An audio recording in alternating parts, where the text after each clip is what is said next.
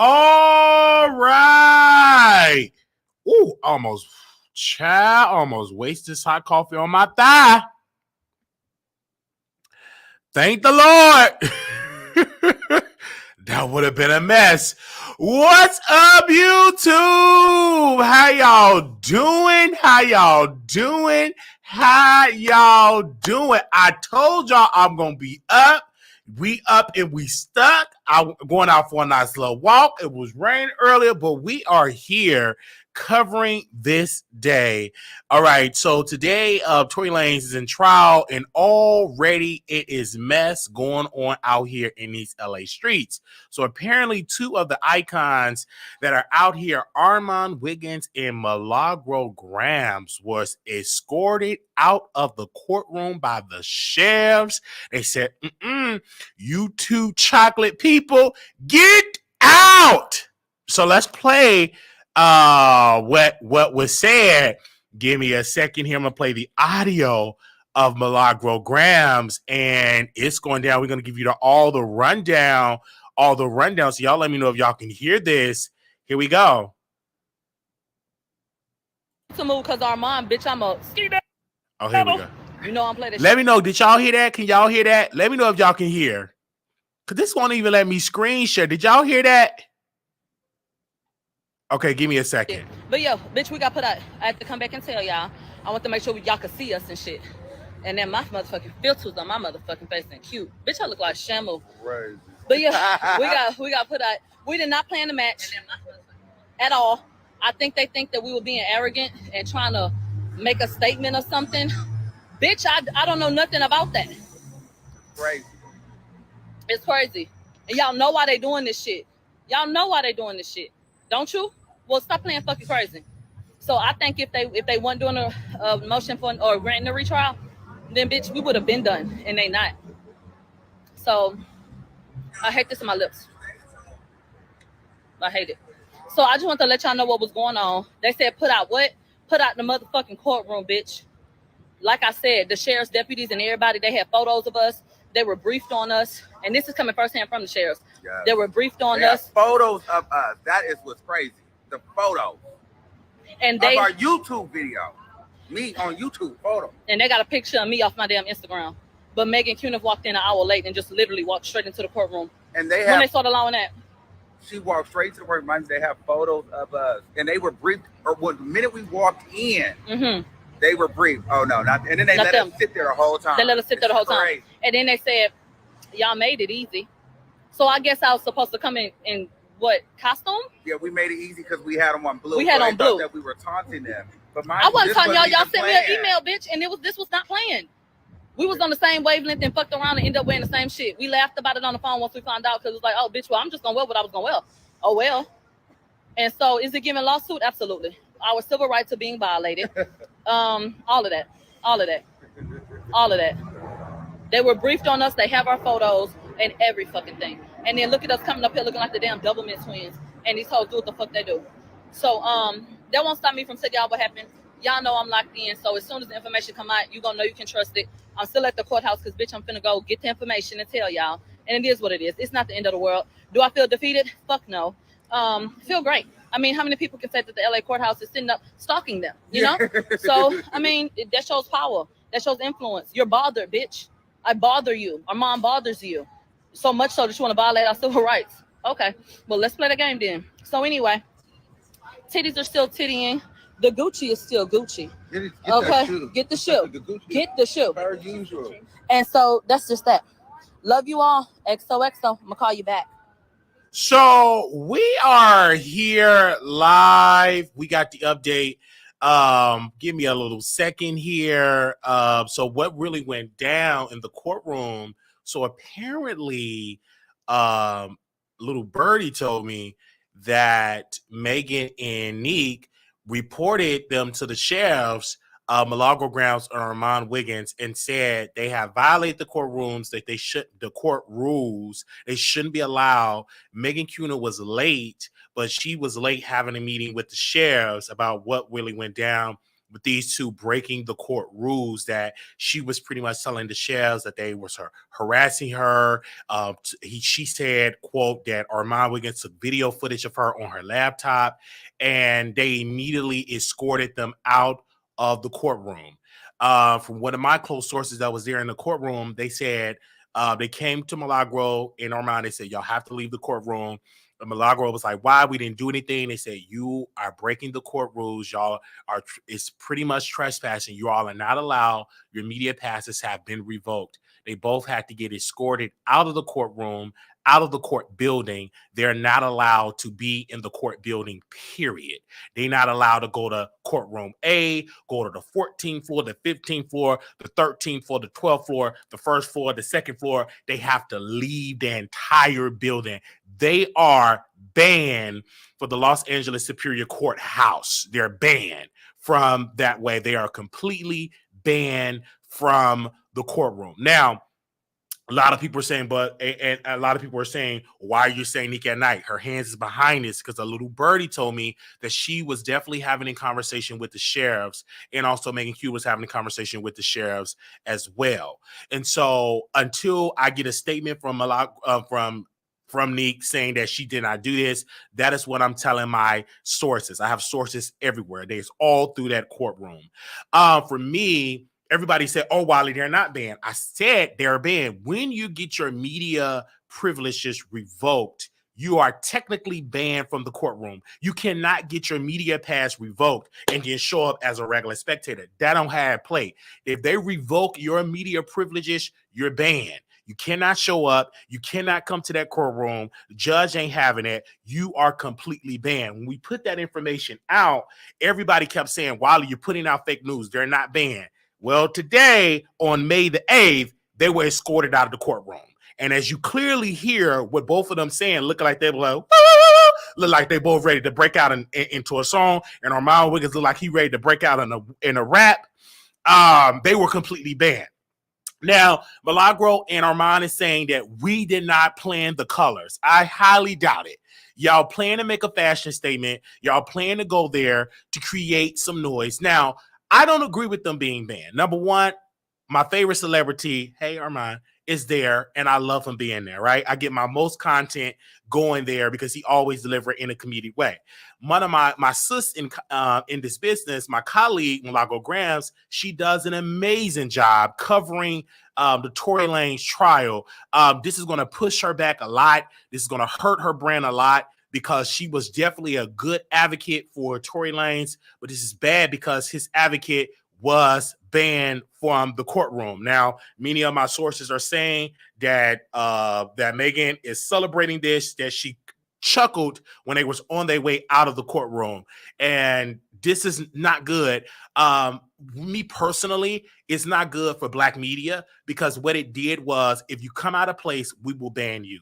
And I do believe that Milagro Grams and Armon should file a lawsuit against the courtroom for violating their First Amendment rights as media. I do believe that their First Amendment rights were violated as media. They're being suppressed because there's not too many Black-owned media outlets like Armon Wiggins, and like also when it comes to Milagro Grams. So this is something that I personally feel like they definitely need to, personally, in my humble opinion, they personally both need to file a lawsuit and sue the LA Superior Court. because this is especially is showing that we are suppressing the media voices, especially the Black voices.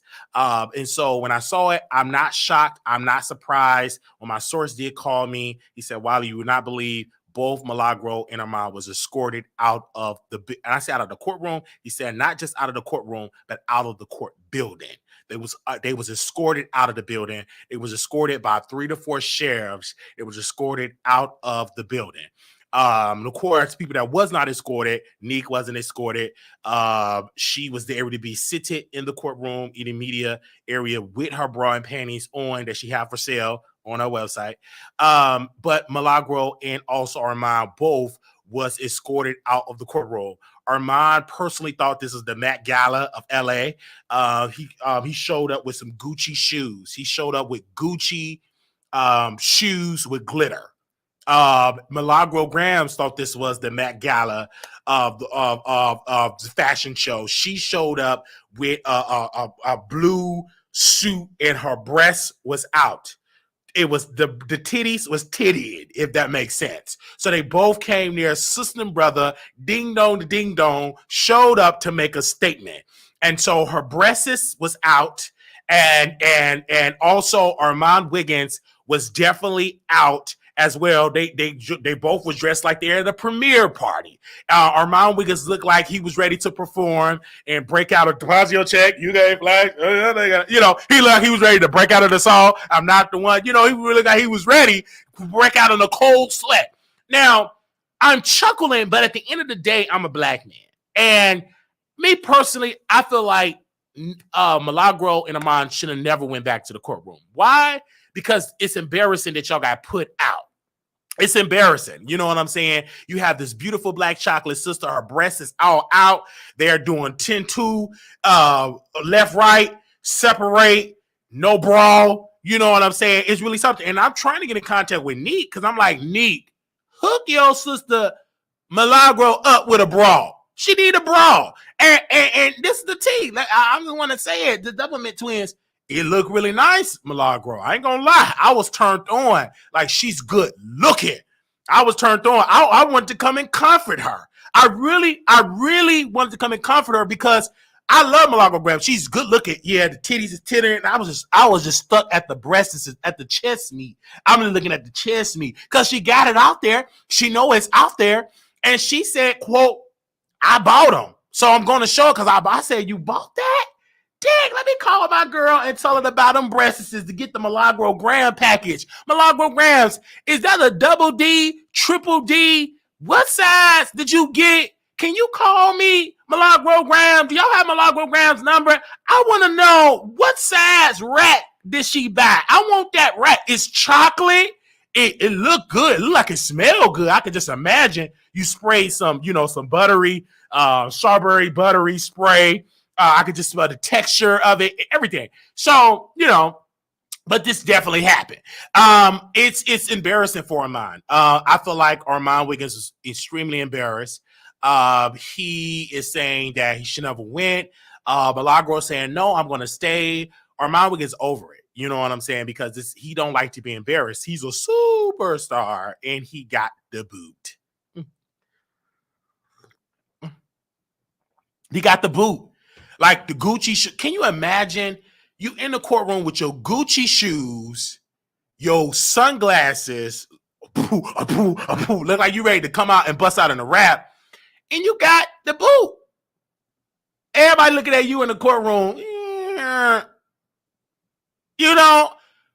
Like, I don't know. Like, when I look at this situation, it's daunting to me. It's really, really daunting to me. He gave that man the boot. Armon Wiggins worked hard. He worked hard for that Fashion Nova deal, the Fashion Nova clothes that's made in Afghanistan with children that's working 16, 12-hour days, making $4 an hour, and they're selling these cheap clothing for a price, and then if you wear it a couple of times and wash it, it's destroyed. Yeah, that's embarrassing. You know what I'm saying? Then you got this woman here, Milagro. She's there.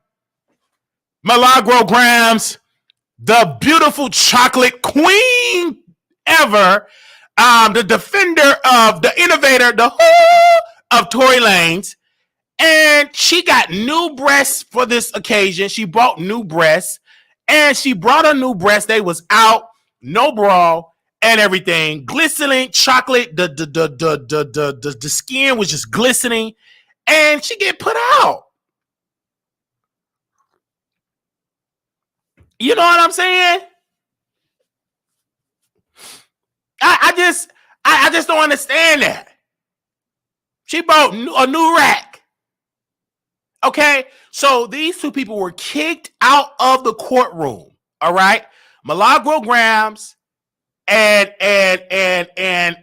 Armon Wiggins and Nique at Nite. My source, I have to say allegedly, my source said that Nique complained to the sheriffs and also Megan Cuniff. Megan Cuniff was an hour late. She was talking with the sheriffs. She was talking with the court officials and saying, "Why are y'all allowing these blacks?"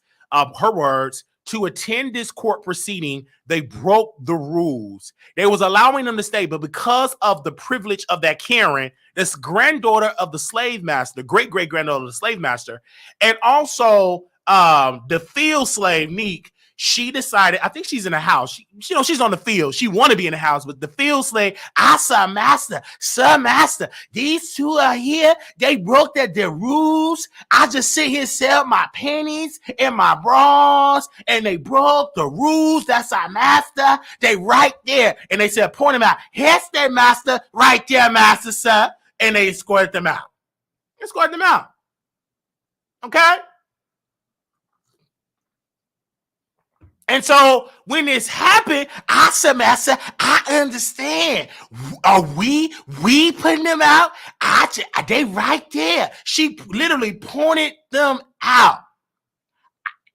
And I'm like, look at this slave, this field slave. I just look at this bourgeoisie. It baffles me. I am flabbergasted that this happened to our black men and women in media. I'm flabbergasted right now. I'm really, really flabbergasted. If I had the money to hop on that flight, I would protest the LA Superior Court. I will literally protest the LA Superior Court. But unfortunately, due to my income, it's a little bit limited.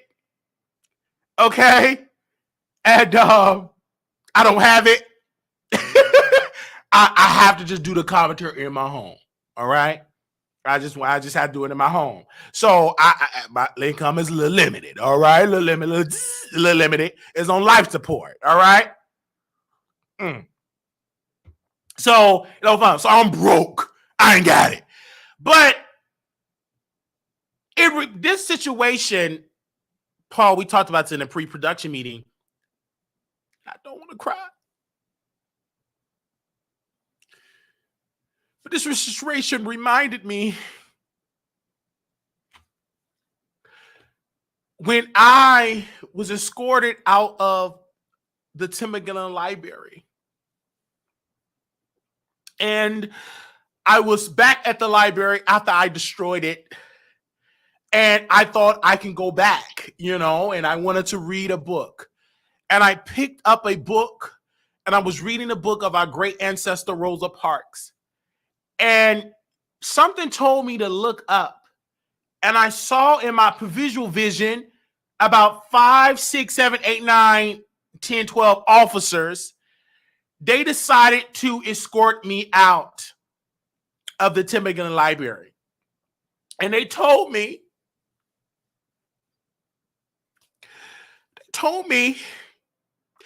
if I go back to that library, I will be arrested for trespassing. So I'm standing in solidarity to Armon Wiggins and Milagro Grams because that gave me a flashback. But why Milagro and Armon Wiggins is there, I hope that Armon Wiggins have the courage to stand up and call out the homeless problem in Los Angeles County. It is a huge homeless problem on his block in Los Angeles. Over 500,000 people is homeless. Will Armon Wiggins and Milagro Graham use the power of their platform to bring awareness to the homeless problem in LA? He still have not made a statement. He still have done no press release. None of his boo thing, what his pops have not made a statement to address the homeless problem in LA. Clearly, he should definitely do it. Okay? And I'm saying it from the heart on the behalf of Pookie and Ray Ray that is on the streets. No food to feed their hungry babies. And hopefully both Armon Wiggins and Milagro Grahams can please come out and speak against the homeless problem in LA. Okay? I hope so. I believe that. And so I'm saying it out of my humble opinion because I think this is where it needs to be. And now I have y'all 200,000 people watching me. I just want to just definitely say that. Okay. All right. But to Milagro Graham, to Armon Wiggins, don't stop. Our ancestors was kicked out of the courtroom back when they tried to vote and they tried to go to the courthouse to be registered. It reminded me when, all of the icons and legends, our ancestors, when they wanted to vote, they couldn't do it. So what I want you to do, Armon Wiggins, Milagro Grahams, I'm reminded of a song that I would like for y'all to sing. All right, outside of that courtroom, it's an old Negro spiritual, okay? And it's in my head. Some of y'all know it, some of you don't, but I'm going to remind those that know it, and if you don't know it, you understand. I ain't going to let no sheriff turn me around, turn me around, turn me around. I'm going to let no sheriff turn me around. We're going to keep on walking, keep on talking, marching to the freedom land. I'm not going to let Megan Cuniff turn me around, turn me around, turn me around. I'm not gonna let Megan Cuniff turn me around. I'm gonna keep on walking, keep on talking, marching to the freedom land. I'm not gonna let Nique at Nite turn me around, turn me around, turn me around. I'm not gonna let Nique at Nite turn me around. I'm gonna keep on walking, keep on talking, marching to the freedom land. I'm not gonna let the sheriff turn me around, turn me around, turn me around. I'm not gonna let the sheriff turn me around. I'm gonna keep on walking, keep on talking, marching to the freedom land. Okay.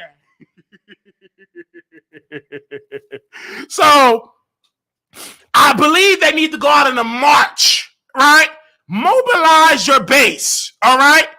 Mobilize your base and let them know the mistreatment because this is injustice. And I'm reminded of this. This is why we talk about politics. And I try to tell Armon Wiggins this, and I told him when I was talking with him before he blocked me, the 50th time, that you must utilize your voice to call out the injustices. Because you sit in your apartment on the 15th, 14th floor in Milagro, you sit there is injustices. Y'all are black people, dark-skinned, talented people. You are a threat to the system. So now use this ban from the courtroom to energize your spirit to speak to the injustices of the system. They do not like it when African Americans in media are using their voice and being powerful. They always want to shut them out. Many of our black brothers and sisters, our ancestors that was in media, and when they were bringing awareness to when our ancestors was lynched and they wanted them to be arrested for treason because they was exposing the injustices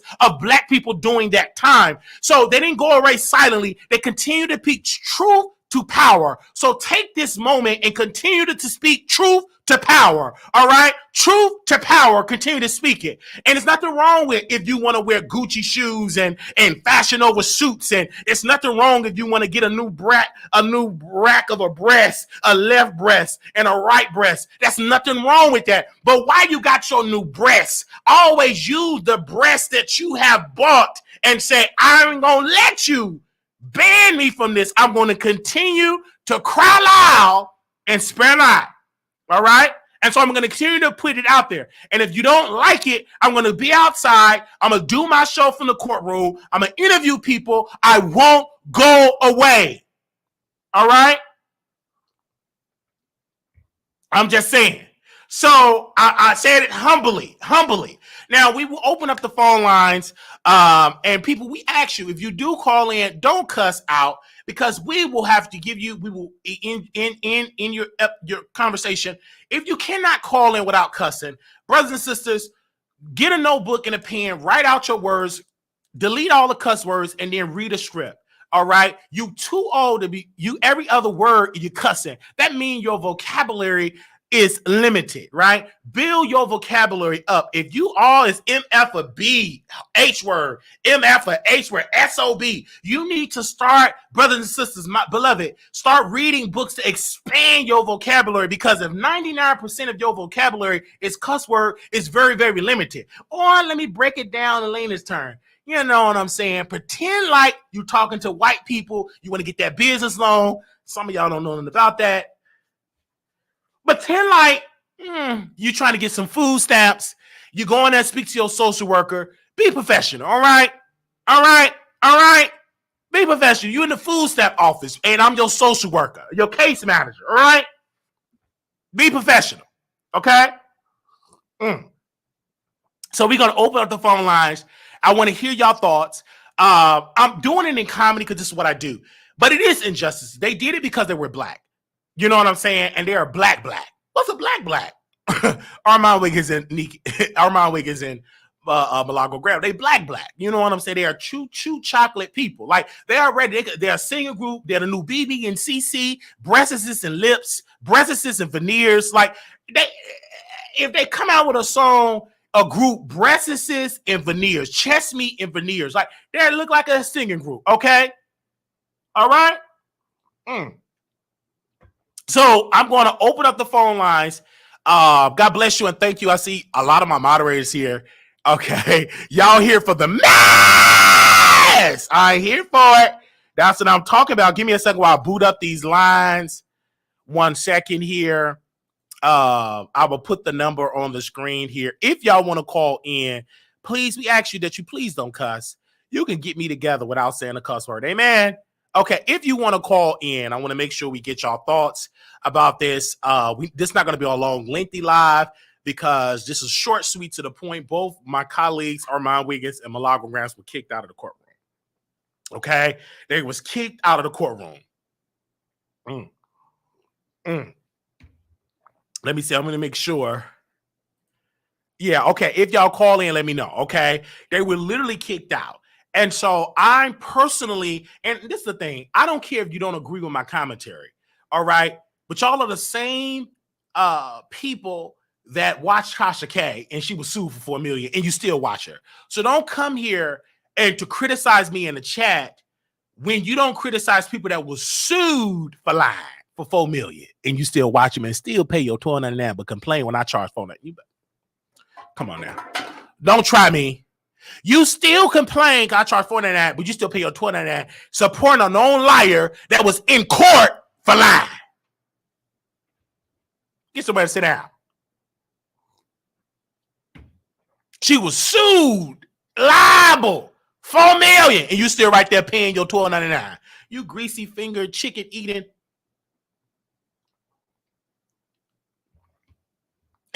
So I'm just saying that right there and there. Okay, now me and Armon Wiggins, we're not friends. All right, that's my favorite celebrity. Nique at Nite, we're not friends. That's my future favorite celebrity. She sell panties and bras.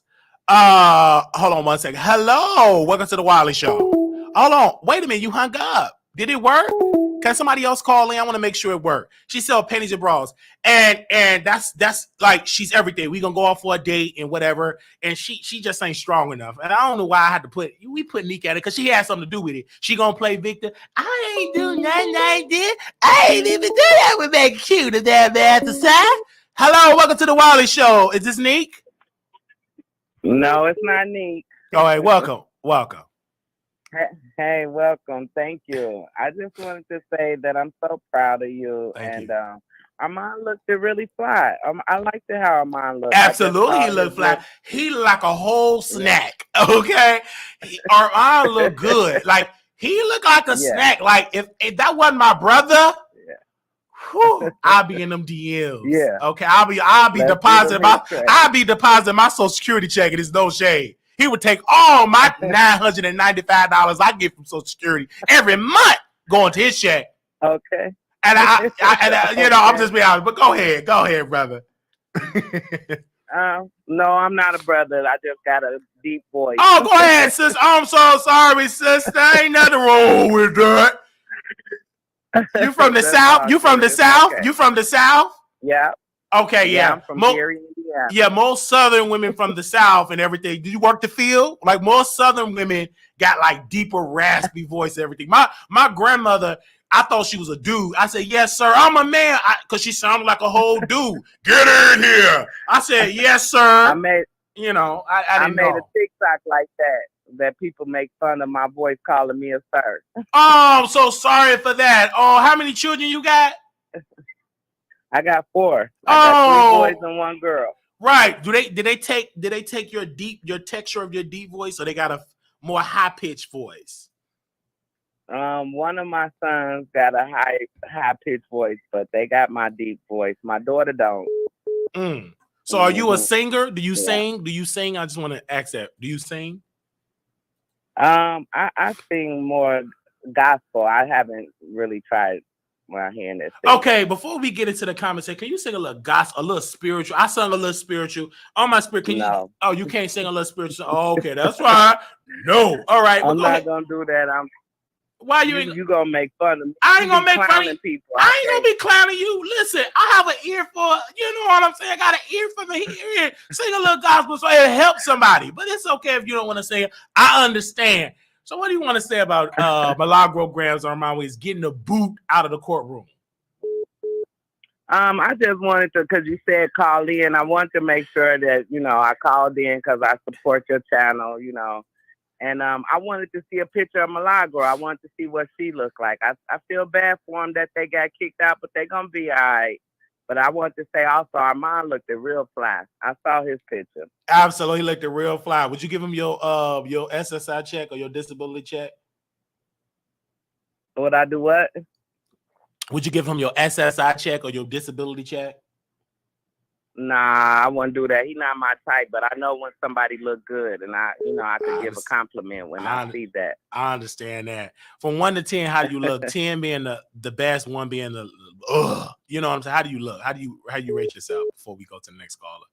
Oh, myself? I rate myself as a 10. I'm very beautiful, inside and out. Okay. How tall are you? How much you weigh? I'm like 5'5". Well, I give myself 5'6", and I weigh 240 pounds. I'm a little chunky. Oh, you're a little chunky. You're a little Debbie cake. Okay. Yep, and that's my nickname, Cupcake. Yeah, Cupcake. Okay. All right, sis. Are you single or are you married? And voluptuous. Are you single? Are you single? I'm single with a boo. Are you single with a boo? Go on, get off my line, mama. I love you. I love you too. Appreciate you too. Hey, what up? What's this to the Wiley Show? Welcome to the Wiley Show. Hey. How you doing today? Doing good. So was that really a cis or was that a trans cis? That's a weird woman. She had children and stuff like a lot. I don't think you're not probably from the north, but it's a lot of women. Some women that have deep voice. You have women that have facial hair. Do y'all not know this? Like everybody ain't perfect. Everybody ain't got no BBL. Everybody ain't got baby hair. It's some women with deep voice. It's some men with high voices. You know, that exists. No. Especially in the South. Have you ever been in the South? Say that again. Have you ever been raised in the South? Like in the deep South, Alabama, Georgia? Yeah, I've been to the South. I've been there. I mean, they have some women in California with deep voices. You haven't seen, they exist. Mahalia Jackson considered to have to do Precious Lord, take my hand, lead me on, and let me stand high. I am through the. Okay, I can't do it. I almost cried. Oh, go ahead. Okay, go ahead. Okay. Your butt a fool. I mean, it exists. You know what I'm saying? It exists. My great Grandma Barbara, she had a deep voice and held her chin. You know, she used to have to shave her hair. And I used to call her sir. I didn't know what to call her. I was confused. She had a deep voice, deeper than my voice. I was a little, I was like, how you doing? I was, hi, grandmother. Put some bass in your voice. And she would tell my mama, and I don't want to cry. She would tell my mama, I need to give him some of my bass. You're a boy, not a girl. You know, my grandma used to scare me. And she called herself being a bishop. So I was so scared going to her church. It was a nice little storefront church out there in Millersville, Georgia. And she'd get up there. She had on a skirt and everything. And God is coming back. And I would be afraid. I would have nightmares. I said, oh my gosh, God is coming back. Oh my God. Adam and Eve, not Adam and Steve. That's my granny, but she had a deep, razzling voice. But it's okay. I love her. She had 14 kids with 5 baby daddies. So obviously she had some good punani because look at the time of my cousins that she had. And of course she had my mother's mother. But anyway, go ahead. Hey, Wiley. Yes. So am I understanding you correctly? You said Nique at Nite had a part to play. Absolutely. Yeah, Nique and I had a place with it. Megan Kuna was late. They had a meeting with the sheriffs. Nique was highly upset that Milagro and Armon came to the courtroom. So they reported them saying they were banned. They broke the court rules. Megan was extremely upset. She didn't want them in the courtroom because from my sources, she was afraid that they were going to take more unflattering pictures of her on her laptop. So she sent them pictures of her. They actually sent pictures of Armon Wiggins' YouTube video and Milagro Graham's Instagram video. And they said, okay, they had their pictures and they said they are out of this court. They banned from the courtroom. They was escorted out by the sheriffs. No, I thought it was the ugly white woman that did that. Megan Kuna is the white. It was when Megan Kuna and the field slave, Nique at Nite. Yes. Okay, so let me ask you this question because I know a while back that Milagro and Armon was speaking. Did they ever file a complaint with the court? Because they just booted them out the court, but after they booted the black media from the courthouse, they then sent an email to the white media to remind them of what the rules were. So with that alone, they should have filed a complaint because they didn't give the black media. No, they sent it all the media outlets about the rules. Once they sent it. Nope, they sent it after the fact. After the fact, absolutely. So they can file a complaint. I personally feel like if they want to be bosses, file a lawsuit. They need to do both though, because they're right there in California. You're right, especially Armon. This is great content. You know what I'm saying? I will go after the judge, file a complaint. I will finance his opponent because if you don't stand up for this injustice, they will do it to the little black girl, little black boy that want to get a media. They will do it to them too. So you must take a stand. This is their Montgomery bus boycott moment. They was refused out of the bus. It's more than that, Wiley. Absolutely. Have to advocate. This is 2023. They are the representative of the original black folks. Absolutely. So yeah, I agree. I agree. I think that they should definitely stand up and see. What I told Armon and to Milagro, I said, why are y'all making up with the field slave? She's not to be trusted. Nique is the field slave. And the field slave, they're dangerous. And she want to be upgraded to the house slave, right? And so I said, don't be, I said, this ain't gonna work. And then Why y'all do you get, have to keep your enemies close? I get that, but they got the boot. They got the boot.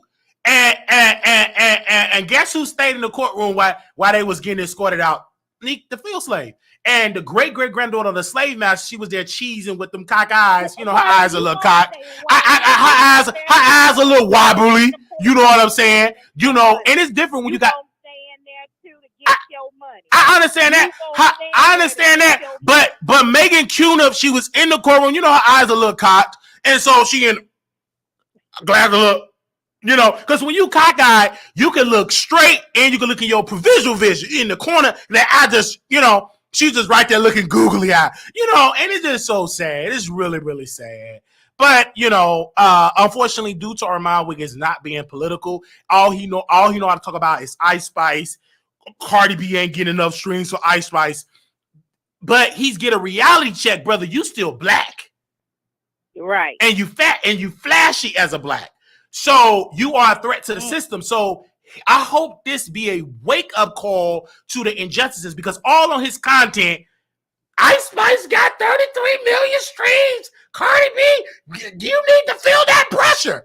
That's irrelevant. When you sit your hind black part with all that Gucci, to them, you still an N-word, and get out of this courtroom. You're still that. So out of all that gyrating for Cardi and Nique and Ice Spice and Megan, you still an N-word to them. And so when is he's going to wake up? Milagro is more a little conscious than Armon. Armon, he got his head indulge in that Fashion Nova, and he try to be mute to the system, and he's supposed to be so conscious and so spiritual. You are dealing with plain on racism, right? And you must call it out. That's plainly what it was.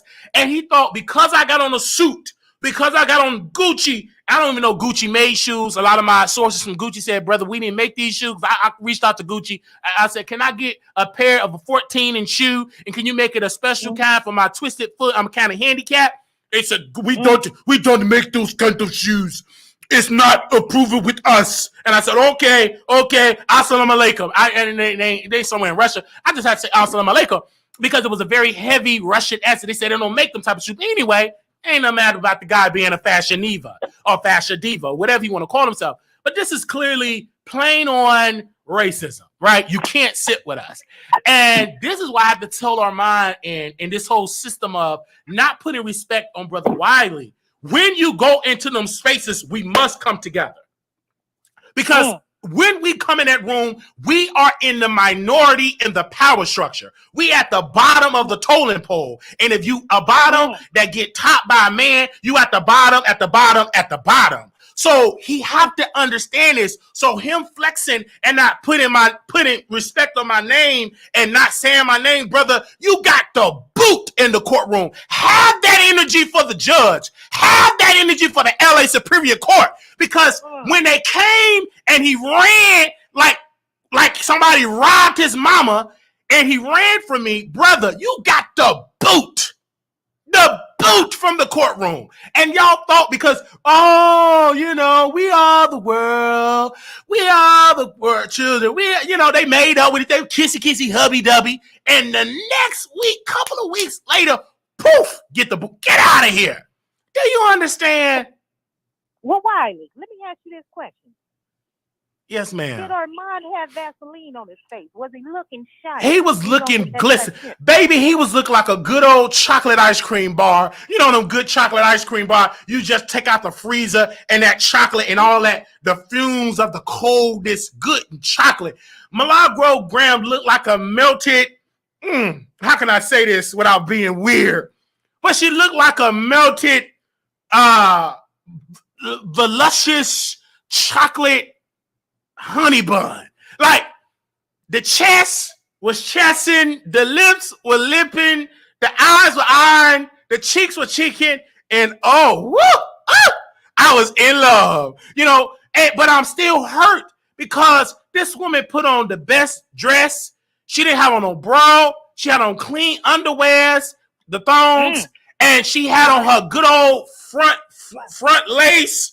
She was looking good, Wiley, smelling good, and they gave her the boot. Wiley, yes, ma'am. Wiley. This is the question of the day. Yes, ma'am. Even though Nique is trying to be in the house instead of in the field, can she still get it from you? Of course she can. You know, Master gonna hit it first, but after that Master take it, I's gonna sneak in the shed and we gonna make love so we can have some more little children so Master can sell them. You know, I'm just saying. You know, we be on the breathing farm. You know, of course I'm a big black man. You know, I'll be breathing. You know, so she still can get it. Okay, she still can get it. All right, go ahead. Now let's put it in reverse. We're gonna go to Milagro. Yes. And so since she was like that sweaty, melty chocolate, was the lace front sliding back on her phone? Baby, the lace front was lace fronted. Like Milagro, it's just a swag that this woman had. That woman is everything. Like I was at first, I wanted to chuckle, but I stopped myself from chuckling because this is above me. This is so greater than me. This is so great. I'm doing comedy because a lot of times y'all like it when we deliver comedy, but I'm saddened because it reminded me when Rosa Parks was on that bus and she was sitting, having a hard day. Emmett Till was just lynched a couple of weeks earlier, and she was tired. Not only she was physically tired from work, she was just tired of being treated like a third class, fourth class citizen, right? And it reminded me of that. And when they said, Rosa, get off the bus or give your seat to this guy, and she refused. And this what reminded me of. And not only that she got arrested, but a movement was birthed. And hopefully Armon will use his Gucci swagger and energize the base of black bloggers across the country. But go ahead. Why? Did Armon, did he have lotion on those ashy ankles? Oh, baby, them I wouldn't even look at the ankles. Baby, them lips was lipping, them teeth was glistening. I mean, it was so good, but it reminded me. It just reminded me, and when I was reminded of Harriet Tubman, and I love Harriet Tubman, one of my favorite legends, one of my favorite icons. And when she said, "I's gonna be free," you know, and she fought for freedom, you know what I'm saying? But it was people like Nique that did not want to be free because Harriet Tubman pretty much sum up what she said. She said, "I could have freed more slaves if they only knew that they was in slavery." You know what I'm saying? Because Nique is one of them type of slaves. She would be reporting Harriet Tubman because she'll be working with Megan Cuniff, and because she's doing Megan Cuniff hair, she's Megan Cuniff the bedroom, playing games and everything. She would be reporting the Harriet Tubmans of the world. So you can't trust Nique, even though she's beautiful, she's chocolate, she's gorgeous, but she's always going to be dedicated to the slave master. And so we cannot allow this to happen. And when they made, I knew that Milagro didn't agree with the makeup, but I said, this ain't going to last long. And now today, on May 8th, on the day that she's supposed to be advocating for the freedom of Tory Lanez, we know he's guilty. We know he did that. But let's just play an argument. She wanted to stand up for a man that's how she personally feel that was done wrong. You understand what I'm saying? So, and so for advocating for him, she's one of his best advocates. The woman advocated him so much that the woman will dress so prerogative, or you know the word I'm trying to use, and just to get his attention, even though she was sitting. And it's really, that's why history is so good, because she kept saying, why is I'm standing at the same area that Tory Lanez supposedly walked past me? And then this particular time, she was given the boot by the court system. So hopefully we will see Armon make a public statement. I'm getting something in my ear. 1 second. Thank you. Paul, did you hear that? Yes, sir. So tonight, this is breaking news. So tonight, Armon Wiggins, Milagro Grams,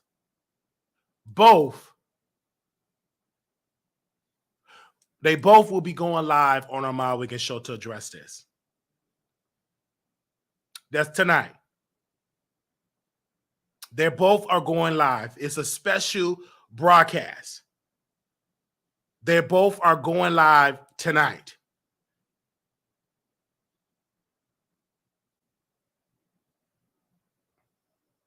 All right. Yes, they're going live tonight to address this to the public. We reached out to both Milagro Grams and Armon Wiggins. They both declined to come on the show, but I did get some back in my ear that they will both do a special broadcast tonight. Okay. This will both stream on Milagro Grams and Armon Wiggins' YouTube page. They were both streaming. Yes. Thank you. Paul, question? Will I be doing a reaction? That's a reaction? Yes, I will be doing a reaction tonight. Absolutely. I will be doing a reaction tonight. Absolutely. Tonight, I will be doing a reaction tonight to their reaction of getting the boot. But let me first say this. It'll be tonight. Armon must give a history lesson. If I was the producer, he don't have to listen to me. But you must give a history lesson of the history of Black media, right? And Google the drama and the stresses that Black media had to go through to make it, to deliver the content to their people. Because you cannot ignore the history. Because if you ignore the history, you will be dumbfounded about the current condition of Black media, right? And you will understand why Black media is limited and don't have enough swag in these media spaces, right? So I hope that you give an in-depth history about Black media. And a lot of people will say, but Wiley, why is there not enough Black media in those spaces? Number one, it costs money. I tell my team all the time, Wiley, we need you in LA. I said, sisters and brothers, my income is limited. I don't make $8,000, $9,000, $10,000 from YouTube. On a good month, we may crack 4,000 on a good month. I have housing. I have to put money away. I have to fix my credit. I have to pay light. I have to pay gas. I have to pay car insurance, burial insurance. So I have responsibility. So I don't have money laid aside to go fly to LA. I don't have it. I have an audience, but they give when they feel like giving. And that's every once in a while we give a little something. But they're not giving enough for me to go. So I have to understand, and I'm going to sit my big black cell in this chair, and we're going to report about it in Dallas because my income is limited. I'm not trying to compete with Armon. They both bank accounts is larger than my bank account.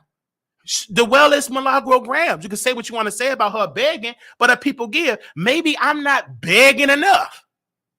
Right? No. I wish y'all really think I'm on Social Security. I tried to get Social Security. They denied me. Not once, but twice. Actually, 3 times they denied me.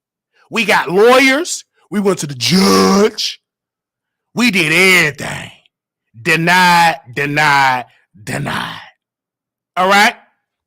So I wish we did get Social Security. But it was denied. All 4 times. We got a lawyer. We filed an appeal. Went to the judge. Denied.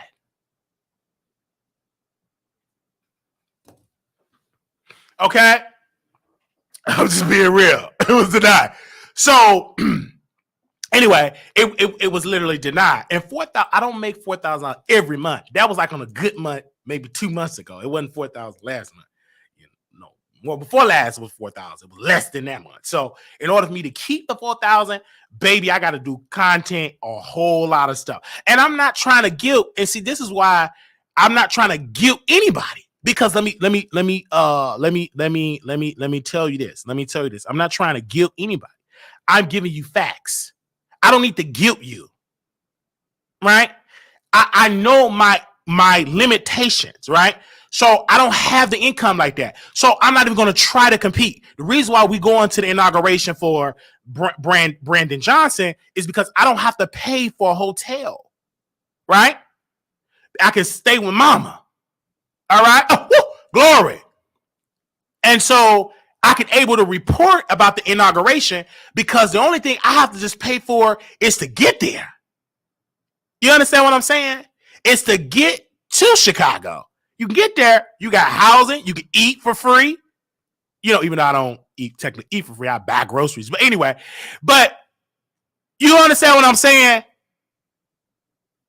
So I'm able to cover the inauguration of Brandon Johnson. And I understand. So maybe if my people see me covering more things, they will give more because we go into his inauguration on Monday. So I'm really looking forward to it. And you may even see my girlfriend. You know, you may see her. Okay. So that'll be this Monday. And so I can't wait. But I'm just giving you facts. Understand me. All right. But if you want to see me at these places, give. It's just that simple. And if you don't trust me with the money, buy the ticket. You get my name, you get my birthday, buy the ticket. Give me a nice little seat. I'm tall, so don't be putting me on no Frontier. I ain't gonna accept it on Frontier. Frontier is disastrous for a obese 6'2" man. I tried Frontier. Unless I gotta go for emergencies, I gotta go bury somebody or pull the plug on somebody, I ain't taking on Frontier. Frontier is like emergencies on top. And I mean you on the plug.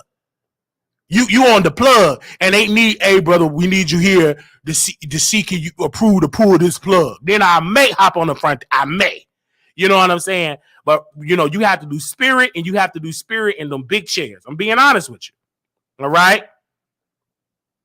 Frontier's for little people. I'm a big guy, man. I took Frontier, and I'm a big black man. I'm big, 6'2", 300 pounds.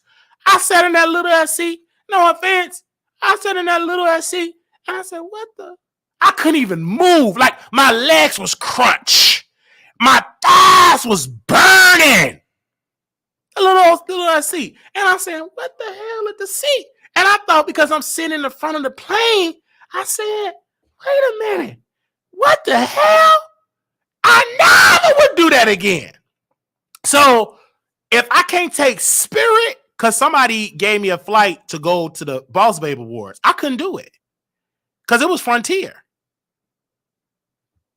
I said, can I change the? Oh, you can't change it. I said, I ain't gonna better go to that Boss Babe. Nothing. She brought me a flight to go to Boss Babe Award. Court, I can go. I had other engagement, and I said maybe I can go. And once I Googled it, Frontier I said I ain't doing that. They ain't important enough. Now, it was an NAACP award that I would have got my little fat ass in that seat. But there ain't no NAACP award. You know what I'm saying? I'm not about to go get my big ass in that seat and hurting pain. I already got a fucked up ankle, fucked up knee, fucked up eye, and I'm in pain. I'm just all the way fucked up. You know, when you look touch like me, I got them ugly faces. You know what I'm saying? You can't be doing like, I'll be in pain. I can't read my book.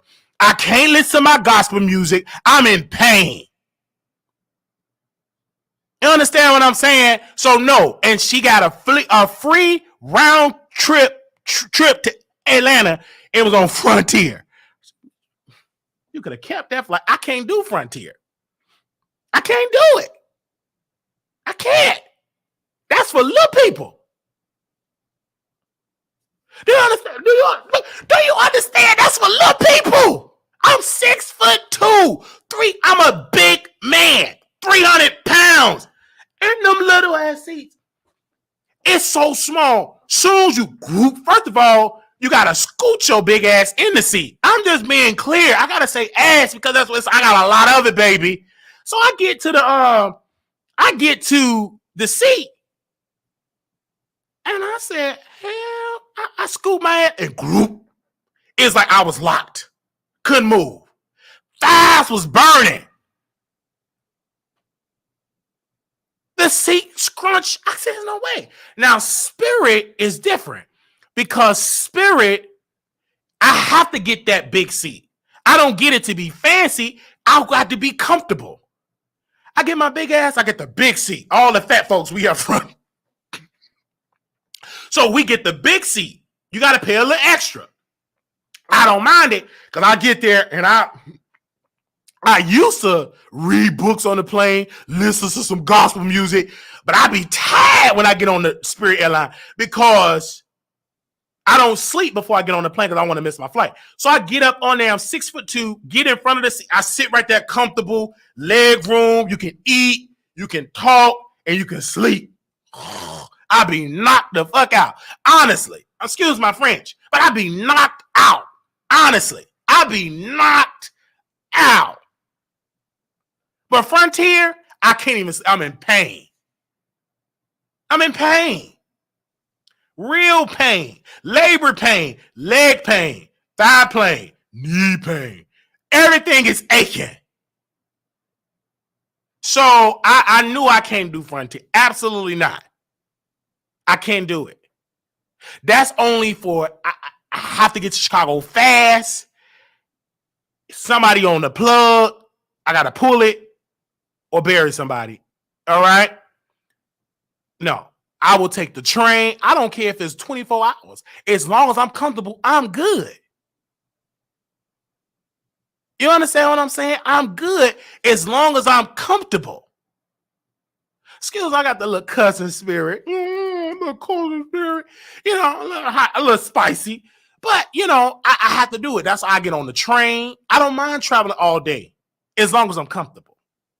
Because them trains, baby, you can pull that seat back. Get in that seat. I get my book. I read my book and sleep. I pop my pill. Medication, by the way. All right. I'm medicated, right? I pop that pill. Drink, go give me a little burger or potato chips burger and swallow that pill. Listen to a little gospel music. Hey. Listen to a little Armon Wiggins, deposit that check. Okay. And then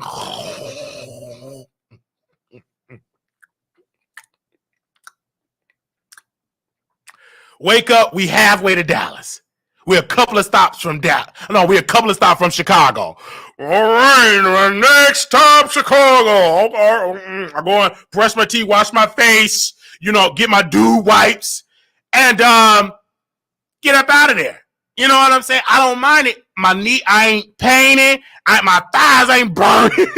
So I love it. And sometimes if you're on the train, sometimes you can be the only one on your row. Now, that ain't all the time because some of the time the train be full. But sometimes, most of the times that I take the train, I'm just on the row by myself. So I can put my bag right there, put my snack bag in the air, you know, put my books, you know, listen to my music, all that good stuff.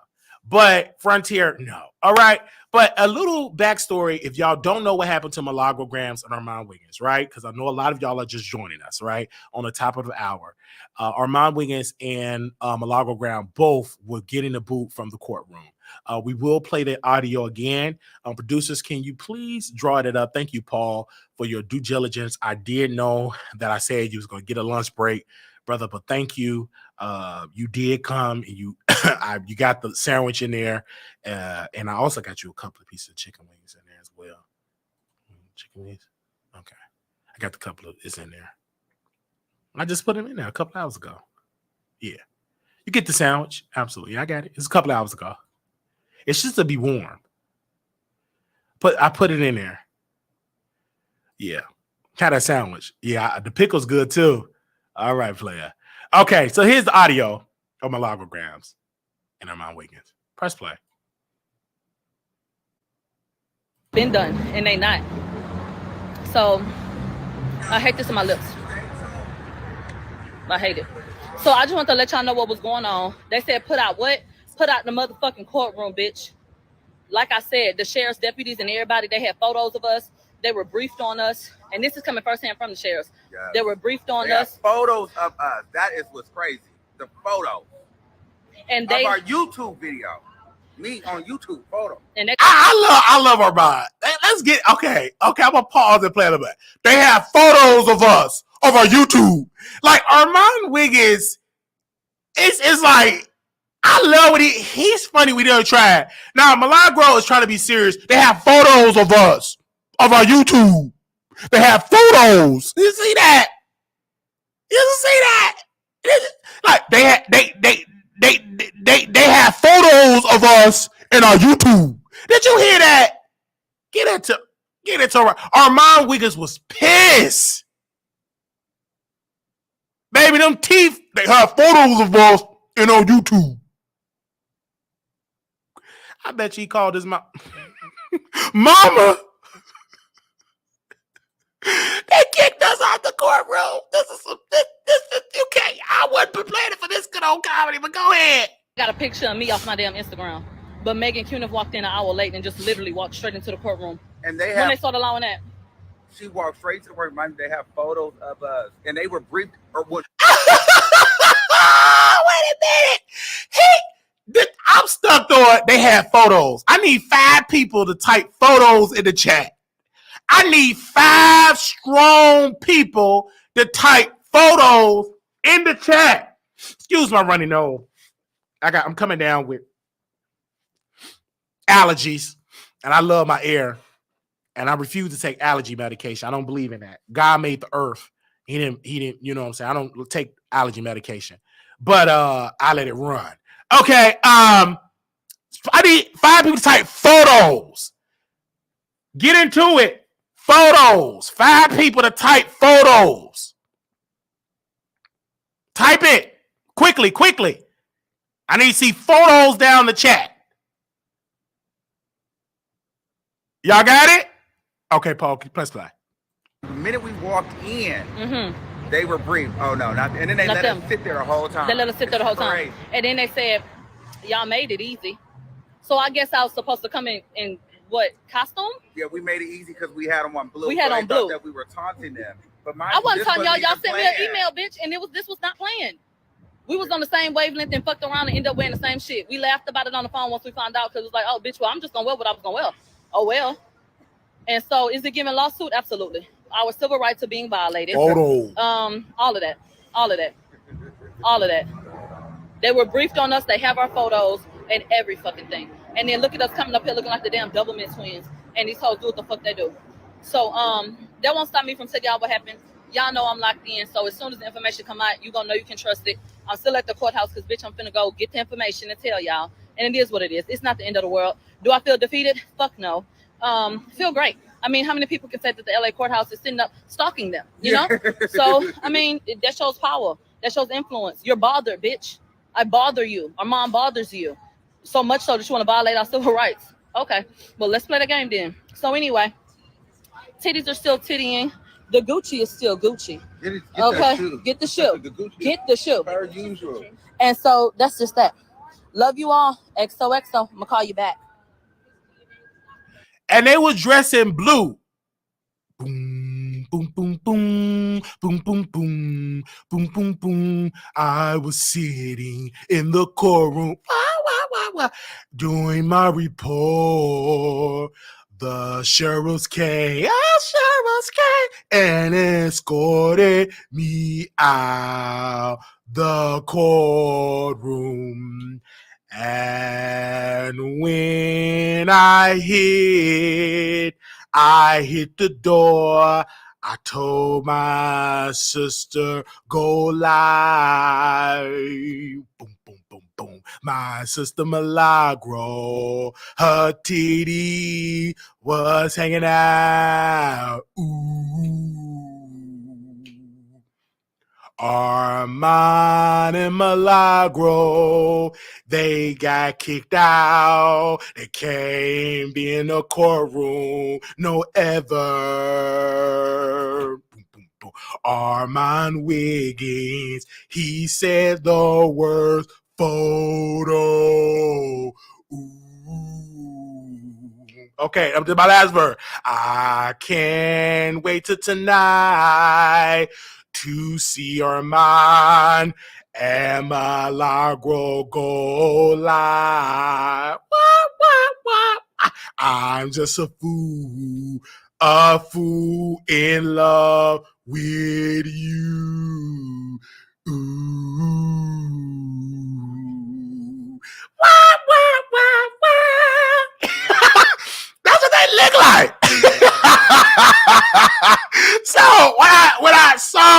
saw all of that, I immediately got it in. I said, what in the world is going on? I'm just mad at my business. I don't know. I'm just mad at my own business. I love them all. I love Milagro. I love Armon. I love them all. I think they all great. Okay. He needs to be released. As a black man, if anybody's gonna prosecute you for anything, I want them to be able to prove that you did something. That's why this is important. They did not do that. So regardless of whose side anybody's on, they didn't prove that. So your life is in danger if he goes to prison, even more than what it already is as a black man in this country. That's what I fight for. Okay, so she's going live to talk about the whole thing with that. Oh, give me a second. We got phone calls. Oh, wow. Okay, hold on. Oh, let me call this person back. Give me 1 second. Okay, because that's Milagro. All that win, they need to go live in the studio. Armon Wiggins got a $5,000 a month apartment, $6,000 a month apartment. He need to go in the studio. I can't. I don't, all that. Hello. Please state your name after the tone, and Google Voice will try to connect you. It's Wiley. So, I don't like all that win. She need to go live with Armon Wiggins tonight. If anybody watched it, give me the footnotes of what she said, because it's a lot of win. I don't like hearing win. I really don't. Okay.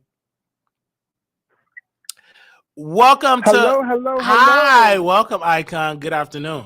I just want to say thank you for informing us, because I really don't follow those people on Instagram or whatever. But I do want to say this: the blue was bluing. They both look cute. No shade. Absolutely. They both look cute. The blue was bluing. They look good. The complexion was cute. Yeah, that color was cute on them. But I went and paired the suit with the shoes. Oh no, the shoes that match the suit. Like he should have had like some blue Gucci shoes. You know what I'm saying? Yeah. To match, because it didn't match. It didn't match. I think he was Russian, but it didn't match at all. He should have some blue Gucci. Yeah. And I did have to zoom in, and I could have sworn the shoes was talking, but I could be wrong on the left side. But I don't know. Maybe it's just a stain. But the bag wasn't bagging for me. The color was cute, but the bag wasn't bagging. Really? If he's listening in the bushes, I would like to know, was that a label bag? Oh, I didn't even get into the bag. Wow, the bag wasn't bagging. Yes, the bag wasn't bagging. The man bag wasn't bagging for me. Wow. But the color blue on both of them was cute. It was good. It really was good. I personally think they planned it. If they didn't, they thought alike. But I highly doubt it was just a coincidence, honestly. In my humble opinion, I believe 1,000% that it was planned, because Millie also said that she had a change of clothes that she might go change. Because she was on Station Head earlier today. And she did say that she might change. So I don't know. Okay, she did say that earlier. She did say that earlier. Obviously, I don't think she's gonna change now, because you know what I'm saying, because she got the boot. So it don't make any sense to change now. Yeah, but honestly, I rushed home because I wanted to hear Millie's commentary on what is going on inside the courtroom, because I just love how she talks. I love how she breaks it down, and they got kicked out again. I'm so pissed. Right, because like, I told them that it was banned. Like, they were banned. People didn't believe me, because one of my Millie said that they took her off the thread, the email thread, and then they put her back on. Yeah, they were banned. Yeah. Clearly, you see it right now. They were banned. But banned forever? I'm confused. Forever. They would have to get approval from the court to return back. That's right now they're banned. But Millie did say in the video recording that you played that she's still gonna get the information out to us, and of course it's gonna be legit. So I can't wait. So I don't know, man. I'm just upset at Nique at Night for doing this to me.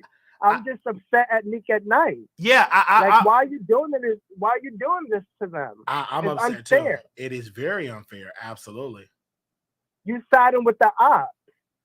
Absolutely, but people do that for a coin, because she have loyalty to Megan Q, the slave master, because she gave me some stories to talk about court cases. You know what I'm saying? And she's telling me how to do stuff. Yeah. They did that whole kumbaya moment. Remember that kumbaya moment they did? That Armon had to come off the screen every time you came. Every time I came on the screen, he did that. Yeah, it's crazy, man. And I know he's embarrassed because I would be embarrassed as well. He was embarrassed because he kept saying they have photos. He was upset. You have to understand, Armon Wiggins, in his mindset, he may not admit it, right? But in his mindset, he's fly. You know what I'm saying? Got Gucci. You know what I'm saying? And he got embarrassed. This is a very pushback for Armon. He got banned. You know what I'm saying? A lot of YouTubers are afraid to say it because they want to be in the bed with Armon Wiggins. We don't care. We talk about everybody. And so this is more so embarrassing for him because look what he did to Jason Lee, burned his book. I wonder, is he going to have the same clout burning up a sheriff uniform or burning up a United States flag? I don't know. But he burned Jason Lee. Can you imagine? I digress. Yeah. But, so but he's embarrassed because at the end of the day, I don't think Armon think it through. Like, I knew he probably did think it through, honestly, just thinking about it because they both dress alike. I think he knew he was going to get banned. It definitely happened. It was definitely going to he got banned. Like Armon and Milagro was banned. You know, and Milagro, she's needed in the courtroom. Now, she do have a friend, I forgot her name, that's in the courtroom. I forgot her Twitter. If y'all have that information, send it to me. She's in the courtroom. So all of her information is coming from her. And also Milagro have complete access to the family, but she cannot talk to them until they're out of the courtroom. You know what I'm saying? They have. I think that's where she was coming from. That she's still going to put the information out, and it's going to be legit. So yeah. So she still have complete access. It's a little different because she paid. You understand? Milagro paid her money, hotel room, and a flight, and you could have stayed at home and got the same information. Your DM and report about it. You understand what I'm saying? I mean, yeah, but she thought she was unbanned. I don't know why she think that. I kept saying, if you get your media conditions revoked, they're not allowing you to come back as regular people. When they revoke your media, they don't want you in a courtroom, period. So they were banned. They were banned because they kept saying, y'all can go back. No. And look what happened. They brought their hand part back with the blue, on a doo-wop, and boof, get out of my courtroom. You know what I mean? Get out of, not just out of the courtroom, out of the court building. They couldn't even be in the lobby. They got to get escorted out. So what we reported on was correct. We said they were banned. And people said, oh, no, they ain't. Okay, what do you call this? They banned. Honestly speaking, I think they could have gave them another chance, in my humble opinion. And I think they're all trying to silence them. Absolutely, but you're black. Really do break it down. Absolutely, but to them, you are nobody. You are nobody. You don't have the relationships that Megan Q got. You got to understand, Megan Q go to that courtroom for years. So her relationship with the bailiffs, with the judges, they eat. You know what I'm saying? They go to these festivals. They go out to these restaurants. She know people that know people. Armon Wiggins and Milagro, they are the new kids on the block. You know what I'm saying? Yeah, upcomers. They don't have the relationships in the courtroom. They only there for one case. Megan Q live and breathe in the LA Superior Court. That's her sole purpose. She's a journalist. She live and breathe. She know the court. She know all the rules. She knows she could be on her laptop with them googly eyes. She know all of that. And if she wants you out of there, she can make one couple of phone calls to get your hind part out of there. Yeah. I mean, you have a point. But is it right though? Is it right? Absolutely not. It's not right. But Armon, this is their sole purpose as media. Your sole purpose, the reason why we love black media so much is because they call truth to power. The reason why the civil rights movement was able to thrive, this before mainstream media caught on, it was black media that boosted up Dr. King, boosted up Rosa Parks, Emmett Till. It was black media that posted the picture of Emmett Till. They handled that case first. Then mainstream media caught on. But before that, black media had it first. Black media, during that time, Emmett Till's mother, when she went back to Mississippi, they worked with the NAACP to transfer her safely to get her to Mississippi safely. It was because of the connection of the NAACP and also black media outlets. So this is why it's so important to understand history, right? And this is why it's so important. If you keep saying, they kept saying, Armon and them, I don't think they understood what they're saying. They kept saying, we the black new media. We the black new media. We the black new media. But if you understand that, you're standing on the shoulders of people that's in media. So if you are the black new media, you need to study media, and you need to, it's politics in media. You got to know how to do the game. And I think, unfortunately, Armon and Milagro came ill-prepared. They didn't understand the business that they were into. They understand it now that it ain't just about the looks. It ain't just about the Gucci. Black folks, we flashy. But when you go in that courtroom, you got to know how to play game. And they didn't know how to do it, right? They didn't know how to do it at all. So Armon, Wiggins, and Milagro, and especially Armon, because he don't like to talk about politics. Milagro does. Armon don't like to talk about politics. This is why I tell him all the time. I said, brother, you got to talk about it. Because when you close that computer from Nique, Ice Spice, that's irrelevant. When you stain your black hind part with that, you black. And I hope that he got a wake up, because sometimes Armon needs to be reminded that he's black. He needs to be reminded of that. Because sometimes black folks with money, the bourgeoisie, as they say, they forget the struggle of being black. They forget it. So he needed that wake up call. And hopefully this lit a fire up them Gucci shoes and that blue suit to change it up a little bit. Because he kept saying, we the black new media. All right, black new media, what y'all gonna do now that y'all banned new black media? Do you understand? I do want to know the demographic of the courtroom. I want to know mostly white. It's mostly white. I've been in courtroom. You know this. But I want to know that particular courtroom. White. I think the judge black. But let's be clear. The judge is back to my understanding. Oh, but most of the people in that court system, in the justice system, is white folks. Most of them white prosecutors, white judges. Most of it is white. You may get a black judge, but the majority of the people in that room, white. It is. So do you really think that Megan really was absolutely? Like, of course.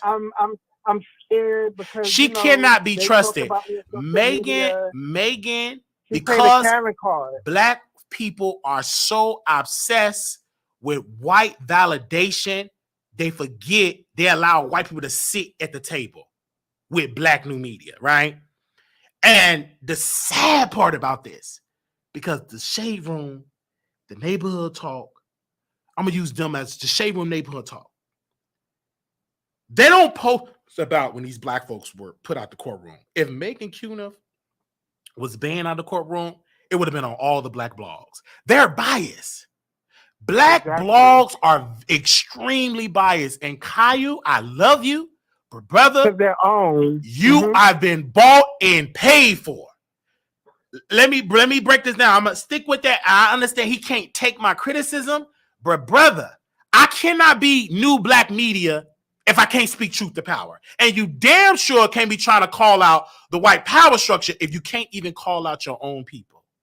They first got to be called because we are held to a higher standard. They are instantly talking to Megan Q. They boost her up. She the new Megan the reporter. Give her all this clout. And in knowing the attention of Milagro Grams and knowing the reporting of Armon Wiggins, and see, they didn't call them out enough.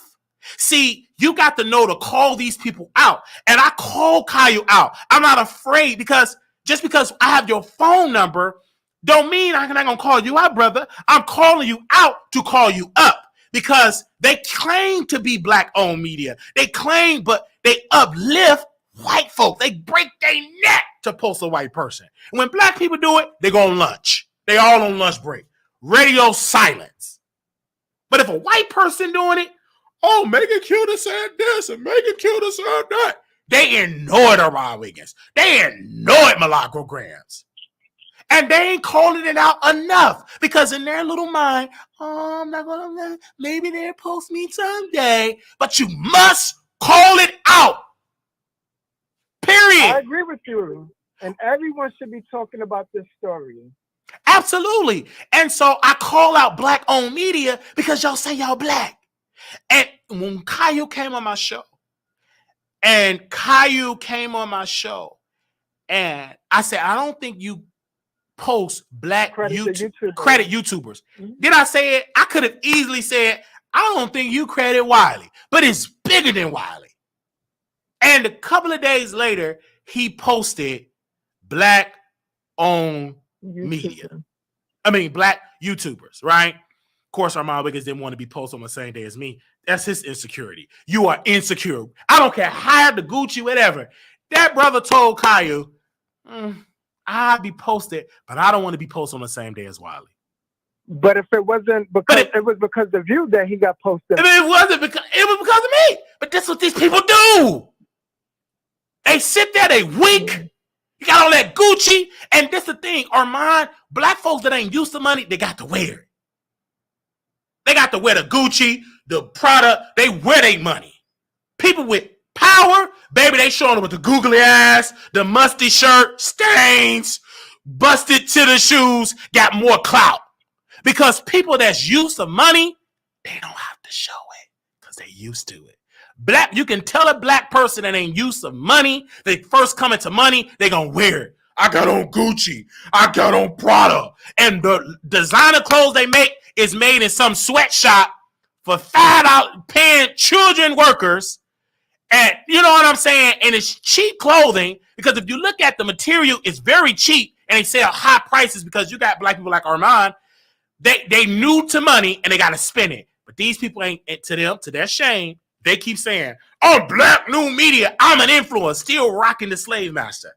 How many black-owned labels have you rocked, Armon Wiggins? How many black-owned labels have you did a partnership with? You took Fashion Nova. Fashion Nova has been criticized of their practices of hiring people in sweatshops. You can look at the whole history of Fashion Nova. And I understand you wanted to give $1, get the dollar, but also to always keep your mind, what are you doing to uplift black people? That's what I'm saying. Because they kept rocking this on black new media as a bragging right. But then now you get the reality of black media, of what black media has been going through in courtrooms across this country. Now you understand, let's see how they're going to do it. And I think they need to call it out. And they need to call out Angie from the Shade Room. They need to call out Kai from Neighborhood Talk. And I don't get on the phone with these people because I use my platform. Why do I need to get on the phone and talk to you and tell you what you're doing? Because you know you're doing something wrong. I'm calling it out. Just like we called out Kai. Remember we called Caillou out in the whole situation with Storm Monroe? And he blocked me. And then he had to unblock me because my people was like, bro, what you doing? You know, you were wrong because he had it wrong. He didn't credit Storm. I always stand up for people. I don't care if I don't get along. See, y'all think that we must only uplift people we get along with. Blot out of that. If I feel like it's an injustice anywhere, I'm going to stand up for it if I know about it, right? And I'm going to speak about it. And you didn't see Storm do no live. He can get clicks and views. He ain't do no live at all. He stays silent. He's, no live. Who else is their friend? You didn't see Sean Davy Way. These supposed to be their friends. Remember, they supposed to be friends. That's my buddy. That's my road dog. Not one live with two of the most powerful black-owned outlets were kicked out of the courtroom. They didn't make a video. If Megan Cuner was kicked out, all of them would be making a video. Everyone would be talking about it. Everybody would be talking about it. They see it, but they don't have the courage to do a video and to put their name in the title to do it. And I'm doing this to show that I'm greater than Armon Wiggins in this regard, because in his mind, if I don't get along with you, I ain't gonna put your name in the title. But you need the Wileys. You understand what I'm saying? You need the Wileys. You understand what I'm saying? And I hope they understand it. Milagro is different. The reason I ain't coming at Milagro, because that sister always give us credit. This ain't she don't need to get dragged by Wiley, because when it's time to give somebody credit about breaking a story, having her side, Milagro and she'll come on the show. But Armon Wiggins, due to his insecurities, because that's what it is. I'm not gonna say jealousy. Insecure is the proper word. Jealous is strong, but he's damn sure insecure. You understand what I'm saying? Very insecure and intimidated. I'm going to use that word. You can correct me if I'm wrong. Maybe I'm wrong, Icon. Because you got to be insecure and intimidated by Brother Wiley, because I came on the live with him, Nique, and what did that brother do? He ran like a cow. So off camera. And then when he went on his station head, I won't be on no live with Wiley. I'm not about to have him to say I was on the live with Wiley. You hear that? And then he had to force to get along with Brother Michael, because we criticize how they had a dysfunction ratio. It ain't real, because Brother Michael, he ain't about to drag Jason Lee. He's still going to show up to them parties, and it's going to be friction in the relationship. Understand what I'm saying? Go ahead, Icon. Go ahead. Let me take this phone. Go ahead. Do you want to say something else? Hello? Yes. I just think they need to figure this out, because I was really dependent on Milagro to do her commentary. I love how she breaks down, what happened in court. Yes, I hear you. What happened in court? So I'm just, and then Armon had no choice, because, like I told Brother Michael, I said, if you want the friendship back, I can help you get it back. And we did it. I will be Brother Michael, Brother Malcolm X. I will cause, agitate. He will get on the phone with you, because he got to prove me wrong. And it works. And poof, what do he do? Oh, that's still my best friend, even though it's a lie. Because you said your friends ain't on YouTube. Your friends ain't friends with Jag. Your friend. But he had to clean it up, because our argument hit. And when we was on that Nique at Night show, I can guarantee he tried to clean it up, because you're a whole hypocrite. And it ain't gonna last, because Jason Lee is so evil. He ain't gonna do nothing but go on that show and drag Armon subliminally to trash him, all type. And you know what? Who ain't gonna get him off that air? Brother King, aka Brother Michael, because he's weak. So do you believe Jason Lee is only going to his show just to spite? Of course, it's fried chicken fried. So of course he's doing it, and he's strategic in doing it. And then and Jason don't necessarily gonna have to come on the show. Only thing that Jason have to do is keep on going, inviting him to parties, taking pictures with him. Jason, I think Jason moves another way. He got another side. He's strategic in his dragging, and he baited Armon to be. So what Jason would do, he would bring him to the red carpets, take pictures. Oh, whatever, bro. You know what I'm saying? That's get to Armon, because the audience, they gonna look at Jay. Why your friend? You understand that, Icon? Come on, bro. So that just how would do it, and it would antagonize him. So that's why I know the friendship not gonna last, because Brother Michael, he picked a side. His side is, brother, I ain't about to burn them bridges. You blackballed yourself. He doing a lead down to Monique when Monique was blackballed. You didn't blackball. This is show business. You're difficult. I'm not gonna burn bridges. And when they have their fallout, he's going to use them same arguments saying, I'm not, because it's going to happen. I just think Armon had no other choice but to make up with Brother Michael because he was embarrassed that I used the argument with Nique at Nite and said, you want black media to be unified, and you're not even unified with your own black brother that y'all played in the bathtub together. And now y'all can I say this are best friends. Can I say this before I get off of here? Because I'm about to hang up. Go ahead, brother. But if you think Jason Lee is, if Jason Lee could steal Kaya name, yes. Don't you think Jason Lee is playing this smart? Befriending your best friend, befriending the person that knows a lot about you. Mm-hmm.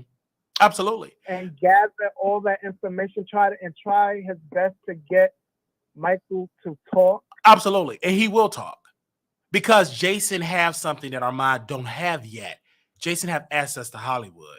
When you have somebody like Brother Michael that want to be in Hollywood, he wanted bad. You know what I'm saying? He was a big black kid, obese on the obesity side, really wasn't getting enough clout like that. Music never got off the ground. So it's easy. Bring you to red carpets. Of course he will spill the beans. Of course. And so that But do you think Armon had him sign an NDA? No. Absolutely not. Absolutely not. And if he did, he ain't gonna honor it. Do you understand how lengthy a court proceeding will go for NDA? The court will have to prove it that NDA is even legally binding. You know what I'm saying? And so that ain't no but a piece of paper. so no, I think that's what's going to happen. And Jason don't have to watch everything. He have people that watches everything. And they get paid just to see what's going on in the culture. And that's what he do. And don't forget, Jason Lee is from the Beagle Street. Jason Lee, get down and dirty. They get down and dirty. And Jason Lee have I brought that up. Yeah, Jason Lee have resources. So it definitely will happen. But I find it quite strange. If that truly is your friend, then publicly y'all need to make up. Because you embarrassed that brother publicly. I'm not going to believe until it's a public kumbaya moment on YouTube. Bringing that brother on your channel and say, brother, see, I don't believe in all that station here crap. You know what I'm saying? That ain't on because they started off on YouTube. Yes. So talk about it on YouTube. You understand what I'm saying? And he's still defending Jaguar. So I just, when I hear all that fake kumbaya stuff, it's garbage. It's garbage. He's trying. See, Armon try to pull that Tasha, but he's not as good as Tasha. You know what I'm saying? He can't. He try to pull a Tasha K move and ain't working because that brother talked to Tasha, and you already know. You know what I'm saying? And Brother King, he cannot lose a Tasha K relationship and Jack relationship. That would be disastrous for his platform. He can't lose. Tasha's smooth with it. It could be A, and then Tasha have you saying it's B. Absolutely. And then Tasha K can spin it. You was talking about him. Of course she's going to spin it. And it's going to be believable. They're going to believe Tasha before they believe a man to get plunged by another man. Let's be clear here. Talking about a black woman. Black women will rally behind her. And I think Armon don't want it to happen. So now he's trying to cater up, but it ain't going to work. Because you either got to pick a side. Because, both of y'all looking like hypocrites. Mainly Armon, because he said, my friends are not on you. My friends don't get along with people I fell out with. Okay, either A, you might as well make up with Wiley, or B, you might as well make up with Wiley, because it ain't making sense. Because if you set all of these rules and he broke it and you can befriend him again, either A, your rules is made of crap, or B, you see something coming down the pipeline and you're trying to stop it. And Armon see everything. He live and breathe on YouTube. So he know that Jason is talking to him. He know that Jason's come on the show. He know that Jason invite him to the party. And Brother Michael ain't about to end those relationships. He ain't going to do it. He'll be kind of dumb to do it, honestly, because you got to understand who is giving me access, Armon or Jason. Armon not giving Brother Michael access because he is at the bottom of the totem pole. My boyfriend comes first before you. And my friends, my boys, become before you. Do you understand what I'm saying? The boys, let me break it down. The boys with the bodies. You know what I'm saying? That look, you already know what it is. That look good. You're not in the picture because that's embarrassing to my brand. This is what it is, what it is. And see, I say this stuff because I know I'm on the money. 1,000%. And today I thought about it to myself though. I'm not gonna lie. Absolutely. You see it. It's like, you see it. I can tell that they treat Brother Michael like an outcast. I can tell it. You see it with your own eyes. If you can't see it, you blind, but you see it. And you see Brother But to be honest with you, for the newcomers, they need to go back and watch Armon's old videos when King Payne was on his show. Absolutely. They should go back and watch it. He used to be so mean to him. Absolutely. Like, oh, you gotta talk and you gotta liven it up and like yeah, I remember all those. I remember. Absolutely. Like I see Auntie Hammy in the chat, and Auntie Hammy, Armon, I'm gonna say this. He said, Auntie Hammy, hit the link. I'm about to hang up. Hit the link. Okay. I want to hear your opinion. Yes. Like, Hit the link, Auntie Hammy. Auntie Hammy, did a video about Armon Wiggins, and Armon kept saying, I didn't watch her. That man called her a B word. He called her A word. He called her the H word. He said she don't bathe. She don't this. I don't watch her. She stink. She this way. She that way. And he was saying all this stuff about Auntie Hammy, right? And he lied to his audience because he said he don't watch her. And then he said a couple of sentences after that, everything she say is a lie. But if you didn't watch her, how you know everything she said was a lie? And then when she did a video about it, you had to watch it to report it, to go to your old videos to report it.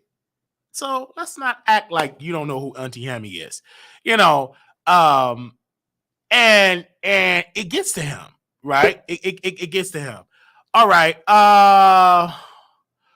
Auntie Hammy, can you hear me? Yep, and I'm gonna make sure I don't cuss so you can get all your money. I cuss a little bit, but go ahead. Listen here, Flop Mon done set up there, got dressed alike with that girl, only for them to get kicked out of that courthouse. They playing around with them court people like it's a fashion show, like it's something to be played around with. They is playing with this man's life. They making it out of a debacle.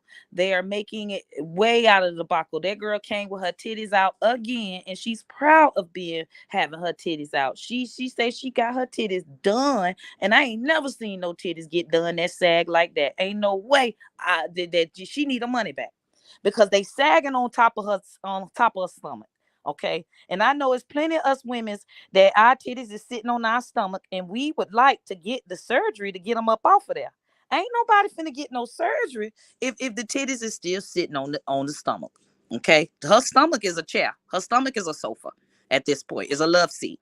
Okay, and it's fitting them two in there, and she's got them out.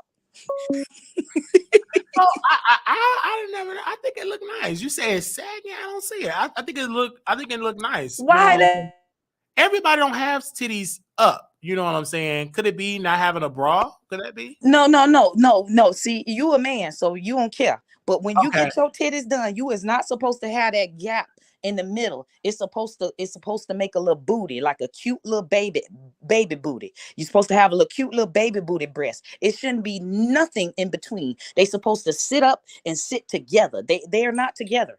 Okay, at this point, they sleeping on opposite ends of the bed. They supposed to sleep together. They're supposed to be spooning. Okay, that's what your tits are supposed to do. It's a beautiful cleavage. She does not have cleavage. She got Cleveland. Okay, at this point, she got a whole state. She got Bloods and Crips fighting each other. One titty is red and one titty is the motherfucking blue. I mean the mother effing. I'm trying my best. Okay, but I'm telling you now, that's what's going on. So when I heard, like, when you did a video about Armon and he was cussing you out, I had to watch it and I wanted to bring it to your awareness. A lot of times you may know half station or whatever, right? Because whatever you doing, you under his skin. He accusing that Tasha is making you do that. Is Tasha making you do that? No, Tasha. No, I don't. Tasha. Nicki Minaj making me do it. And Nicki Minaj ain't even making me do it. It's because he talks so much about Nicki Minaj and always got his name, Nicki Minaj's name in his mouth. And that's the same way I did Just Hilarious. Just Hilarious always had Nicki Minaj and Black China name in her mouth.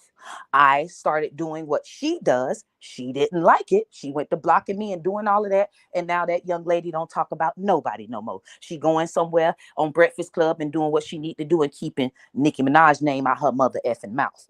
And that's what Armon is going to do. And if he don't, I mean, I'm on his trail until he does. If he don't never mention Nicki Minaj, I never mention Armon.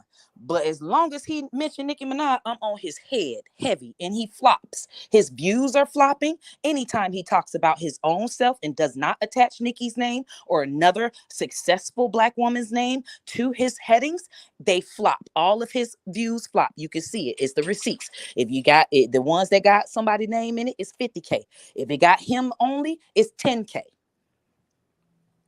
He said that you stink. Do you stink? No, hell no. Sometimes when I jump up and down, my coochie do get a little musky. Okay. My coochie do get a little musky, but it don't get fishy. Okay. My coochie get a little bit oniony, but it does not get fishy. Okay. And he kept saying you broke. That's not the case. You're not broke. Okay. Now let's talk about Armon and talk about broke. Everybody knows that on TikTok, I have over 900K followers. Okay. My views, I get money off views just like YouTube. YouTube pays you just like TikTok pays you. Okay. That's why a lot of people go off the TikTok and YouTube done lost some people. Okay. So if you just go calculate all of my views, you will know what kind of money I make. Now, as far as YouTube, I have YouTube music channel. Just Google or YouTube, pew, pew, pew, and see how many people have used my sound. Anybody knows that if they had a sound, you get a song right now, Wiley, wouldn't you want, say 30, 40,000 people to use your sound on YouTube? Yes. Do you think you'll make money if 40,000 people use your sound on YouTube?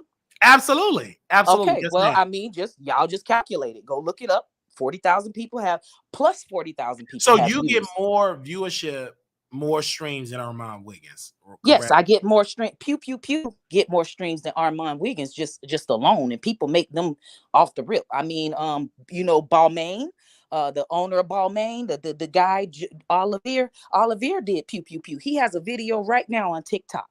Okay, that he did pew, pew, pew in 2020. That makes me money to this day. Because everybody that watch it knew I get a view and I get money from the pew, pew, pew. Don't you know that? Don't you know that? You know that if somebody come and watch your video from 2020, you gonna make some money on it, ain't you? Absolutely. And one of your effective arguments that you said about Armon Wiggins, you said that you're talking about people's streams, but your streams is under 10K. It's correct. Like his streams, and he said, and you very critical of him. He never could come at your successes. He talk about your smell, your looks. I don't think y'all met. Did you and him meet in person? No, we've never met. So I think he just went for your smell, your looks, and all of that. Calls you the B word, etc. But he claimed he didn't watch you. Do you believe he did not watch you, or he watched you? Oh yeah, he's definitely watching. And what's happening is his viewers are sending him clips of me, and his viewers are bringing me up on his station head. His viewers are the ones that are saying, aren't you going to say anything back to Auntie Hammy? But he knows he can't win with me because I'm taking it to his pockets. I'm an influencer as well as a celebrity. So I know exactly how much money he makes because I am here on YouTube trying to see how much money y'all make. Y'all see I'm a celebrity, right? Celebrities don't come and make a second page and make and go live to make these pennies that YouTubers make. We make money from our music. It makes no sense for us to fucking come on here and make freaking 2,000 and 3,000 views when a motherfucker finna make our use a video with our sound and get 1 million views. Why would we even have to come on here? That's why celebrities and artists never come on YouTube, because we get a YouTube check without it. Y'all gonna make us money. When you play my music on your YouTube, I make the money. You know that. So Absolutely. artists don't ever have to come on here. I'm on here because I'm a nerd and I wanted to see what the heck is going on. Let's see why people is making money. What's the whole point of it? And I see now that, basically the YouTubers, y'all, Wiley, all of y'all make money, more money off of saying an artist's name.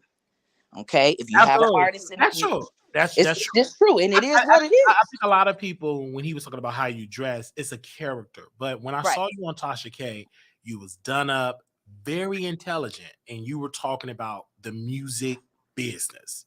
And I love it. And it went over people's head because they're used to the character, but you understand what you're talking. And I think Armon needs to look up to you because he's trying to crack the music business and it haven't worked for him yet. I mean, He's not doing it right. He crack- does not Okay. promote his music, Wiley. He promote, and that's my main thing. I keep drilling with him that's why he will not respond to me, because I keep talking about how his music flops. I talk about how you just got 50,000 views talking about Nicki Minaj, but when you play your own music, you get 5,000 views. Your followers don't care about you. You are a slave to your followers. You could never do nothing but be a gossiper for your followers. Your followers don't care about your music, and you don't even promote your music. Why in the headline it ain't deposit that check, deposit that check? It should have been as many deposit that check headlines as it was a Tasha K headline. He don't care about his music. He cares about bashing a Black woman. That is what gets his rocks off. He don't care. He is not going to go in the trenches and get them 5,000 views every day to push his music. When I started out, I didn't get millions of views with my music. I went every single day with my 5,000. And I did that for a whole 2 years before I popped. So he's not going to do that. He's going to use a Black woman's name because he's got to see them views. He'll never be able to flourish with his music career because he will never put that effort into his music career or take that sacrifice of having less views. So, because, and I told him, I said, you need to do a press tour. He didn't do that. I think Nope. what he thought is, oh my gosh, I'm popping on YouTube. They automatically gonna come, and they didn't come.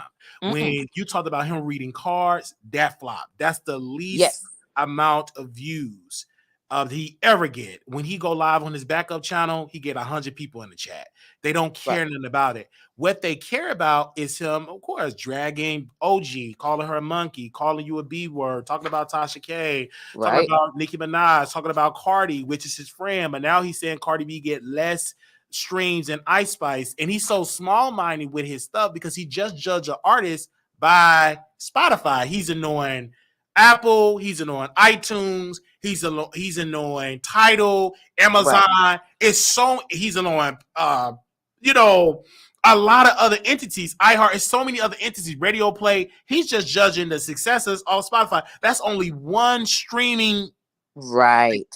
You understand what I'm saying? And then he coming at Cardi B, but you wish you had 30 million. Hell, you wish you had 1 million. Yes, he wishes he had at least some. He's an undercover hater. He's trying to say, oh, I'm just commentating on these women, but really he wants to be a rapper. He wants to have the fans. He wants to have the streams. He wants to have the Fashion Nova deals. And speaking of Fashion Nova, he's lying. Okay, I need you to put that out there, Wiley, as well, because they're watching.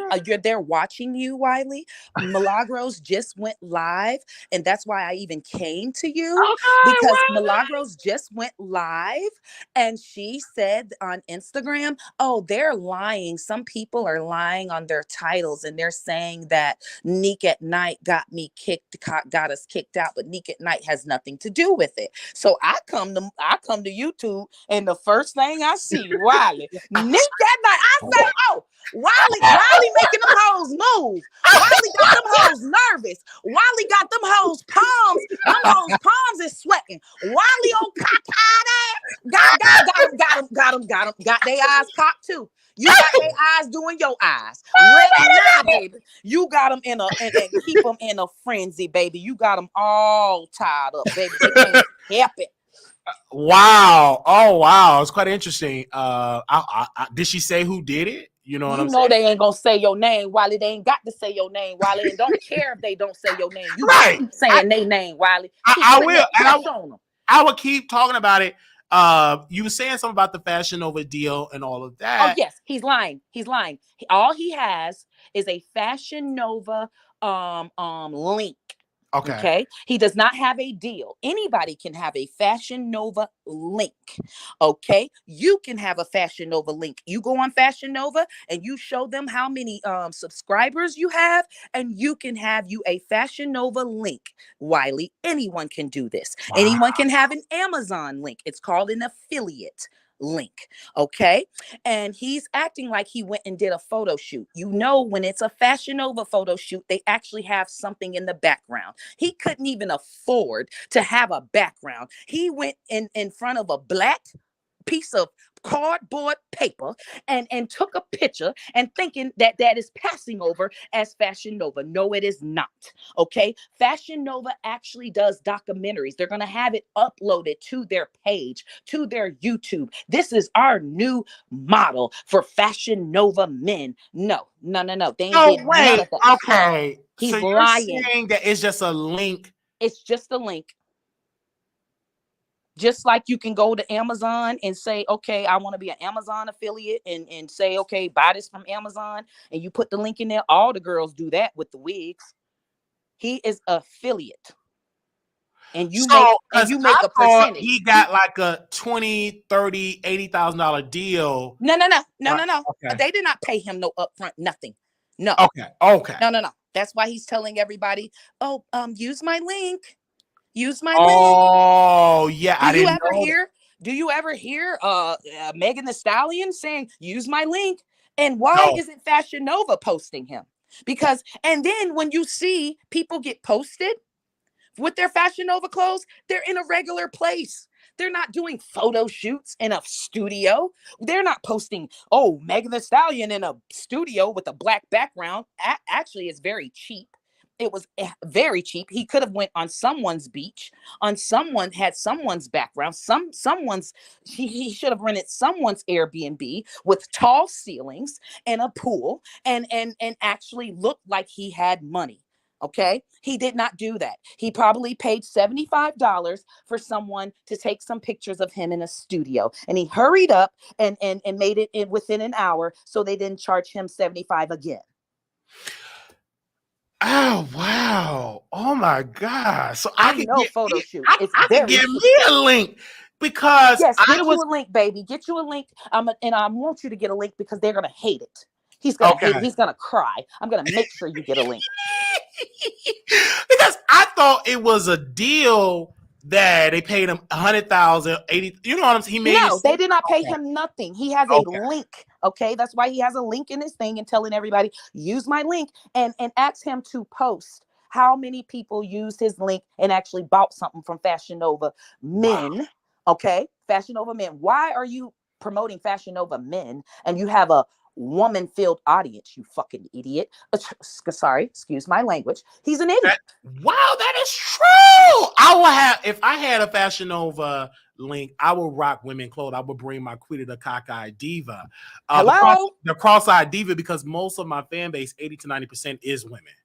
And they will use your link. They will support you, Wiley. You have true supporters. Okay, you don't just have watchers. Armon has watchers. He has probably 5,000 supporters because it's only 5,000 that actually look at his music. Okay, judge him by his music, not by how when he puts another woman's name into his heading. Okay, how much his music gets is valued by who Armon is. Okay. Wow. Okay, you are giving him a reality check. But Auntie Hammy, I don't know. I understand where you're coming from, but people in the chat, they said she's speaking facts. Like, wow. And I don't think people understand how educated and skillful you are in the business. I'm glad that we made up because we both said eye to eye, you got me together. I love you, Wiley. I was just mad because you said somebody peed on me, and I said that's a goddamn lie. And you know there was a lie. Pissed on where? I shoot a nigga in their face before they piss on me. I promise you, Wiley. I promise you. But Carisha Please said she don't mind it. I ain't Carisha Please. You see, I'm ugly. Pretty heifers be pretty on the outside, but they ugly on the inside. I'm ugly on the outside, but pretty on the inside. Okay, so because she said she like a little urine, so I and you went live up to him like we. You see how I went in on your behind. I went finna let you carry that lie about me. I wouldn't. Sure wouldn't. Because you pulled up. Yeah, I so did. But I do love you and I respect you. I love Armon. I respect Armon's a tenure, but I respect his consistency. I do not respect nothing else. I feel like he should hone in more on this whole he's under this thing like, oh yeah, I'm the best. He thinks he's literally an Instagram model. In his mind, he wants to be Ari. He wants to be Jada. Okay, he wants to be one of those. You feel me? He wants to have his own makeup line or his own this line. He wants to get a fashion over it. He wants to be a city girl. Okay, he wants to have the music out. He wants to be Saucy Santana. Okay, and he can't. He does not have the talent, and he needs to focus on something else than bashing people. Because as I look at what you're saying, it had an aha moment. Because if he truly had these true supporters, at least bare minimum, one of the songs would have cracked 100,000. Bro, they would have been doing reels to his music, shorts to his music. We get no TikToks, no Instagram reels, no shorts. Where's his fans? We don't even know what his fans look like. They're not even coming to the front and saying, okay, Armon, I'm finna deposit that check. No, they're lying. They're fake supporters because they're just typing it, but they're not gonna make a video with his stuff and support him. They're not even doing pictures. If he was really doing something, he would always be posting pictures of his fans with his merch. Does he ever post pictures of his fans with merch? No, he said this. He said, I'm not doing a meet and greet because y'all not gonna support. He wants thousands of people. Me, I don't care. When I had my meet and greet, the first one in Vegas, about 10 of us.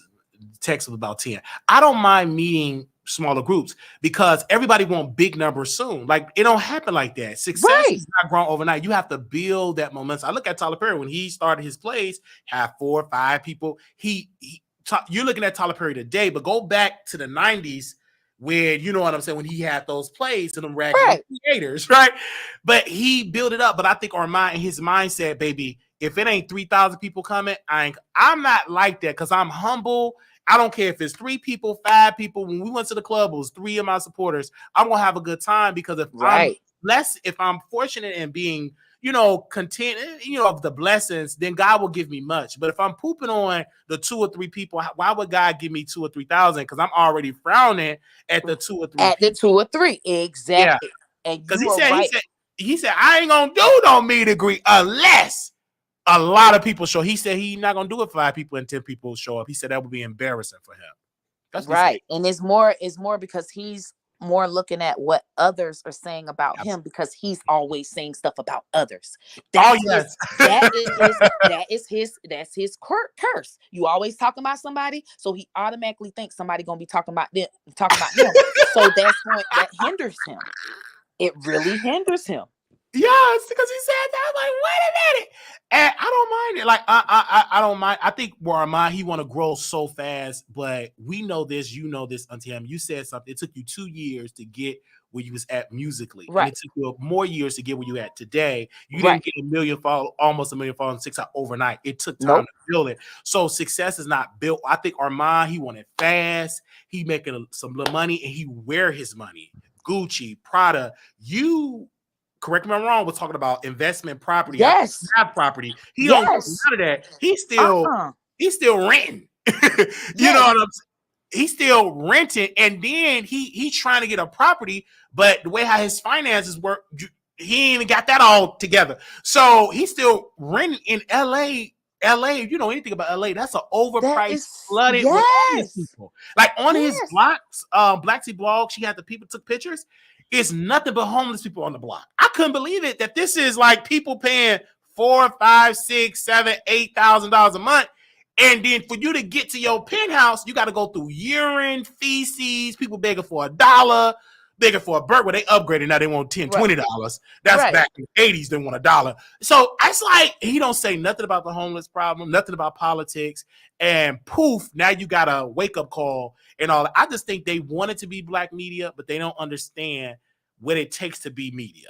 They just wanted the fashion, they wanted the clout, but they didn't think it all the way through. Number one, Milagro, neither Armon, they didn't research the rules. Yep. And they got played and embarrassed. And that lady Megan, that white lady Megan, she so did set them up, set their black behind up. Set they black behind up. I feel like got them kicked out. Got them kicked out. They didn't, and this time she got them turned around because Milagros was on the thing saying that lady was a DUI and a crackhead and this and that.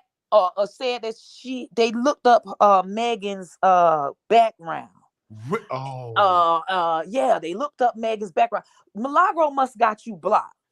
No, I can still see Milagro, but I was live because I played her live when they was banned, but I didn't play it about the background. She just went live and said, because I knew it was coming up to May 8th, so I was like, oh, let me go see what Milagro's doing because I know she did this her big day. Yeah, big fucking day. So I said, I want to see if that hoe gonna have them titties out. I know she gonna have them titties out. I bet $1,000 she gonna have them titties out. Somebody owe me $1,000. Somebody owe me $1,000 because she had them out. So I went to see, and she went live and said that the girl Megan was on had done date some that she got a message and somebody sent her Megan's background, and Megan had went to jail and had a DUI and some kind of possession of drugs. Okay. Mm-hmm. So then she I'm thinking, okay, come Monday, I don't know what Megan gonna say back, but Megan got their ass for sure turned around. They couldn't even come in the courthouse this time. Last time they told them they got to sit in a different place or something. This time they can't even come to the courthouse. And my thing is, look at that little earring he got on, that one earring. Ain't nobody letting you in with that little one earring, that 90s, that 80s and one earring. I didn't know that. Well, Megan Cunin got in the background, so the Armon fraud. He tried to get the felony off his record. It's deferred, but because he got rearrested, I think in Georgia, it's still on his record because he tried to. When you got to defer, you have to wait 5 years in the state of Texas. If you don't commit any crimes, they can take it. They'll take it off your record. But because he committed another crime, it's still on his record. So technically, he's got a deferred on his record. That boy's a fraud.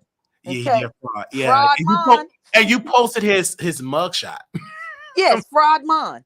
I'm like, how did y'all find that man mugshot? Oh, baby, you think I can't look some people up? I can find Armon address if I wanted to. I got ins and outs. It's all kinds of motherfucking FBI agents I don't motherfucking fuck. I can call my FBI agent right now to find anything I need. It's plenty of them. I done motherfucking suck some dick on. Wait. See, we can't be having this kind of stuff. You got to edit me out. yeah. I feel it because I know you unfiltered. I love that. I mean, you just really have some facts here. I'm still gagging that you exposed the Fashion Nova. You said Wiley, that's a Fashion Nova link. Yes. And he have not proven the receipts of the Fashion Nova because I'm assuming that he get a commission on each sale, or is it like a volume? This is what happens if somebody purchased something through his link, say they go to through his link and then they actually purchase something, he make probably 10%, 15% at the most. So if somebody buys something for $10, Armon makes $1.50. Okay. And Fashion Nova ain't no $100 clothes. It's not $100 clothes. So in order for him to make a good coin, they got to be buying like 5, 10, 15, 20,000 units of something. Right. And they don't even listen to his music for free on YouTube at 5, 10, and 20,000. So we ain't gonna get Oh my God! Auntie Hammy, I didn't know. Like, I don't know everything about the affiliate links or anything like that. And so when you drop that, I couldn't wait to tell Wiley. I say, let me give Wiley. I'm gonna give you all the stuff to tell about Armon. Wow! I'm gonna give you everything. I didn't know that. Okay, I can get an affiliate link. Okay. Yes, you can. You can get an affiliate link. We're gonna make sure, and we're gonna make sure you do your photo shoot just like he did. I'll do it right in my back. I'm gonna definitely do that. I didn't know that. I thought that he got this is what I thought. He got a $80,000-$90,000 deal. I'm just using a number. Yeah. That he gave him a deal to be their promoter. But I never funny. Lord Jesus, you sitting up there thinking this man is really doing something on you. Lord Jesus, he done set up there and lied to Wiley. That's taking over. He knew that you was a little bit slow, Wiley. He's taking over you. He's taking over your intelligence. I didn't know He's because taking advantage of you. I was like, wow, that is woo. But and then now I look at it, he don't got a lot of men in that chat. Most of the people in there is black women. Fashion Nova ain't stupid. They're not gonna give him 90,000 to promote Fashion Nova men when his audience is 90% women. He's not doing. They not doing. Oh man, baby, I'm about to have me some affiliate link because I dress in women. I would have to dress in women clothing. I don't mind. I love the character of women. And you ain't never brought it out, and that would be perfect for you to bring it out with your Fashion Nova. Yeah, with that, I didn't know. I didn't know. Oh, he ain't gonna like that. I think he gonna stop. He gonna stop doing Fashion Nova. All you got to do, he gonna stop Fashion Nova. He gonna be like, I ain't doing it no more. But okay, another thing. Let me drop you another thing. Zeus cut him loose. He was working for Zeus for free, hoping that Zeus would put him on they thing. Okay. He was hoping, and this is why he apologized to Lotto recently, because he said Nicki Minaj was playing in Lotto's face because he feels like Zeus was playing in his face because he was doing for free, doing all the shows and all of that. And then Jonathan came on and they got Big Sexy. Big Sexy and Jonathan is very close now. You know, him and Big Sexy don't fool around. He burnt his bridge with Big Sexy. So that's why he does not want to really talk about Bad Boys, because Big Sexy is going on a promo tour around to all the YouTube people and telling them how Armon Wiggins is fake and a hater. He went to Von Ray and told Von Ray that he was fake and a hater. And Big Sexy would be most likely the next one to go on to Bad Boys before Armon. Armon does not get enough views. And then also because you are talking about Bad Boys, he has a problem, and you keep talking about Bad Boys, and I will make sure that Zeus gives you your proper due recognition. Wow, that's so true. Like he said he ain't gonna talk about Bad Boys. He ain't gonna talk about it, and he said, hey, I'm not gonna interview him because most of the cast, the Chef D, he won $1,000. Orlando Brown 15. I think he told me about 5,000. The guy from B2K $5,000, $2,500 deposit. The other guy, what is his name? They say he used to be gay. He ain't got Mo City. Yeah. He won $500, $250 deposit. So they mostly want to get paid.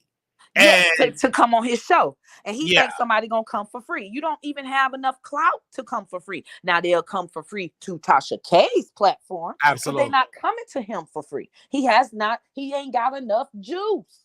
They come for the Breakfast Club for free because like course. Like if I had a subscriber base of 1 million or 2-3 million and I'm just got clout on clout, they will come for free because you got the clout. Right, they gonna come for free. They would be begging, emails be coming through the roof, and he feels as though I ain't paying for nothing because you ain't gonna charge the Breakfast Club, but you're not talking to millions of people a day, Monday to Friday, though. Right. You're not in 160 some markets.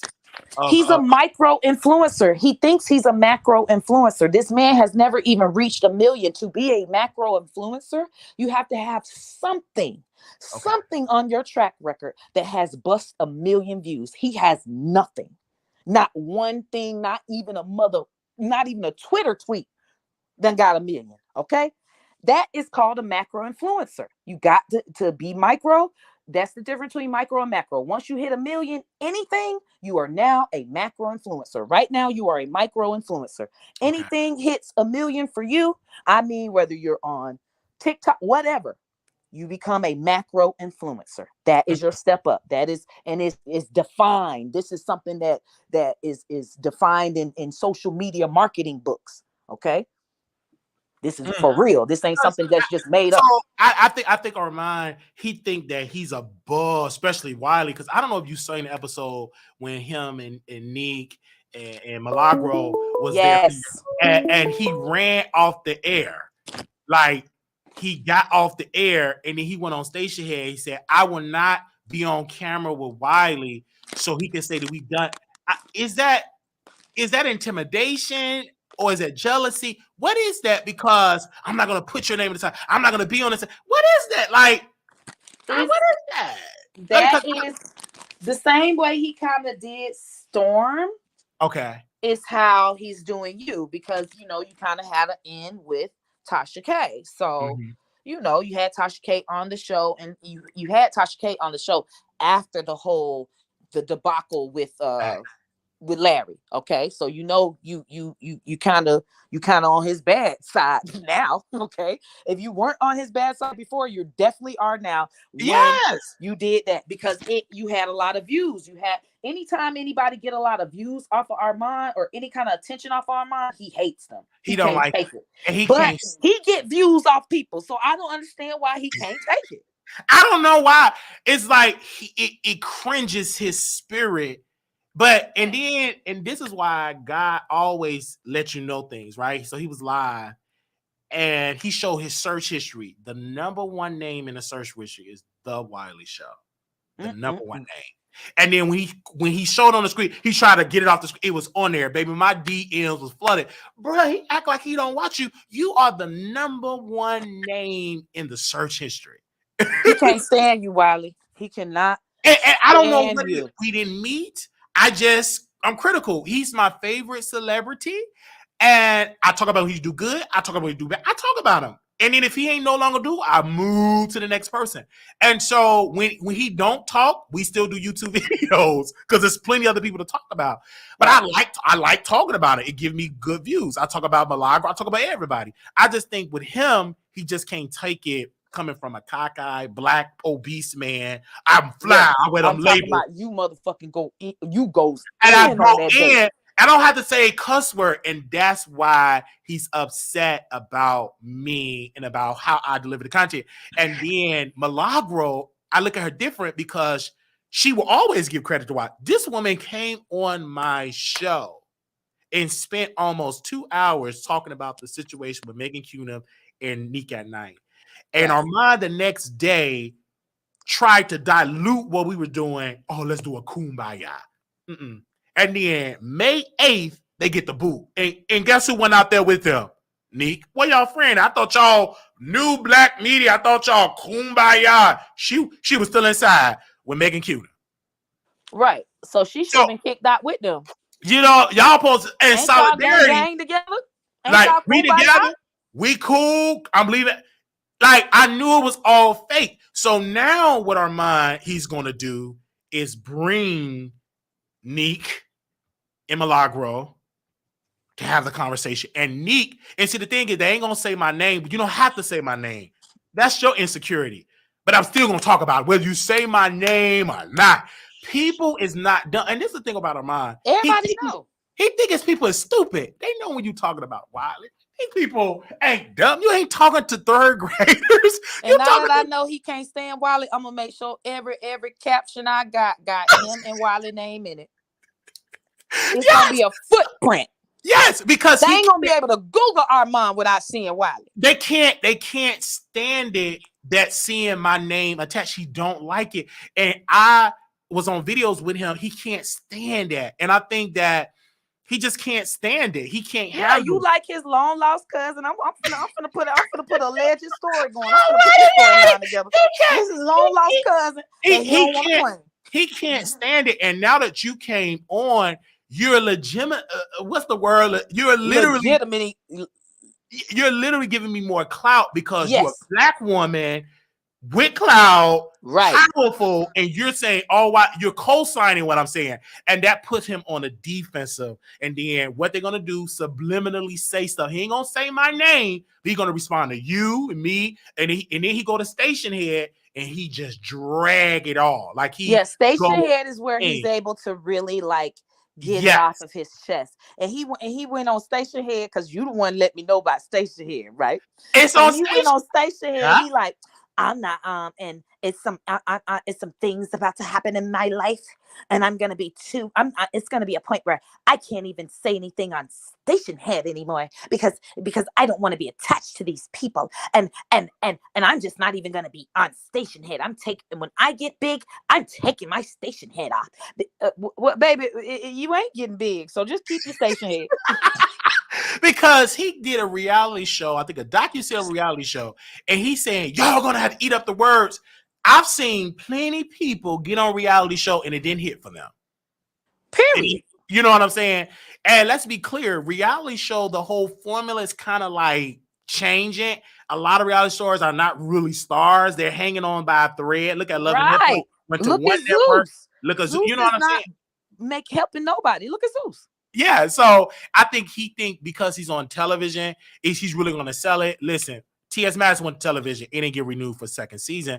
And her movie, when nobody in that theater, it was just me. And these are facts. And you know what I'm saying? And they don't like it that I criticize them because these people, they sell it like y'all on YouTube. And then you went to white media folks and you thought that was going to translate to movie buyers. But girl, you on YouTube. Your press tour should be, if I'm in a movie, Auntie Hammy, the first place I want to go outside of mainstream is to go where my people are. They on these YouTube streets. Right. T.S. Madison didn't do that. So when that movie came out, it floppity flop flop.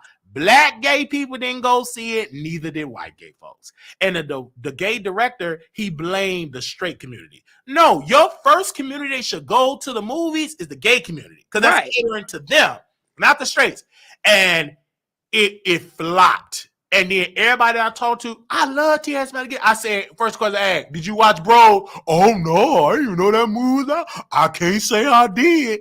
So if you truly a fan, you like her in the basement being a prostitute, right? And a porn star. Right. You're not really a true fan because a true fan going to stand in that line, get that ticket, buy that popcorn and watch that movie. And it did not translate to real. You said something so important. You have viewers, watchers, but not true supporters. When you put a movie out, that tests how much support you have. Right. When you sell tickets and you do a comedy show and you want to sell tickets, that show you the true type of support you have. Right. And so you understand what I'm saying? Like Lonnie B, I don't know if you know of him. He have true support. I remember this brother went on a tour around this country doing a comedy show. And it sold out. So he have true support. A line around the block, true supporters. He's not just on YouTube. He actually hit boots on the ground and he had all of it. Just it sells out like hotcakes. So Armon Wiggins, he's going to have to hit the ground work and really understand that he don't have this support that he think he have. He don't have it like that. Right. He's his mindset because I have the Gucci, because I'm making the view. Let's be clear. The reason why you have those big checks is because you're talking about these celebrities. You clout chase on these celebrities. You pin these women against each other. You ride whenever Clotel you think you can have. You're a ride Cardi. Okay, she's trash right now. I'm Team Ice Spice. Oh, I'm Team Nique. That's how he does. Right. Whatever he feel that can get, and when they don't give him the opportunity, he drags them. Right. As you can hear, he's dragging Cardi B. Well, because on Spotify, Ice Spice get more streams. Do you think Cardi B would come on his show like that? That's considered a flip-flopper. You're dissing. Yeah. Right.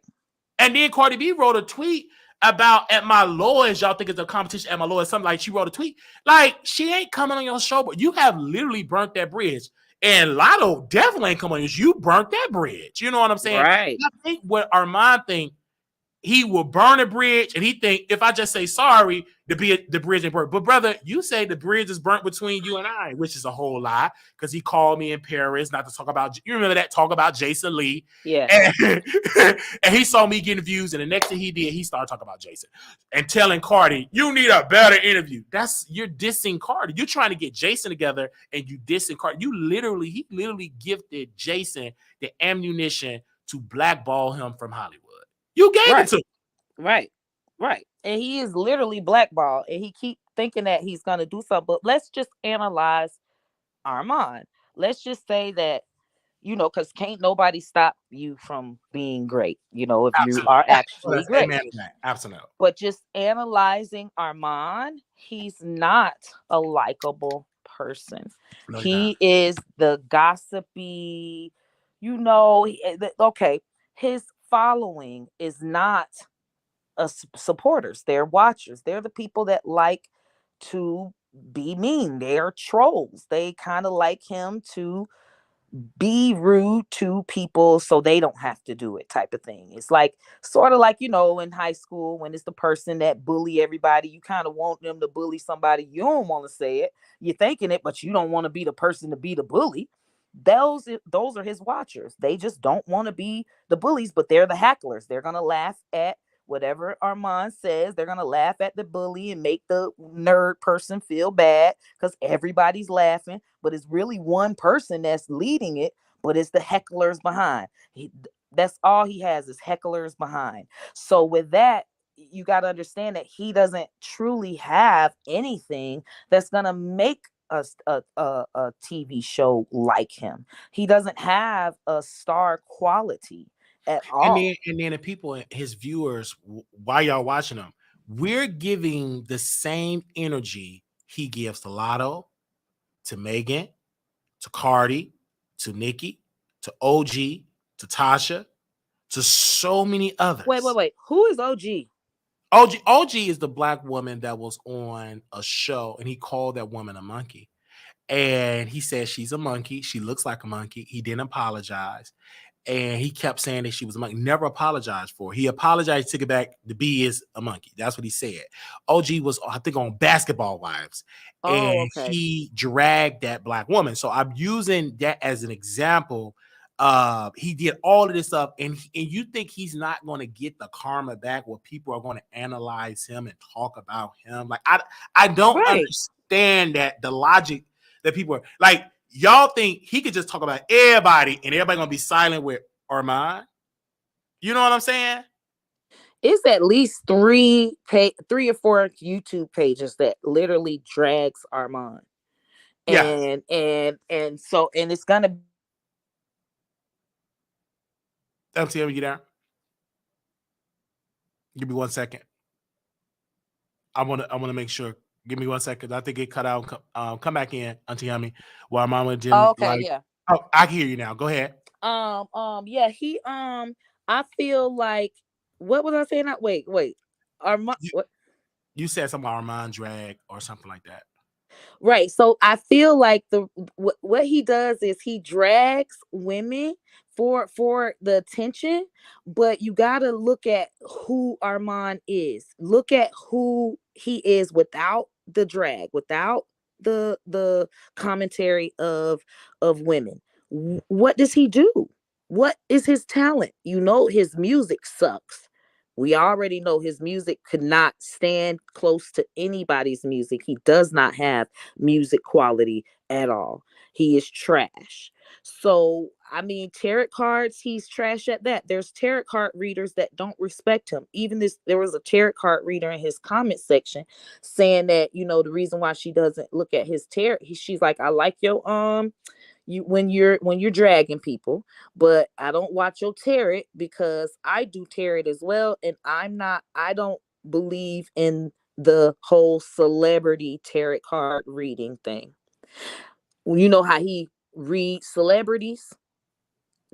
Tarot card people don't believe in that because it's kind of fake. How can you really tap into a celebrity when you don't even know them? Tarot card is more of like, tapping into the energy that's presenting itself to you. So he just likes to just make up shit. And some tarot card reader people are very serious about their tarot cards, and they can see that he's just using it for clout. So he really doesn't have anything that he's passionate about that he cannot just use for clout. He has nothing there. He needs to go to T-Mobile and sell some phones. He would be a good salesman. I keep saying it. He can talk fast. Get the guy. You don't want the Android. Let me get you this.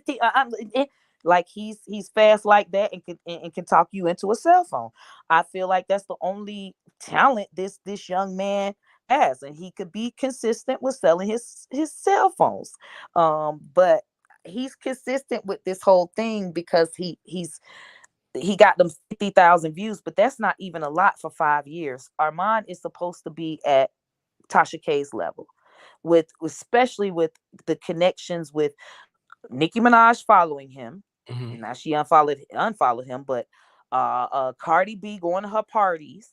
He's supposed to be having, what's the difference between Ice Spice and making a song and going to Cardi B party, and Armon making a song and going to Cardi B party? I mean, why didn't he get views? Why didn't he get subscribers? Why didn't he get to his million? It just shows that he does not have the talent. He ain't got the pizzazz. He does not have the it factor. There's plenty of gay guys that have reached 1 million views. You know what I mean? That have some kind of pizzazz about themselves, like how he tries to portray. Because there's your lane. I feel like you got a YouTube lane ain't the fashion lane. YouTube ain't, you're not trying to be the cutest one sitting and talking about select. You're not in the fashion lane. It does not even mesh. But he's trying to be a YouTuber plus be an artist plus be in the fashion lane. It does not work. He trying to do and a tarot card reader and Ayanla that's gonna save your life. And so I mean, at this point, he said my boyfriend stopped smoking weed. This is how much of a liar he is. He said, I don't smoke weed. Maybe a couple of days, maybe like a day or two, he was puffing on weed. Puff. That brother said he don't smoke weed. It got like he tried and he don't stick with the lie. Like at least cover it up. It got exposed. That brother said, I don't smoke weed. My man smoke weed. He ain't smoke weed because I told him don't smoke it for 30 days. He got a new job. The brother make the same money I make, which is a whole lie. And then I don't smoke weed. In a cup, maybe 2 days later, that man was smoking weed on camera. Listen, man. I mean, where's his friends? Where's his crew? If he was every rapper has a crew. They got friends that's gonna be supporting their music. You know, Lotto got her sister support her music harder than she. You would think Lotto's sister came out with the song. Okay. None of his family posts about it. None of his friends. None of his family. Where's his real true support for his music? He don't got it.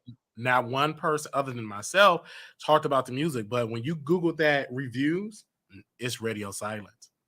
Yeah, it is. It radio silent. That baby ain't got no. That song ain't going to no radio.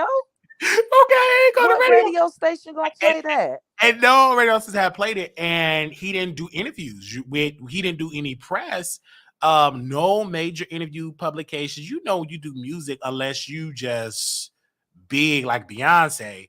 And it took her years to get that. When she first started, she did interviews, press, malls and blah, blah, blah. He ain't done no press. Because I think in his line, I'm lit. I'm all right. I don't need to do a press conference. No, because he done burnt all his bridges. It ain't a YouTuber he can go on to. He can't go on Lovely T. He can't go on Nique at Night. He can't come on Wiley Show. He can't come on nobody's show. He can't go to Tasha K. He can't go to... And that interview ain't going to be nothing about his music. It'll be about his behavior on YouTube. Right. It's gonna be maybe 1 or 2 minutes about his music, but majority of the conversation is gonna be about other YouTubers. And when she said he's not gonna do an interview unless he does. I remember he went on T.S. Madison, and T.S. Madison said he was infamous. And boy, did he have a rant. It was so bad that T.S. Madison had to leave eating her shrimps and chicken and call into the Armon Wiggins show because he didn't like it when she said that you're infamous. Oh, no, controversial, infamous, something like that. She labeled her. And he didn't like it. And then he admitted that he couldn't sit down right, so he had to take medication. And everybody said, wow, he talk about you taking medicine. He had to take medicine. He couldn't sit down. He was twitching and all that. I'm like, he had to take medicine because he was wow. Like, and I'm like, wow. You know what I'm saying? And he said, anyone because I had a mental disorder. Yes, it is, bro. If you couldn't sit down, there's something mentally going on that your doctor had to put you on some type of medication during that time. Not Armon on the meds. Yeah, he said he couldn't sit down. He was wild. He couldn't think right, waking up and blah, blah, blah. They put him on some medication. Yeah. He shared that in the T.S. Madison. This is before her show got canceled. On what was that called? Fox Soul. They canceled that show. But she interviewed him. And of course, he didn't bring and the reason why that interview flopped, he didn't bring his personality. He didn't bring his personality. He tried to say like he was on Fox with T.S. Madison. He was trying to be like the labels and all cool. No, be drunk, be ratchet, be what we know you as. Don't try to rebrand because it's gonna be boring. And T.S. Madison tried to be all professional, tried to be Oprah. You is a used to prostitute. Your mama in a wheelchair. She a Christian. She still call you by your government name, and sometimes she still call you Timothy. Get into that. But she tried to do her show like she was the Oprah, and you're not. You ratchet in that basement on YouTube. And the show didn't hit because you wasn't yourself. You tried to duplicate other shows about what they do. But you ain't Iyanla. You're not Oprah. You T.S. Madison. Oh my God. See, that's what they be trying to do. They try to be ratchet. They try, and then they get on these other platforms and throw that out the window and try to rebrand. And your people ain't gonna watch that because that's not you. And then Armon got up there so sober with all the labels and blah, blah, blah. You ratchet. And then she didn't ask him the messy question. Anyway, that's that bit. And it got canceled, right? It got canceled. She did that interview with Monique and it couldn't save her show because it didn't get a lot of views as she thought. And they didn't renew it for a second season. Dang. So that was after Queens of Court. That was after Queens of Court. She did Fox Soul and it got canceled because, again, T.S. Madison, and I know she don't like me saying it, but she can't do a show by herself like that. The reason why she got the publicity is because of a black woman that she trying to be. It was because of Kaya. And Kaya is so entertaining. Just her being on her iPad can capitalize her being in front of as T.S. Madison in a slave cabin, but she got an audience and they talk about on the blogs. When T.S. Madison got on the blogs, it's just something to drag her. Like, it ain't about her saying none of that. When she dragged Lunel, I don't know if you saw it, the blogs ate it up. Lunel responded. And so T.S. Madison, she trying to be a drag or roast, and then she want to be friends. It ain't gonna work. You got to pick a side. You can't be, and that's why her platform, it ain't really hidden the same because she trying to be in a bed with the celebrities, but then you want to talk about the celebrities. Okay, so T.S. Madison, you met T.S. Madison? I never met T.S. Madison in person. No, I never was invited for Thanksgiving. So I didn't have to cry like Armon Wiggins cried when T.S. Madison, quote, did not invite me to Thanksgiving. He cried. He was crying. He was hurt. He was homeless, semi-homeless. He's in Georgia. He was hungry. And T.S. Madison didn't invite him to Thanksgiving, and he dragged him. And that's what I noticed with Armon, especially when a black woman reject him. He got mommy abandoning issues because you got to be clear. His mom and dad divorced. His mom got with a new man, and he did not like his stepfather. Did not like Armon. You got to be clear. Did not like his personality. When Armon was living with the mom, he had to stay in the garage. He couldn't sleep with men. He had to sleep with him in his yellow truck that he had. This is the truth with Armon. And that's how far we go back. And he would tell me, he said, they don't like my lifestyle. His mother. You and Armon know each other? Yeah, we know each other. We never met in person, but I've been on Armon since 2015. 2012, 2013. I've been knowing him a long time. We used to do Facebook shows together. What? And we go Why he act like he don't know you? that because he painted this false picture and all that. We go way back. Actually, Armon Wiggins, this was a disorder the man had when he interviewed my mother, myself. This one, I was my lowest mentally. Half his face was frozen. One of the eyes was blinking, the other face just stand still. Like it couldn't blink. Like he had some type of condition. And so he interviewed my mother, my sister, myself. That's how far we go back. We go even further than that. And so I just think Armon, he tried to rewrite history and try to act like I didn't exist. No, I did. It was me that told Armon to come on YouTube because I knew he had a gift because he was capitalizing the audience on Facebook. I said, YouTube is where it's at because YouTube at that time was the only power that really gave you good money. Facebook was in the beginning stage of monetization, but YouTube was the corners at. Oh no, because Justin J don't like me. I'm staying on Facebook. And then one day he went and it popped for him. And then poof, he started making the money. And me and him fell out because I interviewed a YouTuber. And I asked him, I said, brother, can you teach me how to do OBS? What do they call OBS? It was a site that you could do video call. I forgot what they call it on OBS. He said, go ask Jay Wilson.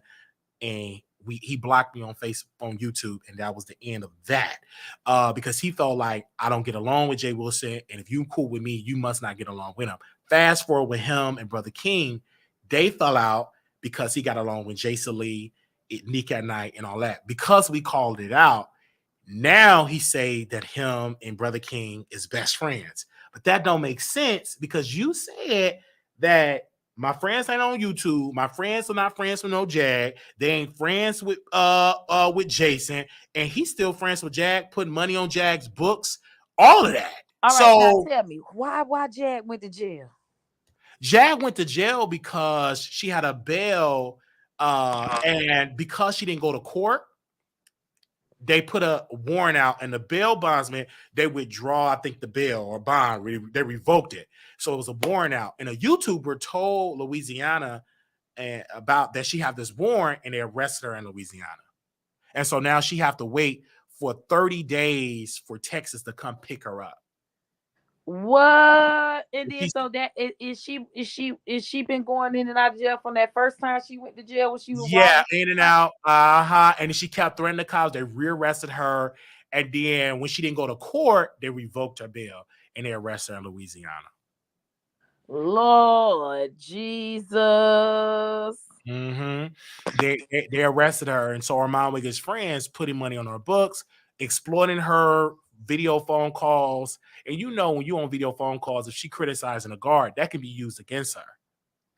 Yeah, because it's all recorded. You know what I'm saying? So but you know, it's sad. It's very unfortunate. I'm advocating to get her back to Texas. Her bail is only $1,500, but of course, since she's in Louisiana, she have to come back to Dallas to get in front of the judge in order we will know what's her next step. But it's so sad. At maximum, she will be in Louisiana prison, jail for the next couple of days until Texas come pick her up.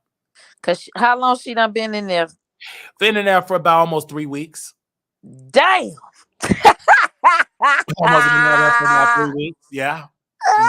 Boy, y'all know y'all be having some drama on this YouTube. Yeah, she been in there for about 3 weeks, and now she doing porns in jail. She's a little bit sober because you know she's not able to do all the weird drugs that she was on. She's still a little touch, but you know it's so sad. Like her husband still with that woman? Her husband still with the woman. Yeah, her husband didn't pay the rent. They was evicted. Jaguar didn't have the money either to pay the rent. So they was evicted out of that apartment, and so Jag got multiple evictions on her record, so she can't get an apartment, and she got a record. So you already know you get a arrest record on your record, and also evictions. It's hard to get an apartment.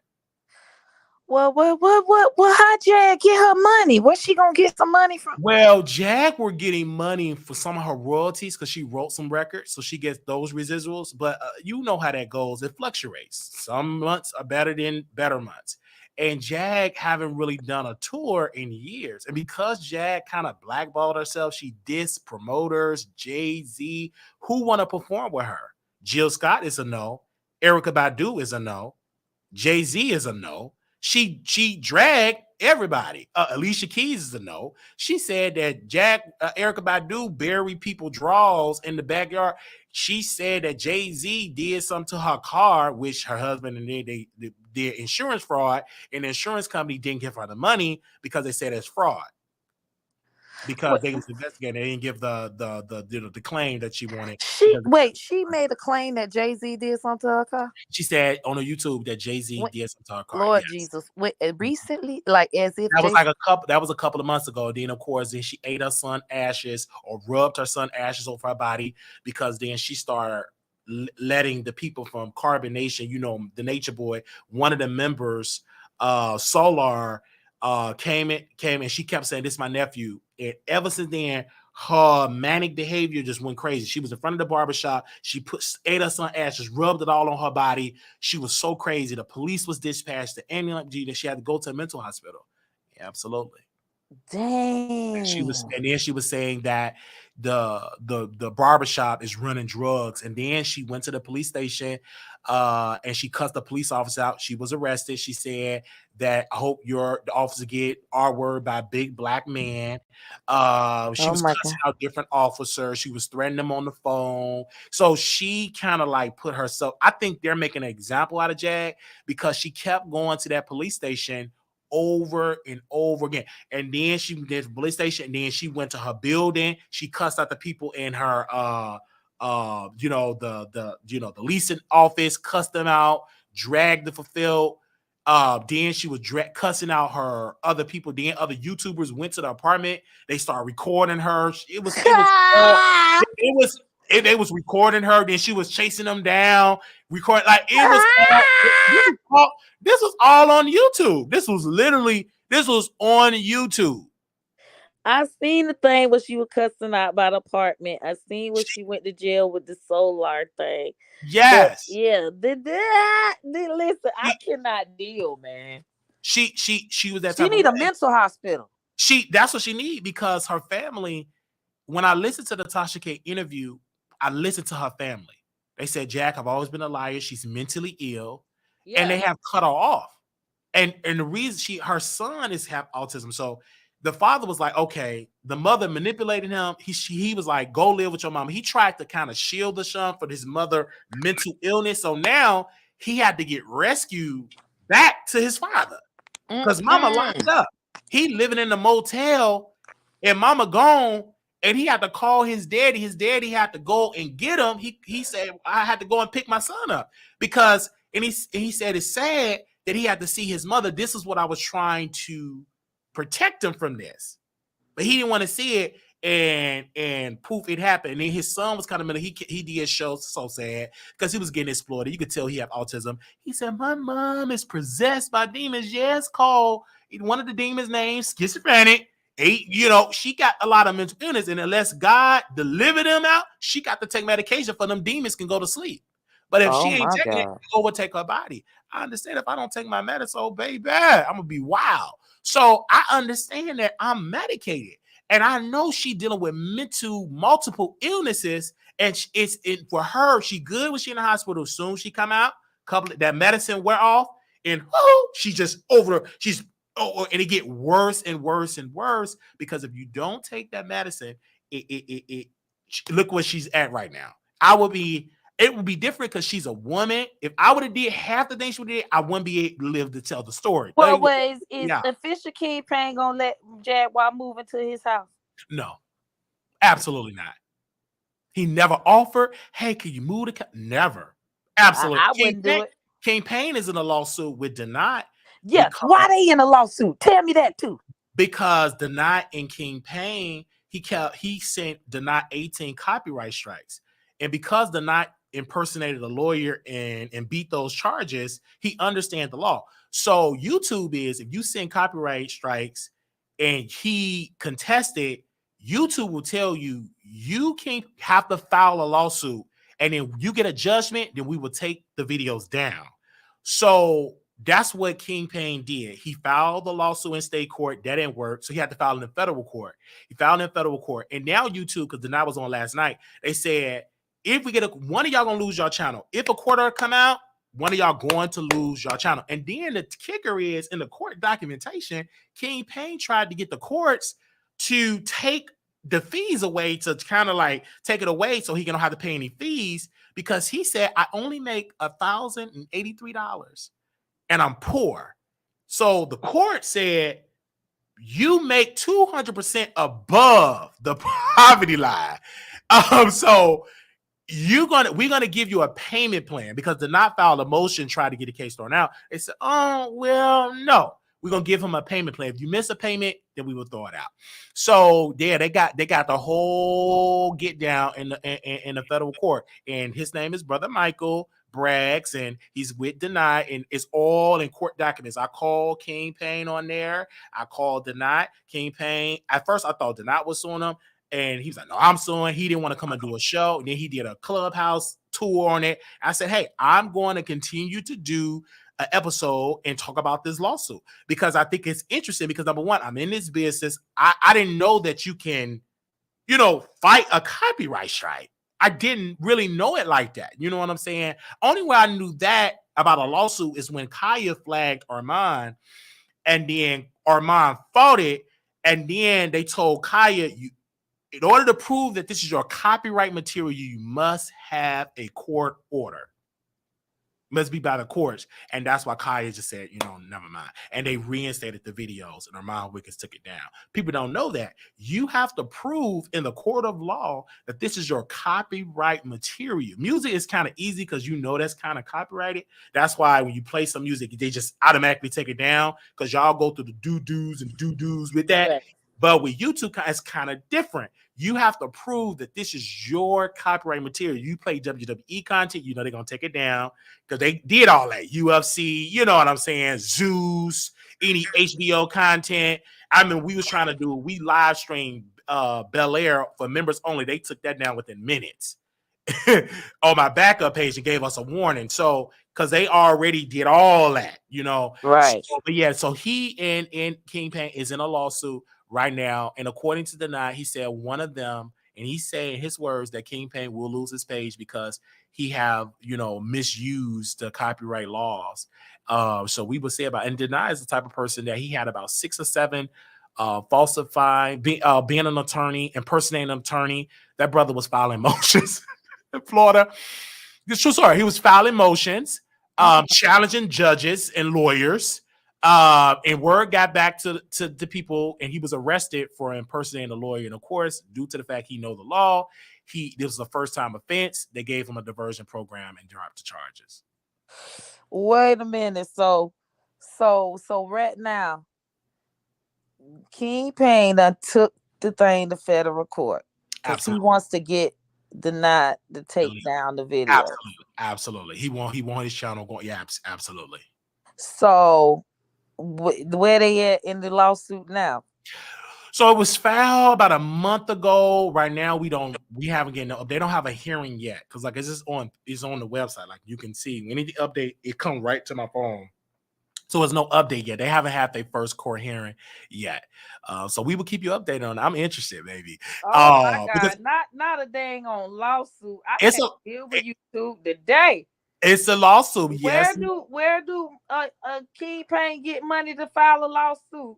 He don't have a lawyer. He represents himself, and he said, according to those court documents, he said, I'm broke. I can't afford these court fees. I want it to be waived. And the court said, no, you got to have a payment plan. So I think he got to pay $150 a month or something like that. And he's representing himself. And the way how he filled out the paperwork, according to Nite, you filled it out wrong.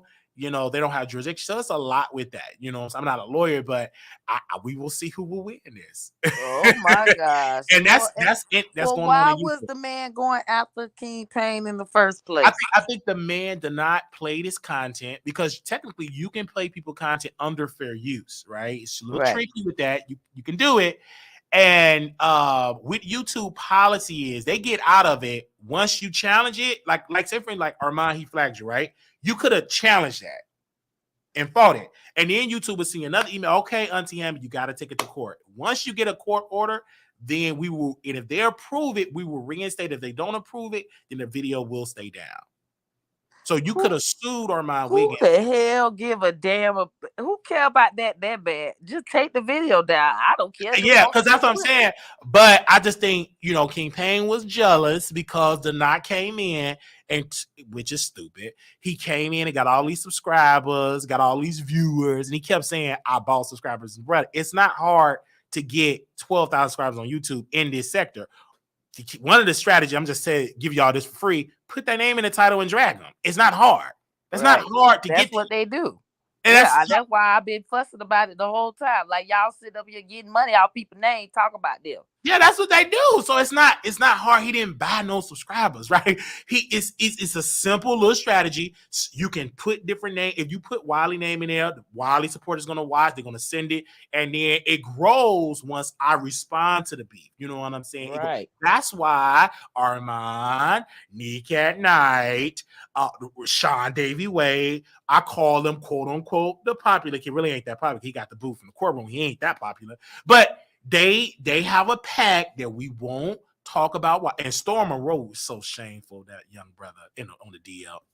Anyway, he brother Dr. Larry Reed, the one that touched Levante, the 15-year-old, took his cookies and wanted him to lick on him when he was underage boy. He was on the live. He was going to name drop my name, Storm. Oh, no name dropping. Don't give nobody no free clout. Oh, so that's what they mean, boy. I've been hearing a lot of them say about the free clout. So it's Wiley they don't want. It's mainly Wiley. I haven't slept with these people. I haven't robbed them. I'm not doing nothing different than what they're doing. The only difference is the way how I look, and they don't like it because I'm likable and I'm funny. They can't stand that. And you talk about them. They talk about everybody. They don't like it that I can put their name in the title, get thousands of views, and they don't like it. And the kicker, they all watch. Armon been on this show. Storm been on the show. We worked together on Two Man and a Lady. Tasha been on the show multiple times. Nique been on this show. Daytime, tea time. All of these people been on this show, and they don't like it, but they all watch. Like, and what Armon Wiggins do, what he try to do. He think I'm dumb. He'll go live on station. All right, y'all, let me address what I'm doing, because he think I'm going to stop my show to go, listen, no, bro, I ain't done. I'm going to get what I say. Then when you done, I'm going to fast forward through all that music you playing and get right to the point when you talking so I can take my notes and go right back live. So he don't like it. And we don't, either Armon don't go live for 5 days. It's multiple other people we talk about. We just talk about whoever out. What's ever popping, we put that name in the title. And so he don't like it because he used to say, he don't have no content if I'm not live. A whole lie. That man take 7 days, 8 days off. We talk about Jace. Whoever's out, we talk about. And then sometimes I ain't got nobody to talk about. Well, damn, I talk about my family. I talk about me, the library, whatever I can think of. It was whatever voice in my head. I'm going to now, what happened with the library? So the library situation, I was manic. I can say that word now. Before the library situation, I called the police multiple times. I was out of my mind, wasn't eating, drinking. I was having multiple sexual partners. I was catfishing, everything. I wasn't eating or drinking. I lost a lot of weight. You could just literally see the bones. So this one particular morning, I had a website, and I posted on my website, I'm going to run for president. And I kept calling the police and saying I'm a Muslim and blah, blah, blah. So as soon as I hung up the phone, my Craigslist roommate at the time, the police knocked on my door, and it was about 8 or 9 officers from Dallas Police Department with their guns drawn to take me out. And I just went off. I said, y'all are devils. And they kept asking me, do you have a arrest warrant? Do you have a warrant? Do you have a mental illness? But I said, no. So they ran my name, everything clear. So they all leave. So my roommate was on the Craigslist. She was going her way to work. And I was in the car. Some said, get out of the car. In my mind, get out of the car. She possessed. So I got out of the car. And I can tell, I forgot the word that I want to use, but when I saw cars like slowing in my mind, I thought it was slowing down. It looked like they all was looking at me. I'm like, oh, I'm being watched. And in my mind, oh, it's it's the satellites. So looking at me. So, and I couldn't get to my cousin's apartment for nothing. It took me hours to get there. I'm just waiting, sat down, went back up to my old building, and then I walked maybe 35 minutes from my apartment to my cousin apartment. He's my friend, but he's my cousin. I call him my cousin. So I went to his apartment. I opened his door. I said, "You got to be my press secretary running for president. I got to keep, why you got my doors on?" "Oh, they watch me from the satellite. The government watching me." I lost my bag. So he said, "Did you shower?" I said, "No, it's possessed." He said, "Take a shower. Give me your phone." So I went in the shower. I put on his boxers and I put on his camouflage pants, shorts. And so in his building, they have, an apartment building, they have these rooms, community rooms where you have computers and stuff. So I went to the computer room, and I downloaded Malcolm X, Elijah Muhammad, Minister Farrakhan, downloaded all these papers. And so I was passing it out, saying I'm part of the Nation of Islam. And I threw all the papers up in the parking lot, threw it all there. Then right where that apartment building is at, the library is right across the street. And I went in the library and I just went off. I thought they said the N-word, blah, blah, blah. I called them Wiki. I said, "This is for Slaves of Land. This is for Jesse Jack." I was naming his bunch of names. This is in the Emmett Till one, the one they captured it. But go ahead. Emmett Till one is when they captured it. And then a young brother that was there I didn't know he was homeless, but he recorded it. And so then the security guard, he got scared. He came up to me, told me, and I was evil. So I threw the papers up and I threw the computer, trashed it, and then I picked up the chair. It was really heavy, by the way. I don't know how I was gonna pick it up. Pick it up and threw it at the glass door, and it bust. Then alarm. So one of the voices in the head said, "Take all your clothes off." So I took everything, socks, drawers, everything. They was running out of there. I was running out completely nude. I got on top of cars. I ran into that apartment complex, and the ambulance, they showed up first. Now, mind you, I'm on a 30-minute, 40-minute tirade. No police have showed up. When I kept calling the police before I got to the library, they kept hanging up. So I was there. They didn't show up. Finally, maybe 30 to 40 minutes later, the ambulance showed up. Then the Dallas Police Department showed up. So the ambulance told her, he said, "What is your name?" I just had my wallet and I gave him my ID. "Were you in Chicago? How did you get to Dallas?" I didn't say nothing. I just gave him my ID. And then the voice was like, "Well, why don't you just run back home?" So I was running in traffic, butt naked. I don't know how this police got in front of me. He had the tase. He said, "Freeze." And he tased me right then and there. And I hit the ground, but busted my chin. My stomach was bleeding. They put the handcuffs, threw me in the ambulance, put me in the hospital. It was a disaster in the hospital. They put the medicine up there in my system, and because they said we got to hold them down because I didn't want any white doctors. I wanted black everything. So they got as many black people they can find in the hospital, and they said this ain't working. We need to medicate them. And they shot me up with some. And then I started preaching and woke up, started preaching about Minister Farrakhan, singing gospel music, all type of stuff. And then I destroyed the computer in the room. Then they shot me up with some more medicine. When I woke up, I was in Green Oaks Psychiatric Hospital. Whoa. What did somebody gave you something? No, it was bipolar. I now that I look at it now, it was a manic breakdown. I was a manic. I wasn't sleeping in days. I had another breakdown in Chicago, and that's where my family kicked me out, and I had to come to Dallas with just a bag because I had a breakdown then. I didn't know it because I wasn't diagnosed. So I was an undiagnosed man. And then when I got to Texas, to a red state, this is why I'm not going to try to poop on Texas, a red state, I was able to get help because when I went to St. Bernard Hospital in Chicago in 2016, they released me within an hour or two, put me back on the streets, a mentally deranged person that needed help, right? My family didn't know. They thought it was drugs. It wasn't drugs. I wasn't even smoking weed then. And so went to another state, doing good, and then poof, and the manic breakdown was worse than Chicago. And finally, I committed a crime, and then that's for the first time ever. Texas said, "You can't leave. We got you on a court order. You are a danger to yourself. You are a danger to others. Under this court order, you have to stay here until a doctor releases you." And I was in there for a couple of months. I really was. What? Yeah. And that's when he said, "You have bipolar with psychosis." And he said, "If you don't take this medicine and you do not sleep, you will have a worse manic breakdown than a library situation. It will be worse." Okay, so yeah, hopefully you getting your sleep. So I get my sleep. I kind of get my 8 hours in, baby, because when I do not sleep, I'm a totally different man. Totally different. And it'd be like this, Auntie Hammer. I'd be like, oh, I don't need that medicine, girl. I'm healed. And I don't take it, and I be up for days, and I'm pacing the flow, going through docking. The voices going crazy. Right. And that's what I knew. I said, okay, Wiley, I'm not healed. I'm just medicated because the medicine is working. Because a lot of mentally ill people, they feel like, oh, the medicine is working, and they think, I don't need it no more. And then when you get off of it, oh, honey, it's like it's good. Like when you talk to people that's bipolar, most of them are like so creative, and we like it. Me personally, I look at the views. Some of my best shows when I wasn't medicated. It's like the medication. It kind of like handcuffs my swag and my personality. When I'm manic, when I don't sleep for about 3-4 days, I have the best shows.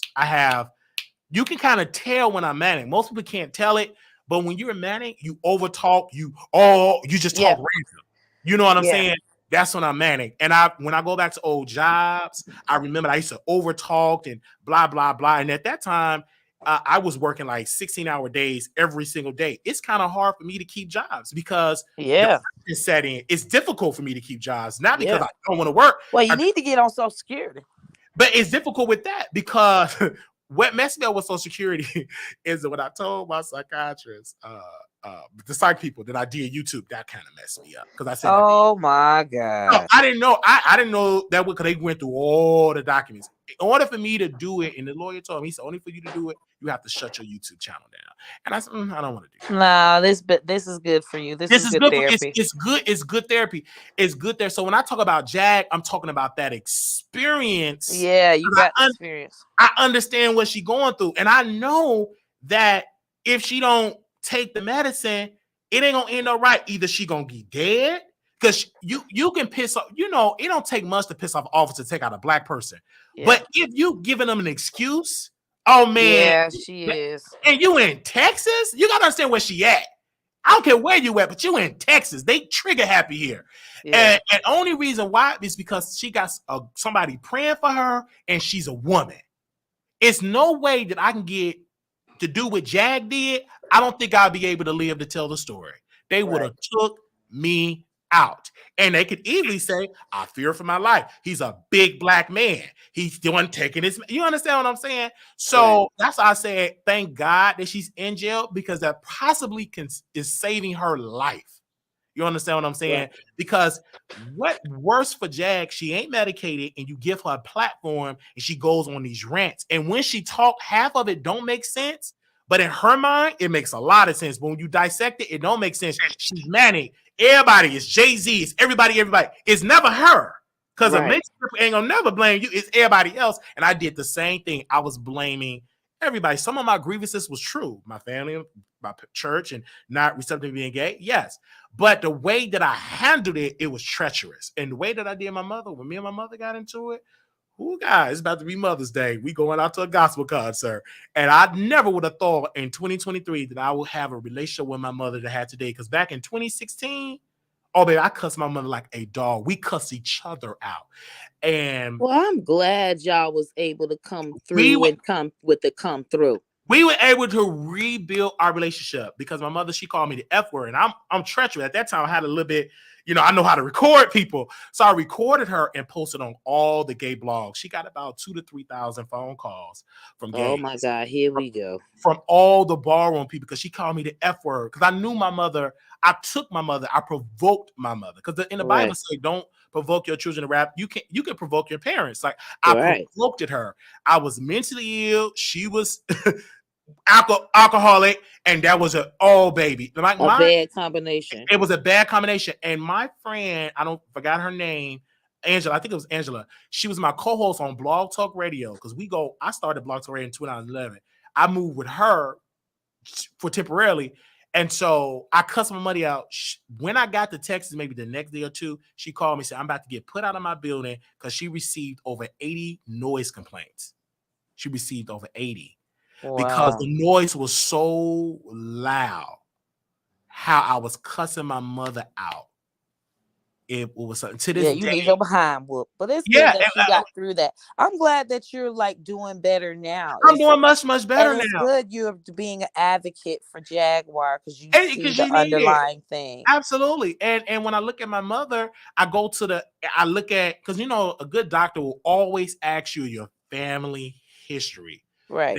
They kept asking me, do mental illness run in your family? Yes, my mother tried to commit suicide. My grandfather committed suicide. My uncle died in a mental institution. Most of his adult life, he never experienced being free. He died in a mental institution. So, you know, yeah, it runs in your family. and my brother was in and out of the mental institution. So it hit me at 26.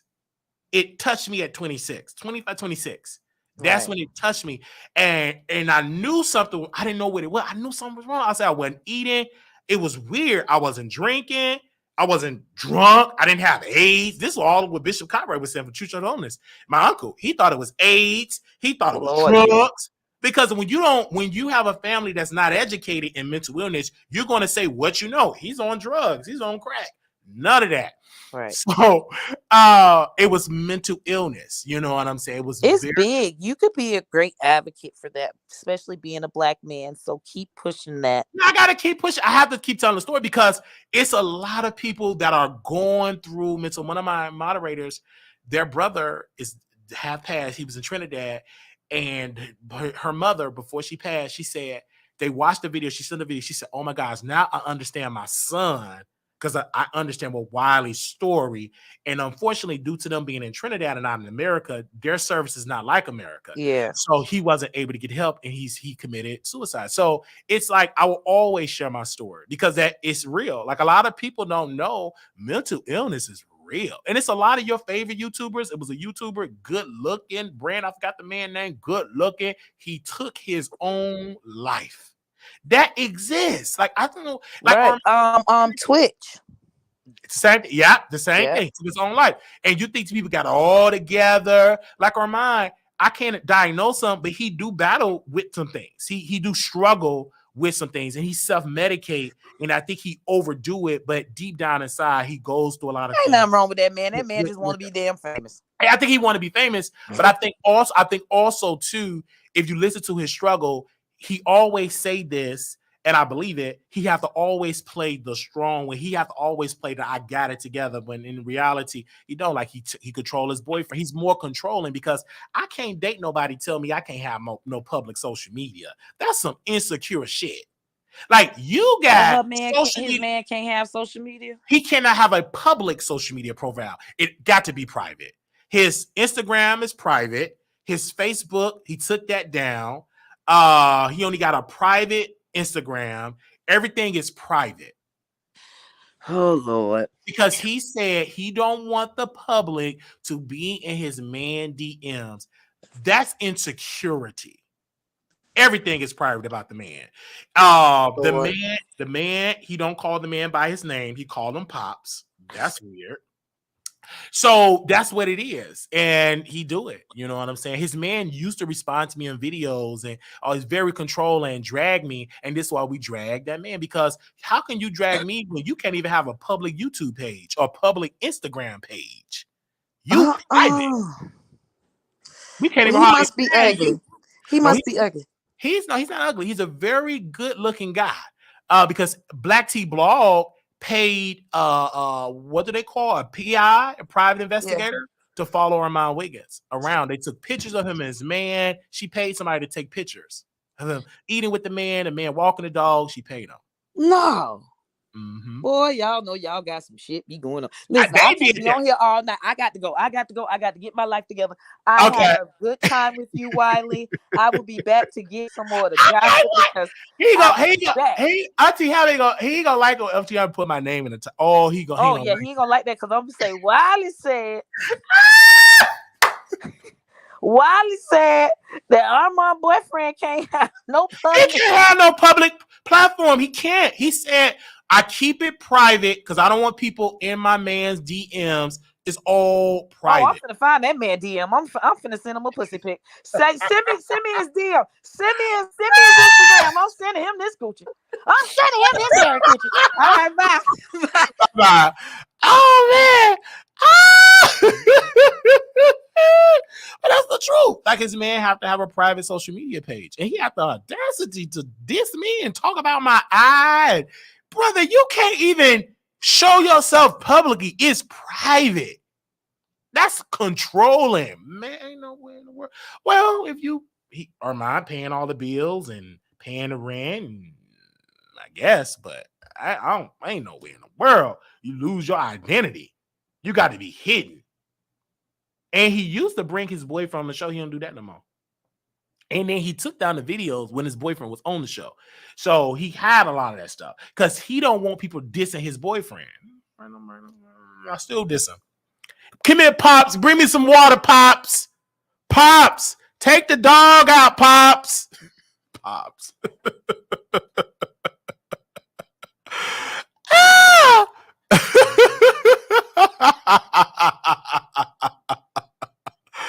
Wow. And I'm always just going to follow porn stars and yeah. But Pops can't have a public platform. Pathetic. You know, that's what he said, child. Anybody else want to call in? The man is handsome. Good looking guy. That's all I'm going to say about that. Okay. He's a good looking guy. Very attractive, but it's sad that Armon is controlling him like that, but that's what he do. He controlled that man. Let me put the number on here 1 second. Ashaba Mashana. All right, 972-674-9462. I think it's smart, but his boyfriend does have identity. It's not like he's a major celebrity to do that. I understand the smartness of it. I get it, but man, I think it's smart, but his boyfriend does have an identity. It's not like he's a major celebrity to do that. Oh, okay. He may have social issues because why is that? Ain't nowhere in the world I'm gonna date my girl if I'm in a relationship with her. I understand it's gonna be, we may make it public, but it ain't no secret. You know what I'm saying? I will have before we make it public. Let me sit you down. I've done a lot of dirt. Let me prepare you. Do you want this to be public? If it's a yay or a nay. Okay. His man may not mind and don't want to be famous. I understand that. But if you don't want to be famous, don't talk about me. He used to talk about me. So we're going to make him famous. And Armon, and Armon said, don't put these pictures out. I said, brother, I won't put those pictures out. And I never put the pictures out. Never put them out. Black Sea Blog wanted me to put it out. I never did. Because I said, I don't talk about something that's not public. Like post something that ain't public. You talk about it first. I do a review on you talking about it. But I'm not going to do your dirty work, honey. You got more subscribers than me. You put it out. Okay? I remember when he hit the channel. Absolutely. So that's just how that goes, And then somebody else took a picture of Armon when he was in Atlanta. So that's what these people do. And I told Armon, I said, you got to be very careful. Watch where you go because these people are following you. They're doing that. These people are following you in the chat, like following you around your city. So you be very careful because he's trying to be a social person, but you need to follow, watch that. And then after that situation happened, so people follow Storm Monroe, Tasha K and Chelsea. They follow Storm. I told Storm, you gotta be careful. And they followed that man to his building. Sent the pictures to me. I didn't put it out because I said I'm not gonna do that. And then Tasha did it because she went on Sean Davy Way station head. Took pictures outside his building.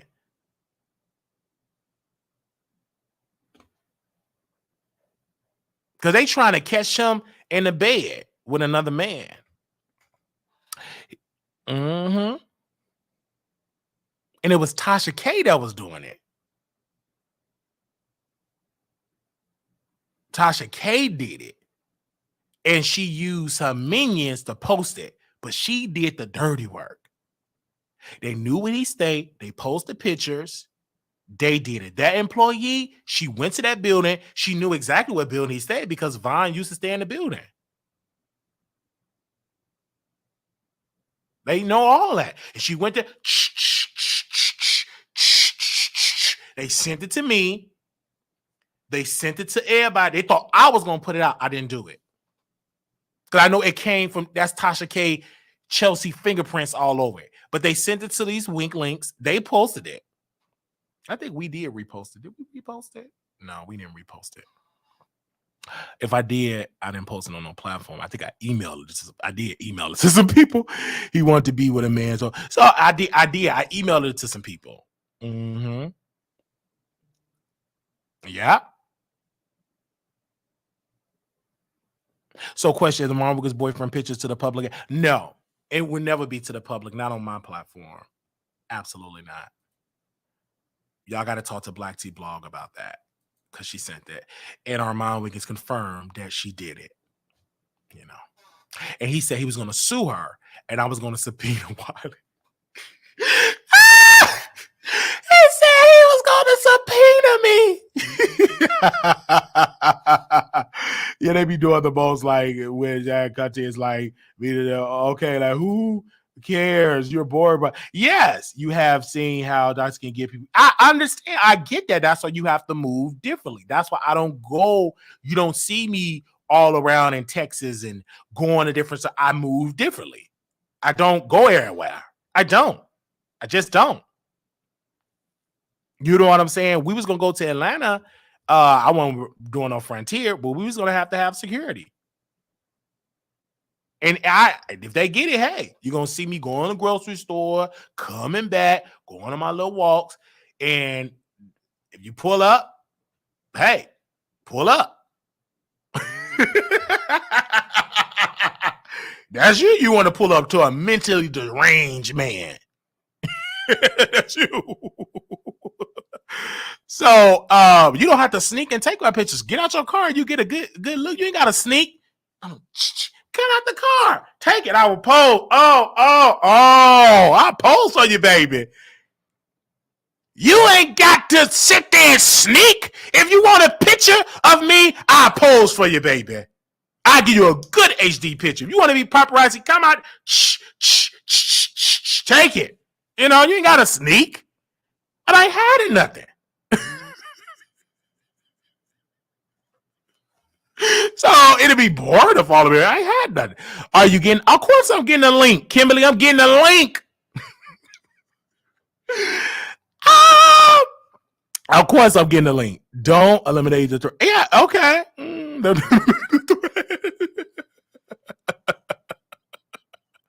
So I got to go to this private dealer because I got to go to this private dealer. So I'll be getting with the private dealer my beautiful Glock. I think it was a Glock. Aaliyah TV, you in here? Was that a Glock? So I'm getting a nice, beautiful, pretty lock. I probably want a purple one or a pink one, but I probably will get the black. I love black. A black Glock. Is Aaliyah TV in here? Is Nate in here? Is Nate in here? Is Nate in here? Is it a Glock? What was he popping on at the range? Was that a Glock? Question is what was we holding? Was that a Glock? It was a 9mm. Let me write that down. 9mm.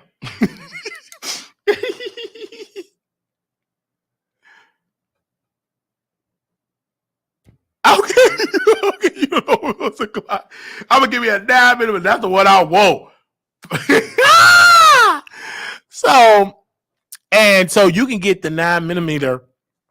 You can get it from a private dealer. Okay, I don't know. Ask.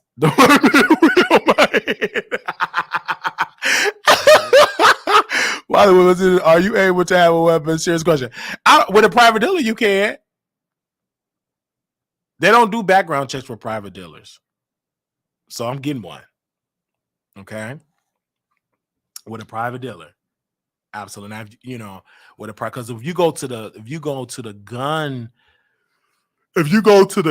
range, they do like a extensive like background check. But if you're a private dealer, you just got the money to give it to you. Yeah, like a private dealer, they give it to you. Mm-hmm. You said answer your question. I don't see your question, honey. I don't see your question. You repeat it again. We can tell it don't matter. So you go to a private dealer, like they're not gonna do no background check with no private dealer. You go there to a private gun dealer, you get the weapon. That's simple. They can't stop you. You know what I'm saying? They do it. This is Texas. And you get your ammunition and everything. And they're not going to take it from you. This is Texas. You're not on any probation. So they ain't going to come and grab it. In Texas, a private person can sell your gun. It's the law. And most gun owners, or most of them, it's a high increase with Black women. A lot of Black women are becoming gun owners. I understand that when you go to a gun shop. I'm not going to buy from a gun shop. A private dealer. It's some good private dealers. One of my buddies, he's a licensed gun owner. He got a good person that I can go to. It ain't gonna be nobody in no alley. I'm not doing that. I'm going to a good one with great reviews that my friend bought some weapons from. There's nothing wrong with it. It's your Second Amendment. Is it Second Amendment right? Did I say it right? Or Fourth Amendment? I think it's your Second Amendment. Okay. So yes. And I'm not going to be bragging about it, putting it all on YouTube.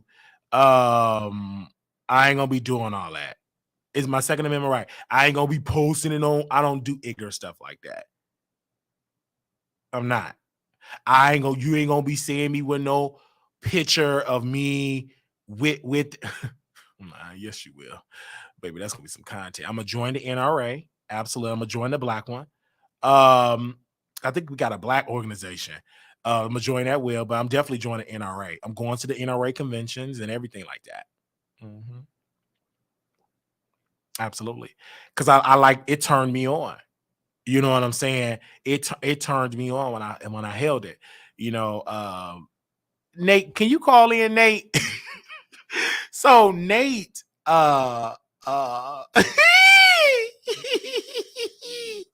so Nate was there. I know you didn't want to make him no content, but Nate was like, "Can you hold my hand? Can you hold me?" I'm like, Nate. And then I want the white man to teach me, because the Black man did teach me how to hold my hand. And like, he literally,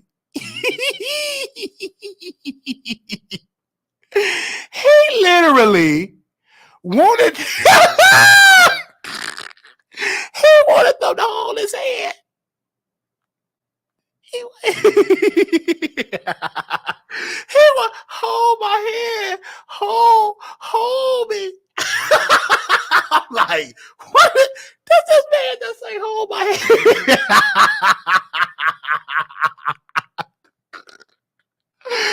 Oh man. He said, hold my hand. Why is it all these people that, hey, hello, hey, Nate. Hello? What did I say?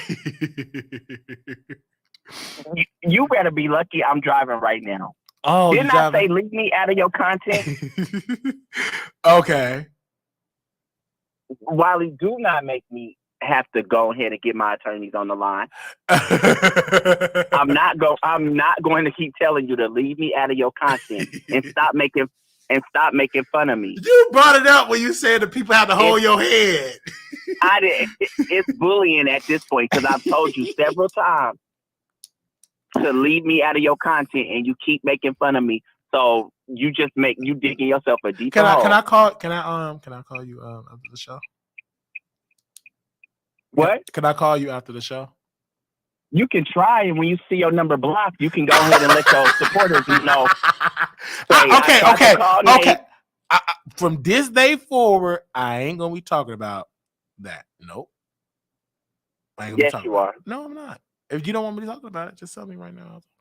I'm gonna talk about it. But I'm driving and listening in. Oh, you driving and listening? You be safe. I'm gonna be in the comments. Do you want me to come to Houston? I don't. Y'all should have came this past weekend. I didn't even do nothing. You didn't do nothing? I thought you went out. No, I called you. The girl I was supposed to go out with out here, she flaked at the last minute, so I was at home. Oh man, I wish I would have came because I know it was lit. Like we gonna hang out and stuff like that. And then I'm gonna reach out to Anthony. We gonna get a section because I gotta get a section. I never done a section before. You're probably blocked from Houston. I'm not blocked from Houston. These girls they want money. That's true. They ain't you and Aaliyah need to come out here. Okay, yeah, I'm gonna talk with Aaliyah. We gonna take a drive there and come out there. Oh yeah, and I talked to my baby mama and told her that I'll be out there in June. Oh, you coming out here in June? Yeah. Okay. All right, I'll be here. Yeah. And Theo will be here too. I don't know who that is. Well, you seen his body parts, child. I did. That was unsolicited photo, and that will actually go into my lawsuit against you as well. Wait a minute! Hold up! How I'm getting a lawsuit? I didn't see no picture of my chest meat and my sausages. I didn't see you didn't. You didn't, but because of your bullying and harassing me and putting me and my business online, Theo somehow got a way to contact me and send me unsolicited photos. No, you took a picture with his sister and he flooded. I didn't even know he knew I don't know your Facebook. You know what I'm saying? I don't know exactly. I don't know your Facebook. So he did that. Wow.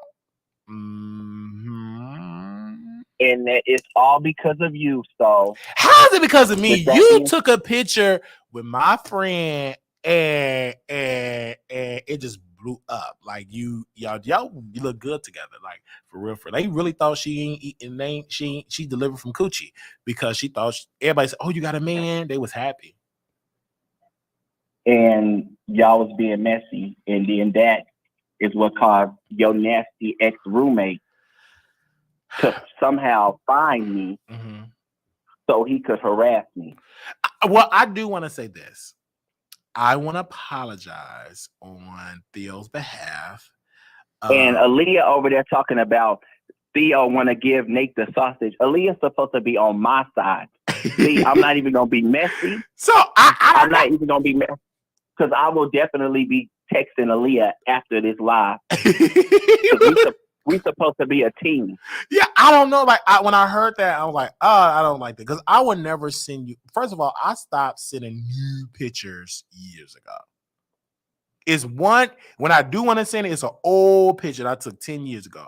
I don't really send new pictures because I just don't. Like it's stupid for me. Like if you want to see it, let's see it in person. Like why do you need my pictures? Right? I'm an in-person dude. So you know what I'm saying? No, I'm not in person. Like we didn't sleep together. We didn't do any of those things. I was drunk.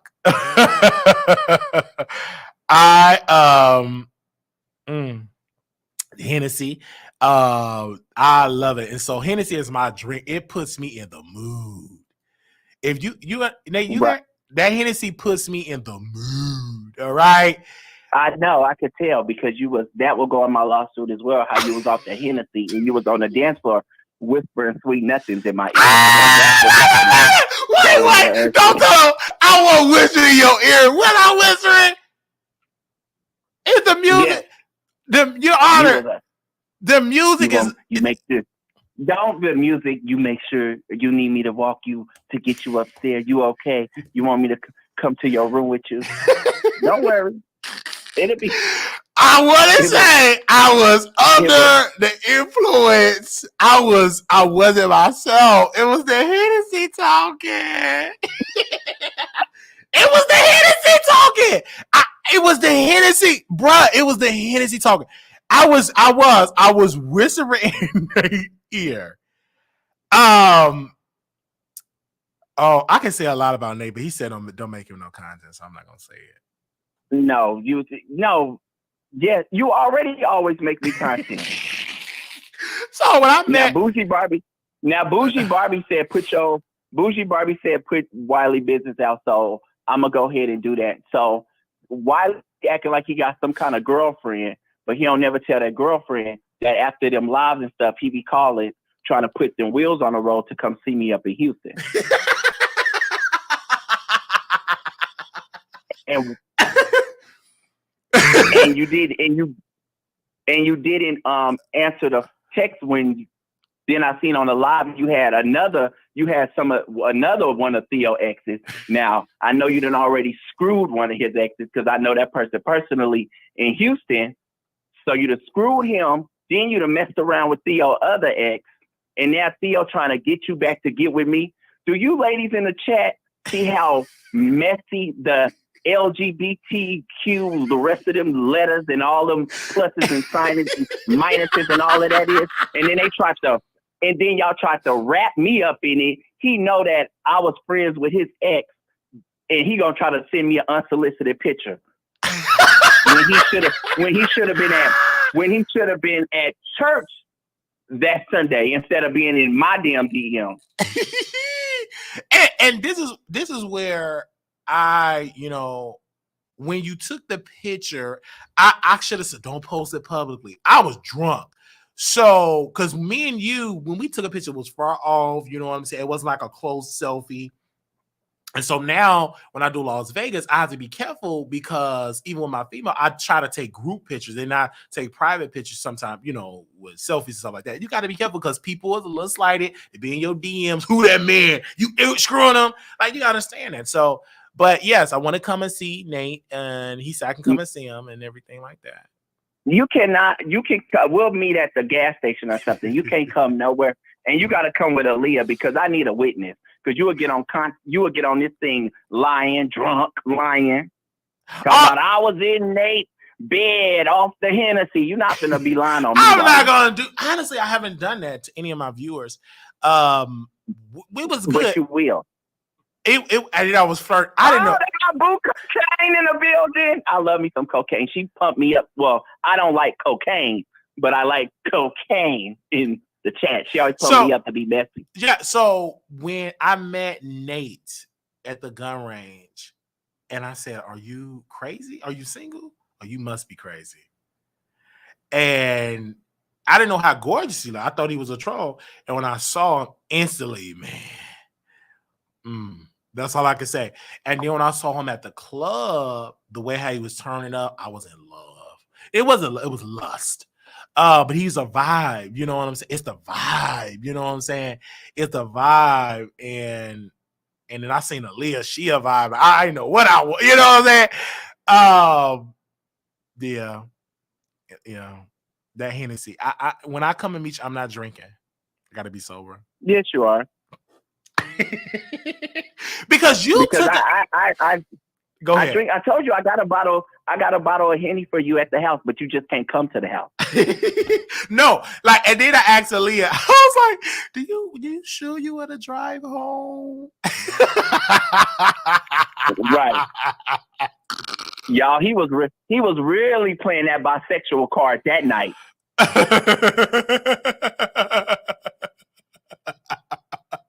He didn't know if he wanted me, Aaliyah, both of us together, one in the morning, one at night. Wiley ain't know which way to go out, man. My heart was all through the roof. Cause her teeth and body was just bodying, and Nate just his person, looks and person relative was just everything. It's a vibe, and truly a vibe. Yeah. This is a vibe. Like I like hanging around y'all. It was cool. We had a good time. We was with for hours. Like we went to two restaurant. We went to a restaurant and then we went to 2 clubs. And it was fun. It was really, really, really fun being with you. So can't wait to see you again. Yeah, I can't wait either. But make sure you bring Aaliyah with you. Of course, I'm gonna bring Aaliyah and I'm gonna bring my other friend. I'm gonna bring her because she'll come, because we driving, so she'll come and everything. Who is your other friend? The one that you say your baby mama. Oh yeah, my baby mama. She said when I told her I'm gonna be out there in June, she was like, "You can stay with me." I said, "Oh." Mm-hmm. Yeah, she got a nice place. She got a nice place. But y'all need to come to Houston. Yeah. I'm gonna come. I'm definitely gonna come. Paul, we coming, right? Don't bring Paul. So it was fun. It was really, really fun. Like that Hennessy is my drink. Like put that. It gets me. I told you I was a ball of fun, but you ain't believe me. You thought I was a troll. Yeah, I thought you was a troll. And he showed up. He was the first one showed up. Aaliyah was a diva, and I love her, man. Aaliyah the diva, late, yeah, because we sat in on her class. It was fun, man, being around you. Like you are a vibe. You know what I'm saying? I didn't know I was whispering your ear. That's debatable. I don't remember. You knew what you were doing because you do the same thing. I had to get you together on Members Live last week. Really? What did I do on Members Live? I'm sorry. When you be trying to play and lie and then all of them people was calling your phone and you was finna get worked out then by that trainer and then you didn't go live that night. Why? And then you be calling my phone. Why you ain't got nobody? Why? Because of Negroes like you. Why me? You for the street. Why you for the street? No, Mr. You are Nate. for the street. Oh no, Mr. Nate. I don't think so. You really believe that? Wiley, yes. I don't believe it. Wiley. Uh-huh. You for the streets. Oh, you believe that I'm from the streets? You for the streets. Okay, I'm from the streets. Anybody who want a piece can get a piece. Well, I don't know if I'm from the streets. You know what I'm saying? I can't really, Mr. Nate. I can't really talk about that, about me being from the streets. I highly doubt it that I'm from the streets. What you mean you can't talk? You can talk about everybody else, but you can't talk about you. I talk about me. I'm not. You think I'm from the streets? You almost within this whole year. We only in what? We in May of this year. You done had a pregnancy scare. You tried to get with 2 of your subscribers. You were trying to get with another one of Theo X's again. You was like, we only in May. We ain't even hit hot girl. We ain't even hit hot girl summer yet. And you done already just been around the world and yeah. Well, I will tell you this. Me and Theo's ex, we did not sleep together. He came on the show. He left immediately after the episode because he and I were talking and he had to come and grab some things and we were talking about YouTube and he wanted to get into dancing. I was giving him some of my connect. It was a great interview. It was a great collab. It was. He was thoroughly entertaining. I could see why y'all messed around. I could see why y'all snuck around and messed around back in the day. Was he as entertaining in the bedroom as he was while y'all was together? Did the same sparks fly? Yeah, it did. But we're friends. That's my brother. You know what I'm saying? That's my brother. That's my brother. That's my brother. He's a vibe, and it's fun. Like it's super fun. He's a turn up. Like he like to go out. I'm not like I'm a homebody person, so he don't like just being in the house. He got to go. He got to go to the club. He got to go to. I could be in the home watching. So you a homebody. I've never been a top club person. I go out if I go out, but I don't care. Like I can miss First Fridays. I never went to any Juneteenth events in Dallas. I don't care nothing about that stuff. Well, that's because you kicked out of Dallas. Your mouth run Your mouth runs so much you can't even go nowhere. I don't want to go anywhere though. That's the thing. You should. I don't want to. It's you fun when you go out. I don't necessarily. Unfortunately, I don't. It ain't funny. Like when I go to Chicago, you don't see me going to no Chicago clubs. I'm spending time with family, to with my boo, or whatever. So we don't go with wifey. I don't do that. I'm not. I am an introvert, if that makes sense. I do my show, but in my personal life, I'm an introvert. I'm to myself, reading my books. You are an intro whore. An intro whore? You like people to enter your home so you can enter their home. That's an intro whore. Really? Mm-hmm.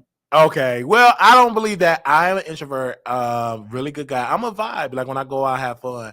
I don't go every time because again, I'm a public figure. You know what I'm saying? I go out when I want to go out. I don't care about going out. But you're a band perfect public figure. Okay, I'm a band public figure. Don't care because the band only work. It only work when people want to go out. But if you ain't going out, who cares, you man? Who cares? Like that don't touch me. I go out in Houston, you know, I could just be in that crib, listen to music and drink and drink and everything like that. So I'm good with that. Like we drank some in your hotel, it was good. And she was pretty much giving me all the drinks. You rather stay at home because you want to drink and then, you don't have to do all of that. You're like, well, we already here. Let's just lay in the bed together. I know your kind. Come on, Nate. Really, Mr. Nate? Really? Yes. You're like, oh, well, we already drunk. You already drunk. So let's just stay here. We don't have to go out. Really? That Hennessy get up in your system. That peen gets a knocking through them pants. You should be ready. I wouldn't even. That didn't happen at the club. I was on, Well, yeah. You said what? Yeah. Did you be at the club? I know you was whispering. Up in my ear, or Leah ear. I was asking when I do remember. I whispered in your ear. I asked you, "Are you okay?" That's it. No, you didn't. What did I say? You asked me, was my bread basket okay? Was the bread in my basket rising up? I didn't say that.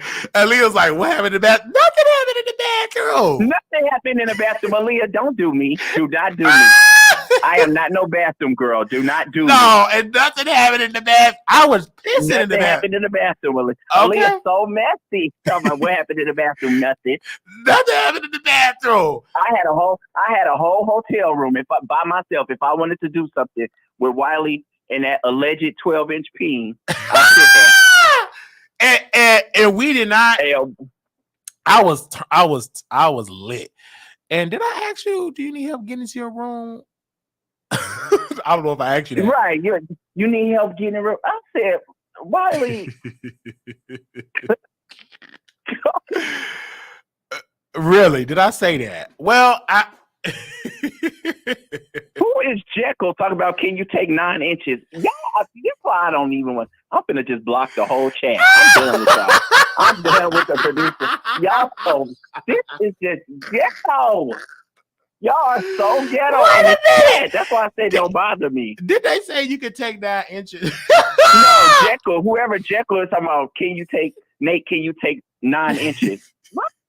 I don't know what Nate is because the reason what made me like you never will like Nate is because he's a private person. I think we are total opposite. You know, I'm semi. He like private. He like private parts. You mean? Oh, okay. He is a private person, educated. He's about his business, and I just fell for him. You know what I'm saying? He's just a vibe. You know what I'm saying? It's a vibe. So, but he wasn't trying to. Like, I did every player move I could think of.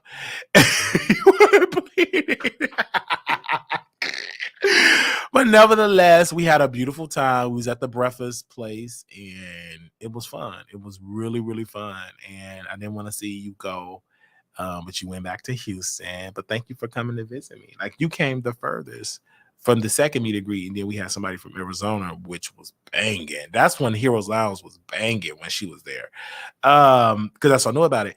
But Suelis was dope, so we definitely got to get you back in Dallas and stuff like that. And you could definitely stay at the hotel. Yeah, I'll be back. I'll be back in June. Okay, so we can definitely hang out. I'll be with my baby mama that I snatched from you. I love my friend. I love her. She's cool. And she is. She's a very cool person, intelligent, educated. She's about her business. She's a beautiful chocolate Black woman. She'll be a perfect Mrs. Wiley. She is. She's beautiful, intelligent, smart. I love nothing her. like her. Nothing like her whorish brother.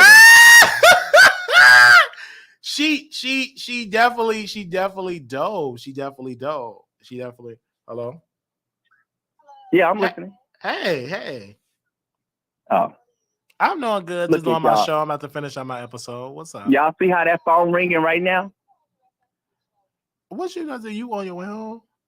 She didn't know why, Aaliyah. She didn't know Wiley liked her, but she sure knew after I told her. I'll tell everybody business. Oh no, I had you a joke because I thought we was gonna work out in the morning.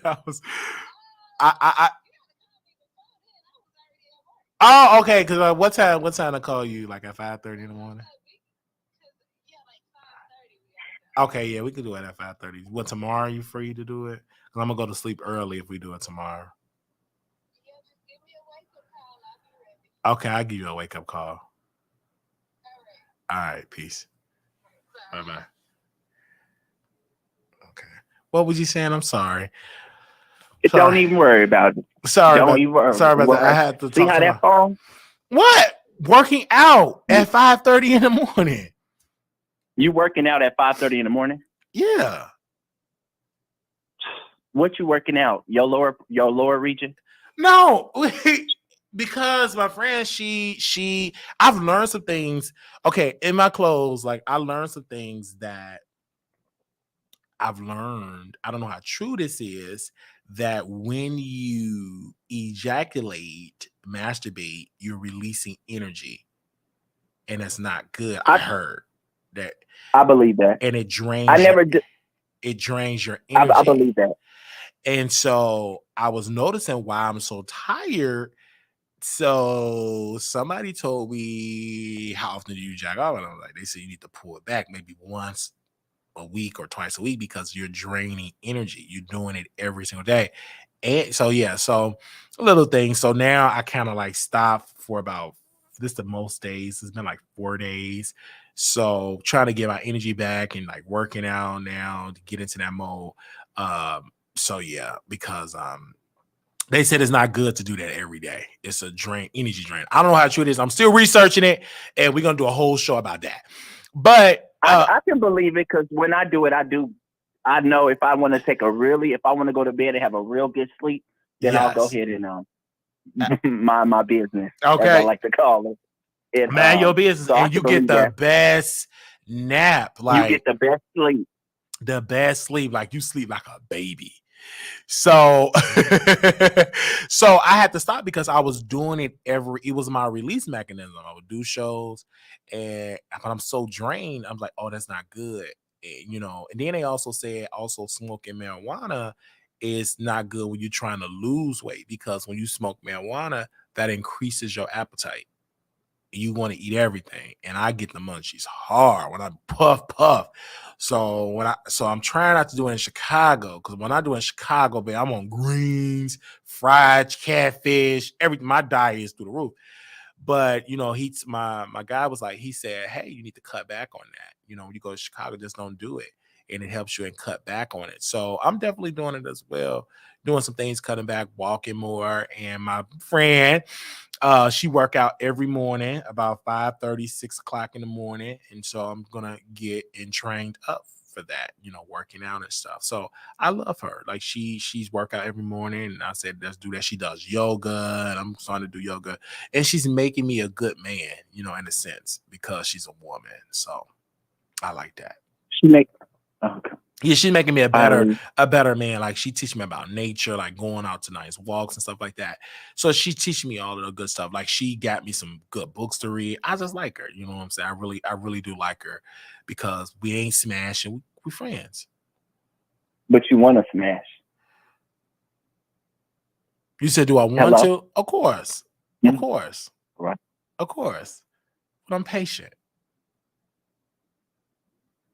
Wiley. Okay. I'm patient. What? Most guys have female friends is because the female put that guy in a friend zone. If they good looking, you just wait on a little crack for your chance.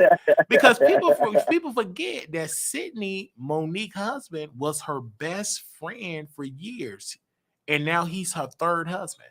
A lot of people forget that. Yeah. So, you know what I'm saying? A lot of people forget that. So, you know, it is what it is. And people are saying, oh, Wiley is greedy. He's greedy. That's the same thing that happened with Portia's husband now, Simon's whatever. I don't know how to explain it, but the wife, his ex-wife, the girl Fallon, her baby daddy now was just that they quote unquote friend. And he said that she was messing around with him. And he said, oh, no. She was like, oh, no, I'm not. And then next thing you know, now they have a baby together. So, yeah, them friends be waiting around in the bushes. Wow, in the bushes, you know what I'm saying? Denova said, that's true. My best friend been trying to find that crack for 20 years. Yeah, you have, and you're gorgeous. You know what I'm saying? Because Denova Queen, we met, and I thought, is this a crack? She's like, we friends. And I was like, okay. But in the back of my head, when is crack going to happen? And maybe you'll consider, maybe a crack will happen. Maybe it will never happen. But you know what I'm saying? But you know, and that female, she know that if I want to give him something, he going to do it. You know what I'm saying? Right.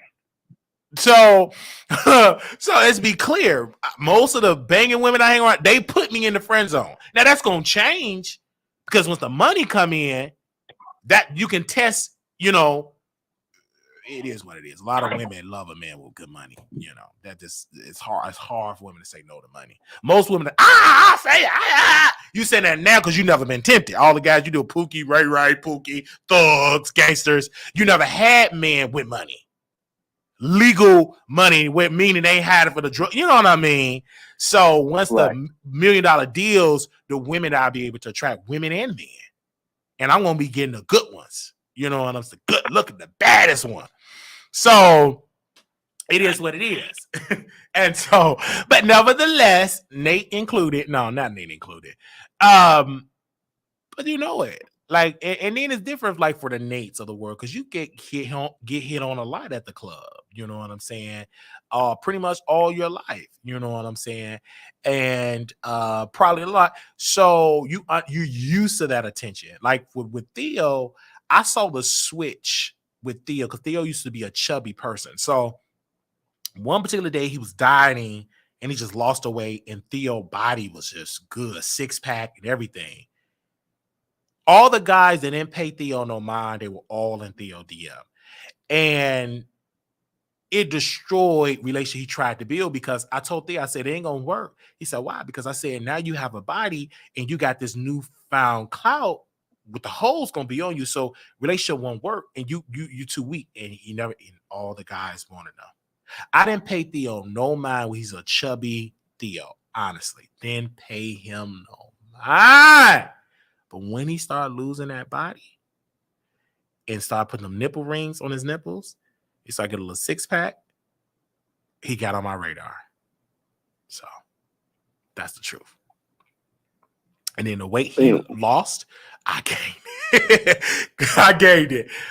Thank the Lord I gained it, because it was a time where the doctor was saying, listen, Brother Wiley, you need to eat.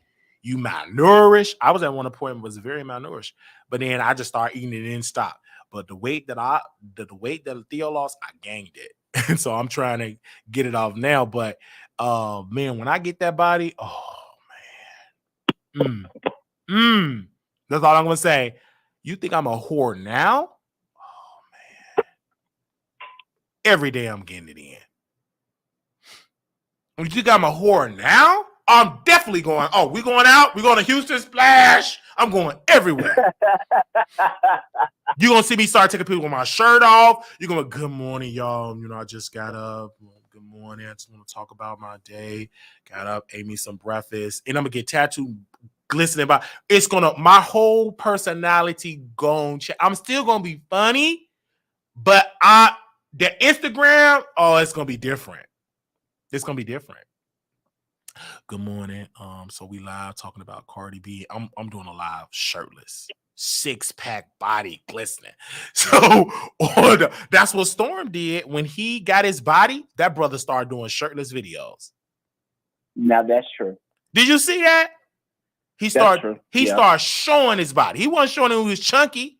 When he lost that weight, he started showing that peen, them booty cheeks, and that chest, and that 6-pack. Yeah. So he did it. And so when I get it, it's going to be, I'm going to be so outrageous with it. Oh, man. OnlyFans, my fans, MySpace. I'm going to be getting it in. I'm going to be in the club a whore.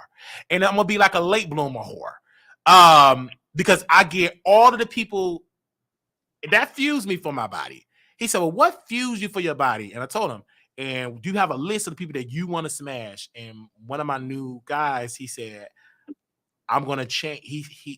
I can't say the word, but he said, my P word level went up once I got this. When I was this size, none of the females paid me no mind. The woman that I wanted. Once I got to this, I get all the women that I dream and jerking off to. I get them now. So he told me that. And he said that what kind of like gave me the energy and everything. So that's what gave me the fuel for it. So once he told me that, I'm really that way, man. Like I'm really, really that way because I want that attention. It's a drug and I want it. I want people to lust after me. That's a type of drug. If you got it, you don't know about it because you're used to it. But when you're not used to it, oh man, that's a drug. When you go into a club and people is over you, what up, Wiley? Hey, Wiley Show. I was watching your video. What you doing? You want to date? Okay.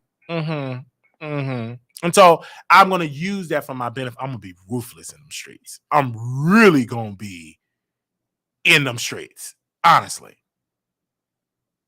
So Nate here, you see how he's so silent? Because he knows the truth in the community. You already know Nate. If you come in there with a big peen and a body and you tall, they're going to forget about the eye, the body, the peen. You already know that. You in the community. Right. When I catfish people, I always use somebody else's face. Everything else I show, because at that time I was slimmer. So my body picture, my peen picture, that's all me. My cricket leg. When you took the peen picture, that's all my body part. Only thing that wasn't me was my face. But soon they came to the door and they seen the body, they seen the peen. 100% success rate. Because when I had my regular profile with my face, no hits. So I said, fuck this. I'm going to use somebody else's identity. I use some of my straight brothers. That straight use their identities. I never use my cousin because he's known in Dallas. I always use people that wasn't really known in Dallas. I knew who to use. I can't use this other person's name. I'm going to use his name. I got a lot of dates off him. And so I did it. So, poof, I got it in.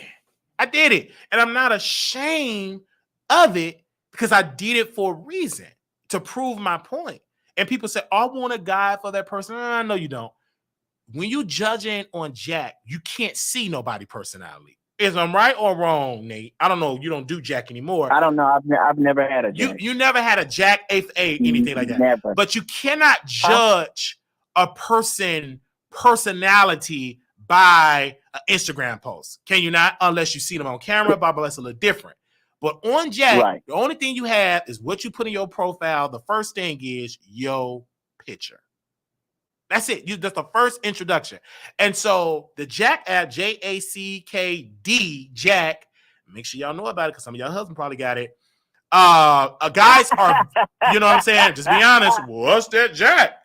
You check that man's phone. You see a Jackd or a Grinder or A for A. Your husband is on the side. He's a bottom or a top, one or the other. Y'all need to have a talk. And so they're visual, and I knew it, and it worked. All the guys that I wish I had all the guys that I catfish and just interview them in a docuseries. They would never admit it because they're ashamed. Like, oh my gosh, some of them are embarrassed. Anyway, they ain't gonna be embarrassed once I get clout. And then oh Wiley, you remember we slept together? Can we do it again? Can you put me on your show? It's a little different now when you get clout.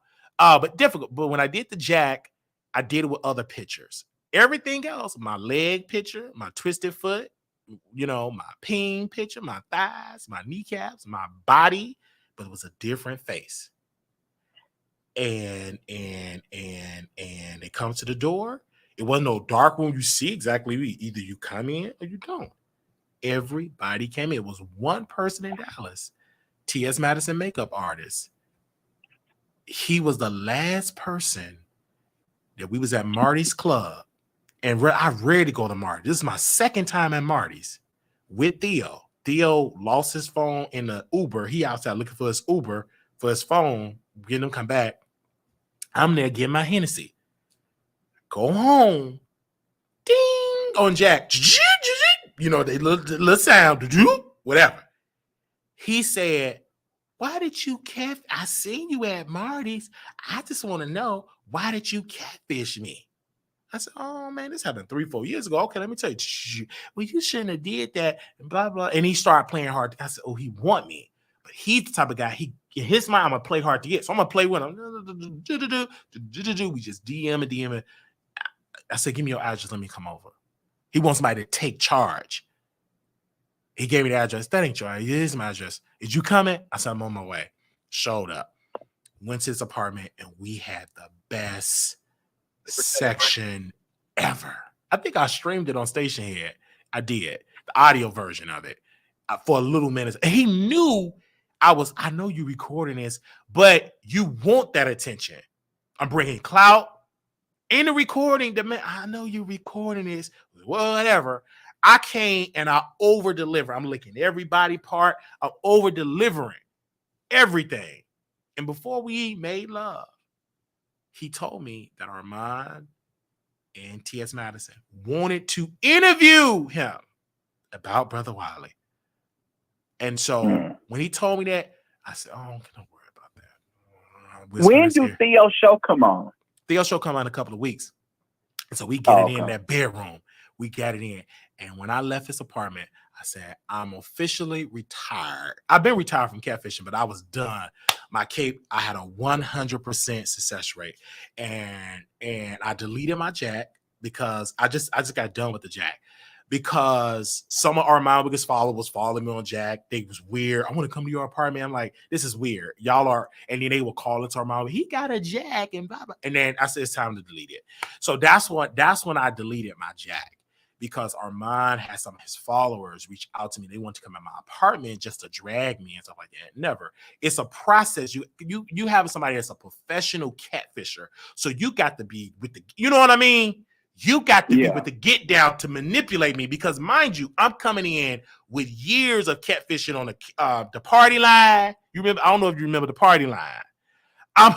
I didn't catfish use women identity, like women voices. Remember, it wasn't. I used to know how to disguise my voice as a woman to attract people in my home. At that time, I was in 8th grade, bringing in grown men.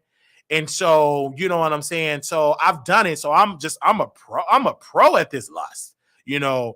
And so I was pulling grown men, grown man. They asked me, what grade you in? 8th grade. And I did what I did. At that time, I wasn't experienced, but I was pulling grown men. They would come to my grandma's house. We did some things in that thing. So technically I was, violated. It was that. If you look at it, I didn't know it. It took me years to know it, but because they kept asking me, what grade you in? 8th grade. I was in 8th grade, 7th, 8th grade.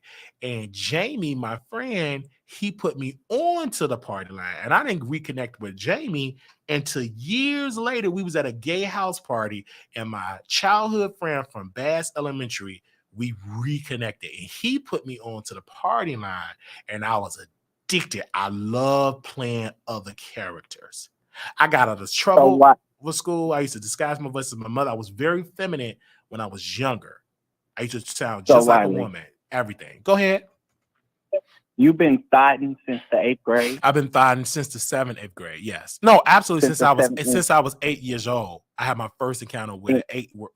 And you are now 63 years old, and you're not tired yet? I'm 32 years old. I don't know what, I'm 32 years. When I first had my first encounter, my friend and I, we were both 8 years old, and we were watching Toy Story.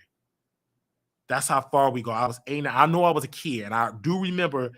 It may be 8 or maybe a little bit. We were kids, and he went down on me, and I just knew that it felt good. We both were 8 years old, and we used to just mess around. It was all we knew that what we were doing was wrong because it was secret. When we played Casa Robbers, we would kiss in the alley and all that. And now this person is a strong gang member. He a thug. He got kids. He's a thug gang banger, but he's on the DL.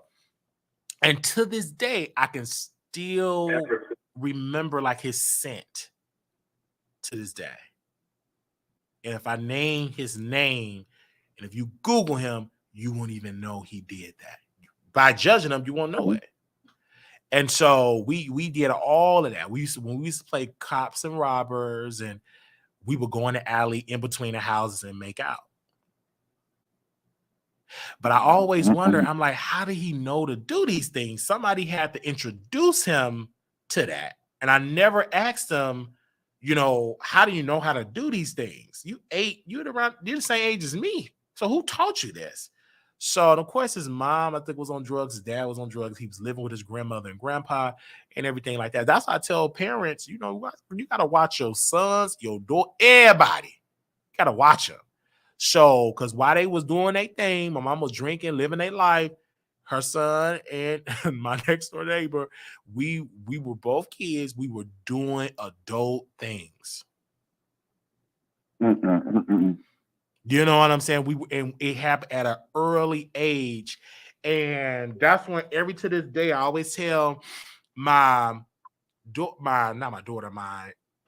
sister to be careful letting your girls go to people's houses. Right. Be careful around your girls with your own family members, because most assaults happen with people that they know. Oh, yeah. Most of that is with people that so you have to watch, like your uncles, like unless you a father, you change the diaper, right? But I don't think that unless you are a guardian, because sometimes you have no choice, right? You the only parent, you a man, so you have to change everybody's diapers. You understand what I'm trying to say? Like, you have to do this. But I don't think that you should let your homeboy change your little girl diaper or take your little girl to the restroom. You understand what I'm saying? You get what I'm saying? Right then and there. So you got to be careful. You have to be careful. Like, even when I have my nieces, my baby, my niece is getting older, so I don't put her on my knee or in between my legs. I don't do that. And I was trained by my pastor. He said, don't do that. He used to train us, like, don't play with these little girls, put them on your knee in between your legs. He said, don't do it. He definitely said it. So he said, be careful. So to this day, I don't. I talk to my nieces and everything like that. You have to be careful, because you know what I'm saying? You have to. And even when I tell my nieces, I tell their mother, I said, don't allow your girls to just jump in every man's lap. Right, because even when we like me and my brothers and sisters, we don't even got no pictures with Santa Claus.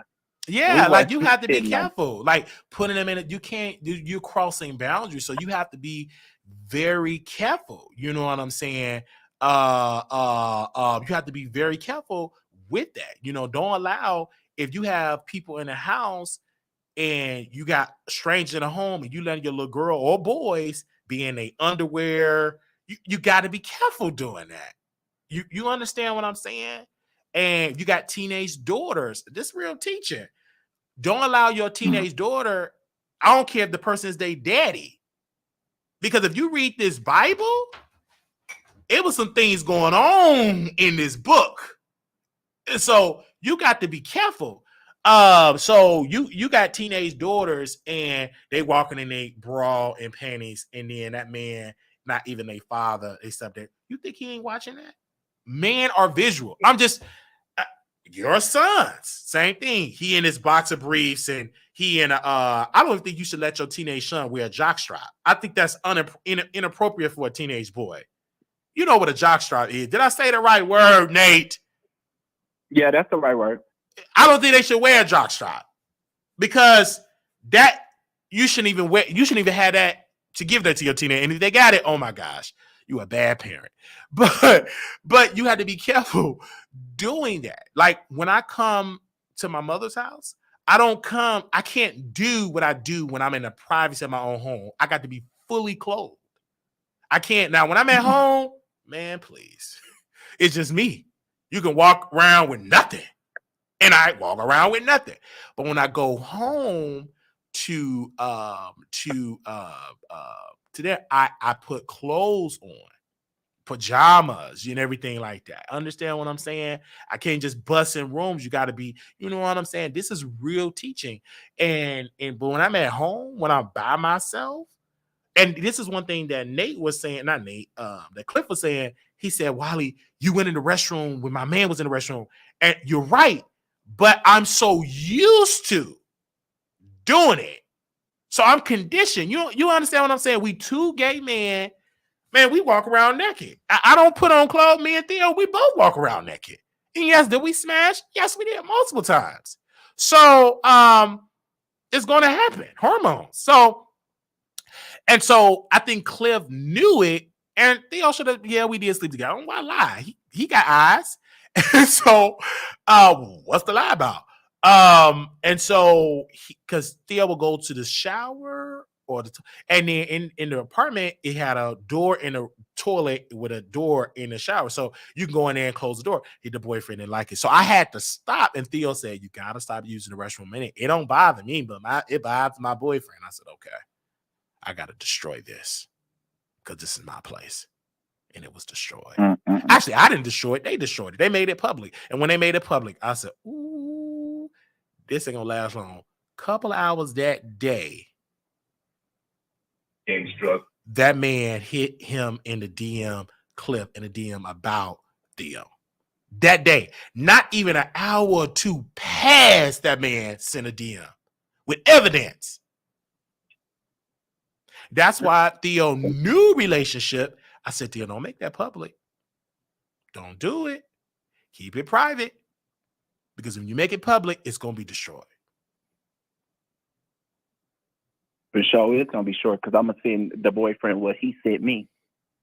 Yeah, and people are going to send it. So I tell them that all the time. It ain't going to work. Like for me, I don't send news. So if I get in a relationship, I can't flirt. And if I do flirt, it was be entertainment purpose only. But I have to cut that out too because it's disrespectful to my partner. But right now I'm single. But if I'm in a relationship, I will have to move differently because it's not about me. I'm attached to whomever, with you or whomever I date, right? It's different when I'm in a relationship. I'm in a relationship. This is my boo thing. So I have to move around different. I'm no longer single. So I have to think about him or her. So I can't be doing this because it's disrespectful not only to myself, but it's disrespectful to my partner. You know what I'm saying? To whomever this partner may be. It's disrespectful because you, especially if it's public, then they got to deal with the harassment and they DMs and blah, blah, blah, because you're trying to be a thought, but then you're trying to be a housewife or a house husband, whatever how you want to put it. So you got to understand, if you want to do a relationship, it comes with it. You can no longer act like you're single if you're in a relationship. It ain't gonna work. Right. You got to move differently. Like if I go out, I know I can't be drinking all that and flirting with Nique. I can't do that. That's disrespectful to my partner. So, I'm not ready for a relationship yet. I thought I was, but I ain't ready for it yet. Eventually, one day I'll be ready for it. Like when my female friend, I'll be ready for it. I like her in a sense of that she is. See, women is different. How can I word it? See, women are lick on a lottie pad and peen. Women can be a lesbian for 10 years, and on that 10 or 11 year, I'm on some peen and get pregnant. Women would do it. Yeah. And be welcome back to the heterosexual community. But if a man lick on another man, they will never receive you back in the community. Right. Because of society, a lot of, you know what I'm saying? They haven't made it sexy for that yet. They gave a pre-approval to women to do it, but they don't give a pre-approval to men to do it. Unless you got a lot of money. Unless you got a lot of money. You know what I'm saying? But a lot, because Diddy does, but Diddy stay with a girlfriend. A lot of time, but then technically you still a man. So women, I'm okay with it. I'm okay with that. If you really honest and you bring it to that woman, you're gonna be good because you honest. You're gonna find somebody that is gonna come to your honesty. Because it's a lot of women out here. But if you hide it, it's going to be difficult. See, I'm honest with it. So it ain't no tea. Oh, Wiley deal with men. Ain't no tea. I tell it. And I tell the women that I deal with because I do a show and everything like that. And she's okay with it. She's perfect with it. She's fine with it. Only thing is, she said, I ain't gonna get into that. She said she ain't gonna teach me how to lick the lottie pad. She said, you better learn. Anyway, I'm doing it. Anyway, if I do it, I'm not gonna do it. I will only do that for my wife or girlfriend. Like we in a committed relationship, which is dumb. I'm doing, but man, I done licked the lap and blah, blah, blah. But women, I got a relationship with stupid, but that's my whole mindset. But yeah, so that's just the key on that. So I'm honest with it. So that's why I'm able to that's why I'm able to have a conversation and don't have a problem with having dated females because I'm honest. I can find, because like I said, it's a lot of more women out here than men. Women outnumber, I believe, statistically, if that's true, men. So you will find a woman that will understand and that will agree with your lifestyle. Not every woman, but a lot of, and some women will do it, but they ain't gonna come out and say, I do that. Because they don't want to get dragged by their homegirls. They're gonna call them stupid, blah, blah, blah. Most women, a lot of women, sleep with down low men. Know they down low. Know they in the closet. They don't give a damn. Because of their insecurity, I don't want to be single, blah, blah, blah. I can change her. My coochie is a good coochie. I'm going to make them straight. I got that straight coochie. You know what I mean? So, but, they do it. Like, why has women got so many cases of HIV and they deal with a lot of men that play both sides. They know it. They deal with it. They ain't dumb unless they just dumb. But some of these women got an inkling that they men are dealing with other men. Either A, they don't question them. B, they don't want to sacrifice that financial security that man is offering. Or C, you just don't want to be alone. You just don't give a fuck. But it's a small percentage of women that don't know. They get blindsided. And then once they be aware of the tea, then they start looking at the warning signs of what they notice, but they blind to it. Once they get educated on it, then it goes like, this warning sign. That's why I tell women all the time, you need to research that and understand it and listen to women that dealt with down low men. One of my favorite movies I tell people should watch is called Cover, Cover. Make sure y'all go and watch that movie. Because that movie is not that publicized. You can't even get that movie on Netflix. You have to get that, I think, on DVD. And it's called Cover, Cover. I don't know if you've seen it, Nate. You probably didn't see it. I haven't seen it. Of course you didn't. Because you ain't with me. You was me, you would have saw it. But it was Cover. I'm a movie head. And in that movie, it was a piece in that movie, and Nate knows this, about eye contact. Oh yeah. That is a powerful tool. It is a unspoken language. Me and you can be in a room. I could be dating your sister, and you can tell. Well, he gay. You could tell the energy. Whether I'm right or wrong. We ain't spoke a word. We didn't say, "Hey, you right." You sense the energy, and it's like a feeling. They call it gaydar. It is an energy. Yeah. And I'm never the type to try to be like, oh, I think everybody gay or whatever. No. But I will say, ladies, and I'm for sure, and I know this for sure. If you hang around a dude or your dude or whatever, and you got a gay homeboy or something, and he don't want to be around, get that F word. I don't want to be them. Be the ones, because I'm telling y'all, it is a energy that you can feel as a gay man or bisexual, or you can tell who there is really a such thing as a gaydar. And dudes that really play around don't want to be around nobody because they know we can sense it. I've had it happen several times. You can sense where I was it. like, yeah, you can sense it. Because me and what's her name is friends. The person I brought on, y'all talk about his internet connection. But Don is a cool cat. He ain't, don't bring that. He's very comfortable in being a straight man. He's secure in being straight. You understand what I'm saying? He ain't, no, I can't, you an F word. No, he ain't like that. He's secure in that. And we connect so well and work so well together because I'm secure in my identity. He's secure. I ain't crossing no boundaries. He ain't crossing no boundaries because I'm not ignorant, right? Because it's a narrative. They say every gay man want every man. That's a lie. We know our boundaries. You know what I'm saying? So and we have standards too. And we have standards too. Absolutely. So, but you sense the energy. You sense it, and a lot of women are so desperate because you got a lot of desperate women just want a man. They don't see the one. That's a major warning sign when a man is saying, I don't want that F word around me. I don't want that S word around me. And if you pick them, then you are just as dangerous as he is. You are not an ally. Yeah. You're just, you know what I'm saying? She ain't no good friend. Because a good friend of wisdom, okay, let me sit down. Why do you feel that way? Right. What's going on? Some of you want to tell me?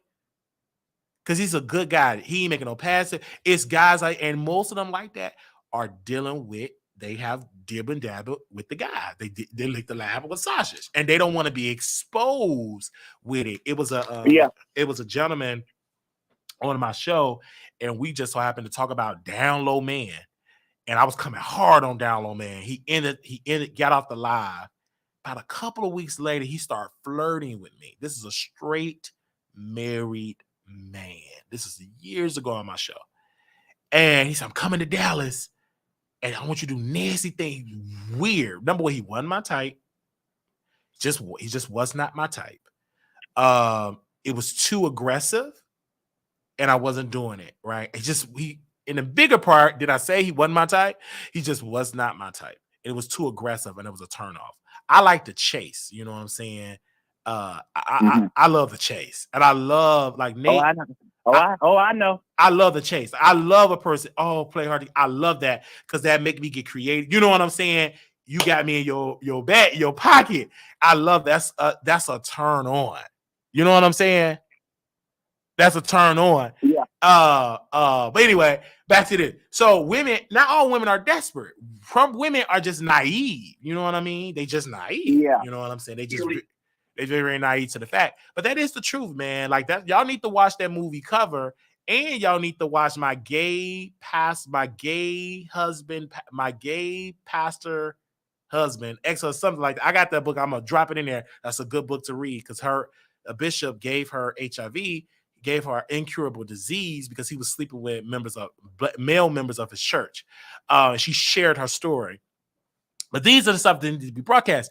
But yeah, man, it's like a language. Like you could be in a club, you can sense it. It's there. No matter how they try to hide it, it can take in a middle second. You get that eye contact, you can sense it. It ain't no 3, 5 minutes, 10 minutes. It don't take that. It could take a minute, like a second or two. You can sense that energy. You can sense it.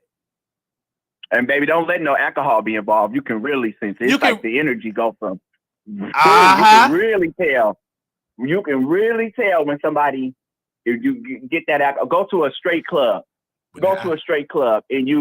and everybody in there drunk. Oh, you gonna really see who, because them eyes get to roaming and getting that Hennessy get to talking to them. That Hennessy get to talk. Like it talk to Wiley. Talk to Wiley, then they're gonna be coming. Hey man, let me get your number.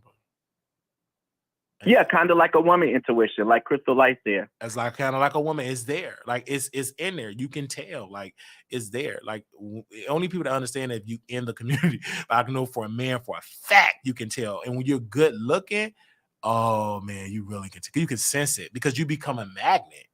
You know what I'm saying? A lot of good looking guys that I've interviewed, a lot of them are sad. They're not as happy as I thought they would because a lot of people just want them for sex. Yes, but I feel like they do that to themselves. Mm-hmm. Because the public persona, how they present themselves to the public. Yes. Yeah, like you know, like we were talking in Dallas, like the YouTubers or the whatever who get online and have their shirt off, or they good looking, or they like sell sex, you know, like, but they do like that, and then they always be the unhappiest people because it's like, well, all you have to offer is, you know, if you look good. I know everybody in here look good, so I know y'all done talk to a good looking person with no personality before. It's like, oh my God, I'm so bored, and a lot of them know that they don't have nothing to offer but they looks. That's why they lead with their looks first, and they still get cheated on. They still get cheated on. They're boring. I've interviewed a lot of great guys. I didn't give a damn about their personality. They just look good. Oh, I know you, and you be saying that to their face. Well, I interviewed you because you look good. I said, Wiley, I did. It's the truth. What I'm a lie on, you look good. You know, I'm gonna stroke the ego, and a lot of them have. I've hardly ever ran into a guy on my show that was attractive with an awesome personality. I've had interviewed a couple, but most of the interview they had dry personalities. You know, very dry, like Jason Lee X. Like, you know, I interviewed him. I didn't even know anything about no Jason Lee, to be honest. He was attractive. No, like the one people you interviewed, I don't know if you watch it, but the one that you interviewed a while ago with the boyfriend that came in a little bit later. Oh my God, it was like watching paint dry. Yeah, Melvin and his boyfriend. Yeah, that's so cool with them today. And I like him. I just like I like him. I like Melvin. I like his boyfriend. I like the swag. You know, I brought them on my platform because they look good. Go ahead. I'm sorry. Right. No, I'm saying they look good, but the interview was boring. Hey, I brought them on the platform and I kept them on there for a while. You should have just told them to just, you know, have sex on the platform. No, it was good eye candy, and it was good looking. I like having good looking people around me. I love interviewing people, but I don't cater to that only. Like, I do that every once in a while. I have other guys that I'm going to interview on my show. They're good looking guys. And also we got the women that's coming on too, because people say you never interviewed no women. And so we got women coming on the show. You interviewed that lady that sings. Yeah, I interviewed the lady that sings, absolutely. And then I interviewed another lady that was a model. So I interviewed women. She good looking. Jess, what was her name? The one that said she slept with Trace. Oh, she wanted to sleep with Trey Songz. She's good looking. We still follow each other on Instagram. So I do interview females. So, you know, we're going to interview more women on the show as well. But yeah, man, I interviewed Melvin and it was dope. I'm going to bring them back on the show. Like, it's going to be I have an idea that I'm running across my desk with them. It's going to be dope, man. It's dope. I love them.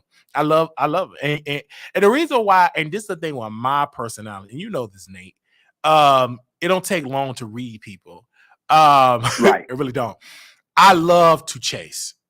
I loved, and I would chase. And Nate, he like, And speaking of Chase, you need to be on Chase in Dallas. I'm never gonna forgive you for having me watch that show. It is boring. It's boring. Is it boring? And I told her they should have. It's not delivering. They got to get somebody that got good TV. Like they really. now that everybody hates you, they need to really get you on there now. Yeah, it will be. Can you imagine the ratings? Right, because I said, "Ooh, this stuff." It started off good, but it just got it got boring. Really? It was more entertaining when I was going back and forth with them. Right? Can you imagine the next season with me, Robert, Kiki? I think that that season will be better than chasing Atlanta, all of the franchise. It would be a better season. It was good. I like Robert. I hate that y'all beefing, but I like him. I don't know none of these people. No, I like him too. I like him too. He used to be an escort, but I like him too. Like, he's escort. You say he an escort? He used to. I think he still do, but he used to do a lot of escorting. Yeah, before he did the nails and stuff like that. Mm-hmm. Yeah, I think the ensemble cast that they have, I think they're good. I just think that their storylines are dry. It's dry. You need. I really like that one guy. The one who do the fashion blog, the one that you be talking about his clothes. Oh, the one that do the fashion blog. Yeah, that last episode, he's saving the show to me. Because although Queasy is very, very fine, he is kind of one of those people where he's fine, but he's boring. I think personally, if I was on that show, baby, that's good TV because you never seen nobody like me in the show, and I'm bringing in fans. You know what I'm saying? Mm-hmm. I'm not nobody, and I live and breathe on YouTube.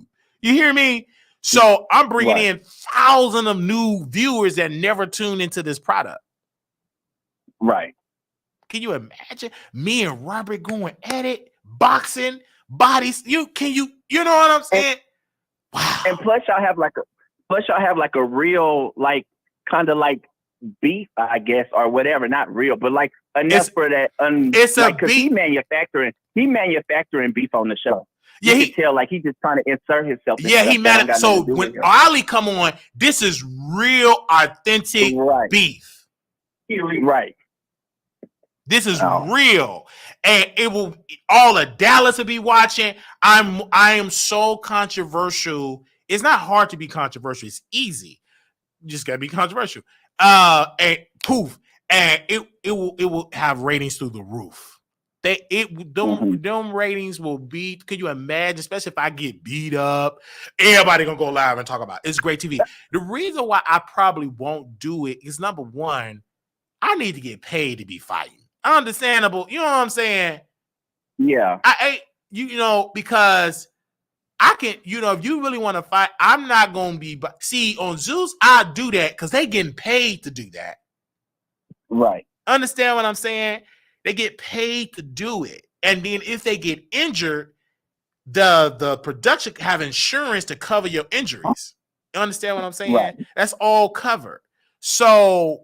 Chasing reality, they don't have it. If I break somebody's arm, that's all me. They can press charges. I can go to jail. You hear what I'm saying? Yeah. So, and they don't have money to, so it's like it won't be worth it because the beef is so real, people are going to get hurt and they don't want to be embarrassed by Wiley.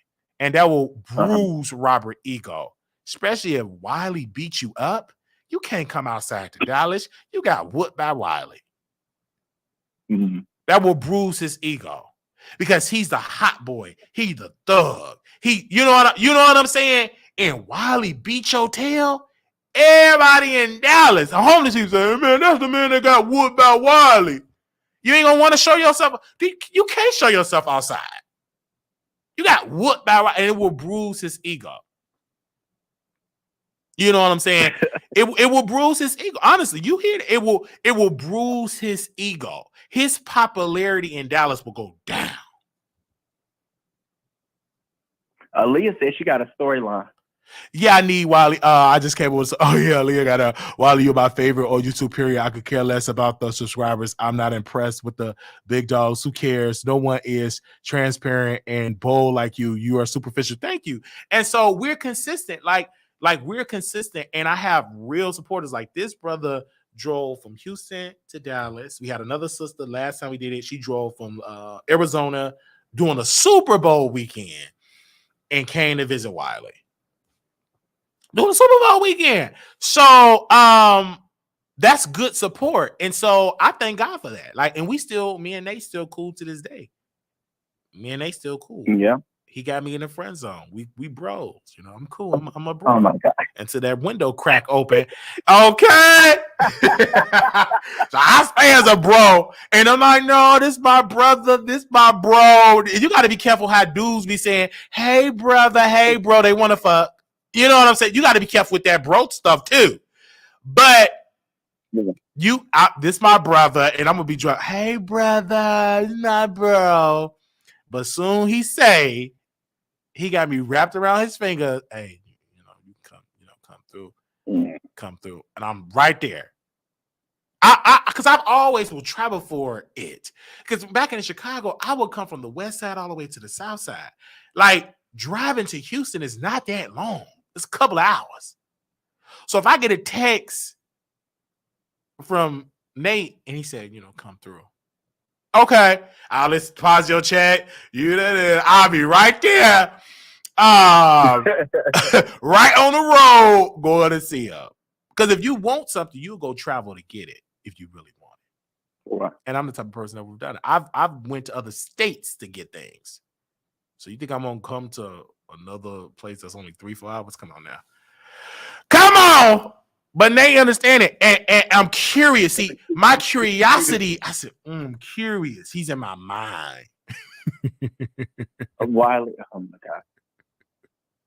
He's in my mind. You understand what I'm saying? Nate knows it. He knows it.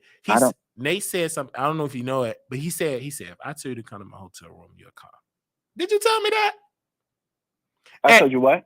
If I tell you to come to my hotel room, you will come. And he gonna be, no, I wouldn't want to do my whole pitch of my voice. No, I wouldn't want to do that. And see, Wiley, you said I don't sleep with my subscribers. Oh yeah. I said, Wiley, if I told you to come to my hotel room right now, you would just, no, I wouldn't. I said, Wiley, cut it out. I don't sleep with my subscribers. And see, this is the thing. I talk a lot of mess behind this microphone. And they bring it and remind me on every time they say, you say you don't sleep with that subscribers. Oh, shit. Okay. And they got another boo thing in Atlanta. You said with your female friend, I ain't calling you. Blah, blah, blah, blah. So it's hard for me to be a player. Public is hard. It's really, really hard. My booty, he won't even call me back into that. I said, call me. Nah, call that female. That did not be passing. I saw your video. I'm like, you know what I'm saying? I'm just doing it for the content. You know what I'm saying? I ain't really, I'm gonna talk to you. I'm the only person. I ain't the only person you talking about. He's feminine and everything, but I like him because he be tagging me on Facebook and all that good stuff. He watching, right? I know it hit him when he tagged me on Facebook. And I just say stuff so he can tag me on Facebook. Why you want to fool me like a lunch? No. Why you gonna boo things? Oh. No. Nate is that's my friend. Aaliyah TV is sweet. Like Leah was like, you want some water, Wiley? Drink some water. She's so adorable. Aaliyah she's sweet and bougie. Sweet and boozy and a freak. Absolutely. She came to the gun range late, but then got mad when her food came out late. Wait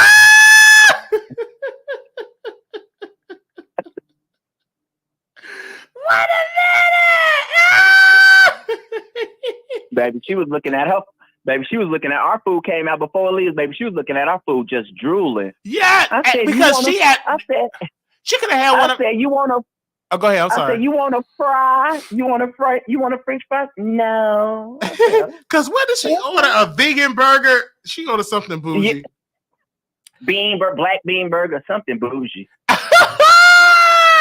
So I said, hey, listen. I can't chicken tenders. I'm a man. So. Yeah. Well, y'all, listen. Oh, I forgot. And speaking of the food place we went to, y'all, Wiley so disrespectful to his subscribers. The waitress came over there and was like, Aaliyah was looking at the menu. They was like, "Hi, are you ready to order?" And Wiley gonna say, "I'm ready." Oh, y'all not ready? I said, "Damn." Wiley said, I said, he's not even gonna wait for us. I said, just let me get some chicken wings or something, because Wiley was ready. I was hungry. Listen, I was home. I didn't eat nothing all day when we went there to that gun. My stomach was growling. I was really hungry. And so I was hungry. I need to eat something then. And I know y'all, well, do y'all have it? I don't ask all them questions because the way how you went, well, how do you hold the gun? Do you hold it this way? Y'all gonna ask a billion questions. I already know what I want. I looked at the menu. Oh, they got chicken tenders. I'm a simple dude. You know what I'm saying? Eventually I will change because somebody will come in my life to upgrade me in a sense, because I'm so simple. Chicken tender, chicken. Eventually, your baby mama, she gonna make me some steak tacos. She will not be, unfortunately, she won't be able to cook for no other man. Some steak tacos or whatever. But I'm just simple. Like, I'm chicken. I'm not like, you know what I'm saying? I'm not too much. I live a very simple life. And so when I come in a lot of money, I'm not gonna like go wild with it, because I don't go wild when I get money and I have to pay my bills, whatever. I'm not wild with money, like, you know what I'm saying? And so, but yeah, I'm a very simple person. Like, I'm not a person. I don't go on my way to rock labels. That's stupid. I don't care. I wear the same shirts. You treat your subscribers bad. You tried to eat with Elza. Then at the gun range, you told us it was $25, came out to $75. Yeah, I'm sorry. My mistake, because I did not ask the person enough questions. I didn't know, because he said 25. But they should have said, okay, the gun, you got to pay for the gun. You got to pay. You understand what I'm saying? So I didn't ask enough questions. So the next time when I do something, I got to ask questions and everything. Thank God I got Blue Skies working with me with the Vegas trip. And she's a organizer to the T.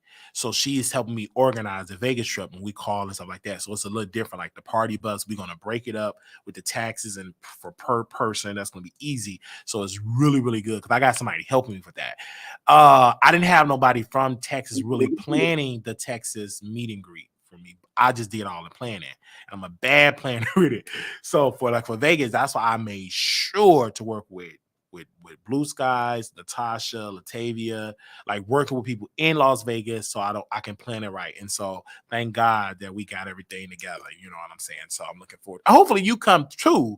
Like, I wish you would come. I'm gonna try to come. You from Vegas? With the flight. So yeah. No, I'm gonna try to come to Vegas. Because I keep looking I got it on my radar to look at the flights to see. Yeah, because either for me, I'm not taking a Greyhound. I don't think you can take the train to Las Vegas. I think you can. I would love to take. I'm a check and see, because I'm a train person.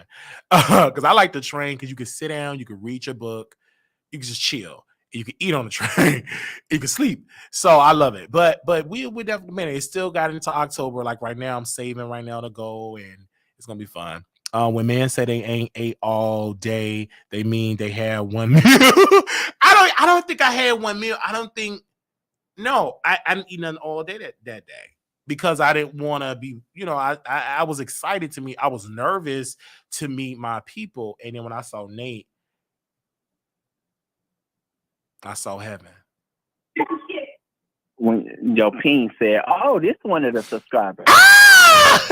Why you just can't let me just say I saw heaven? See, why you have to say something about ping? Yeah, you ain't seen Aaliyah. You said, "Ooh, this is a bisexual man's dream right now up in this gun range." Oh, okay, Greyhound. Oh, you can take Greyhound. I don't know. I don't know if I'm gonna take Greyhound, because I never took Greyhound that far. But I will take probably the plane. But it would have to be Spirit Airlines, the front seat. I don't mind Spirit. Like, it would have to be the front seat on Spirit, like the big seats, and I would do it. Because I want Nate to come, and I'm saving. Like I'm saying, I'm saving up my money now. Because I'm gonna book my flight, I'm gonna book my hotel, I'm gonna just book stuff to have it already together. Aaliyah said she's not taking Greyhound. I know you're bougie. That's a long. I don't care. It took me when I drove when I drove from Vegas to Houston, when I moved out here, it was 24 hours straight through. Yeah. You said 24 hours? Yeah. Really? Like 22 to 24 hours. And that's what I was driving. Well, it don't matter to me because I love an adventure. I took from Chicago to Dallas. I went from Chicago to Virginia. I don't mind Greyhound. I don't. I would do it. I've done it. So not to Las Vegas though, but I would do it. Like from the train from Chicago, from Dallas to Chicago is all day. I won't get to Chicago to the next day. Oh. So I would do. I don't mind a long travel as long as I'm comfortable. I'm good. For Bay Area, it's raining like crazy. It's raining like crazy out here, and it's a storm. So you want me let to me come get up off of this phone. No, I do not. No, you said it's raining. You said it's raining out there. It's storming over here. We just had a storm alert. Oh, do you want to come to Dallas or you want to stay in the house? Oh, it's storming, so you probably can't be on. So you want me to drive in the middle of a storm? No. Stop in the middle of the storm for Dallas. And Wiley do not value the safety of his supporters.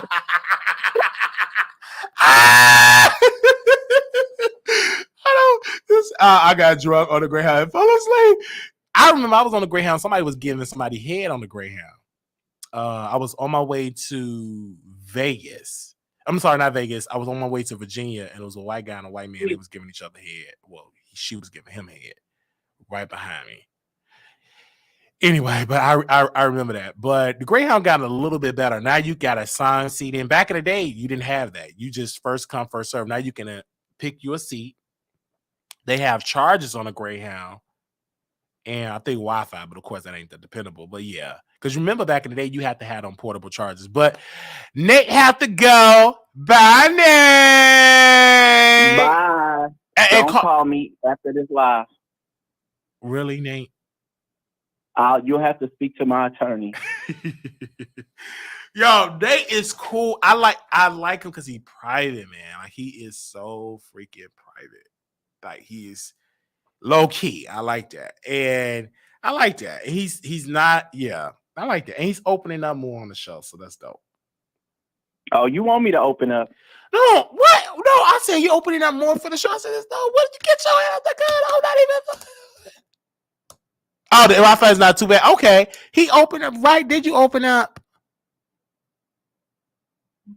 Don't make me none of your content. He's so adorable. Okay, I ain't gonna make you no content. That's the last day we talking about Nate. Yeah, right. And members only can we talk? But you be commenting that. When is members only this week? Members only this week is. Let me go to my calendar here. So members only this week. I'm gonna do either Thursday or Friday. You off on the weekend? Yeah, because I try to do it when y'all can. But Thursday and Friday is good. Yeah, because Wednesday is not. Yeah, no, Thursday and Friday because I'm trying to do it when y'all like off like work the next day for y'all can kind of like chill everywhere. Because I don't know, did you see Little Richard documentary? I'm gonna do a poll. No, I haven't. Okay, we can watch that. I'm gonna do a poll to make sure we got enough people that can want to watch it. We're gonna have conversations about it as well, and then we're gonna bring a special guest on. And I say if they come, black folks, they say they'll do it. Oh, bro, I can't do it because I got called in. You know what I mean? So hopefully that go through. But we're gonna watch the Little Richard documentary, and if I can get because I don't have a CD player, DVD player, I want to watch Cover with y'all as well. So once I get the DVD, I ordered it, and so I want to watch that as well over there on Zoom. But yeah, so we're gonna have a conversation about Little Richard, and I want you to join into the conversation, get your thoughts about it as well. It's a really good documentary. And then it's another documentary that I want to watch with y'all in next week. Damn, what is that man? Super Freak. What is his name that sing Super Freak? Rick James? Yeah, Rick James. And that documentary is good. So did you see that documentary with Rick James? It was good. So and me and Date were dating. We going to the movies because I don't think this man watched Color Purple. Bad. Somebody didn't watch. I haven't seen The Color Purple. I haven't seen Root. This man. What? Go ahead. I'm sorry. I'm trying to think of what I just watched. Oh, I didn't see Coming to America until the second one came out. I didn't see the first one until the second one came out. I'm done with you. I'm taking that black card. I know. What? That's like iconic. Were you raised with white people? No, I wasn't. I always been a music person. So like when I would always listen to music. I just like music. So I wouldn't catch up on the black shows. Because I mean, I watch Friday and stuff like that. Wow. So and Tu Wong Fu. Yeah, you probably didn't see Imitation of Life. You probably didn't see. Did you see Set It Off? Yes, I did see Set It Off. Okay. I seen that in the movie theater. Okay. Yeah, Set It Off. Yeah. Okay. Baby Boy. I seen Baby Boy. Okay. Of course, you're a freak. Of course, you're singing it. All right. Did you see Boys in the Hood? I have not seen Boys in the Hood. You know what? Okay. What? Harlem Nights is good. Those are iconic films. Did you see Beverly Hill Cop? No. Okay. So when I come to your house, I'm gonna bring movies. And bring Aaliyah. Of course, I'm gonna bring Aaliyah. Because you're not gonna say, oh, where that Hennessy? Oh, no, I'm not gonna drink no Hennessy watching a movie. I'm not gonna. You want to cuddle under the covers in case you get scared. What? That ain't even no scary movie. That's not even no scary movie. That's not a scary movie. No. They said most people under 50 haven't seen Imitation of Life. See, I was raised with my grandmother, and that movie, I will never forget it. Come back. When Mahalia Jackson was singing, I cried like a baby. That movie made me do an ugly cry in Titanic. I was a little boy. Jack, come back. Oh man, come back. Jack, I cried. But Wiley, I gotta go because this storm is acting up. Go ahead, charge your phone up. You need me, I'm here for you. Secure. Bye, Wiley. Okay, bye, y'all. I love everybody in the chat except Leah and Jekyll. Okay. For taking my black card. Yes. So, all right, Nate. Love you. Bye.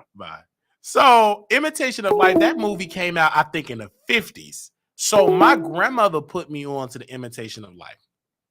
My grandmother actually went to the movie theater to see that movie. That's how long ago it was. This before she was saved. Excuse me. She went to the movie theater and she saw the Imitation of Life. Okay, so we got an update in my ear. Okay, let's read this. Give me 1 second here. We had an update. Let's bring them back on the screen here. This is a breaking news broadcast. We're getting breaking news as we get it. So maybe like an hour ago, Nique and Nite did respond to us. We want to definitely get that for us as well. Accuse up Mariah Carey.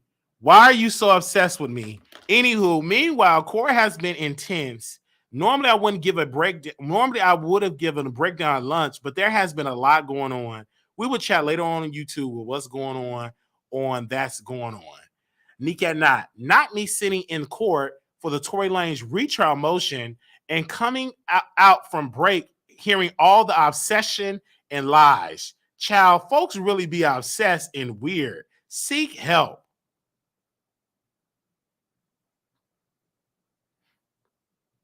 Okay. That's what Nique and Nite said.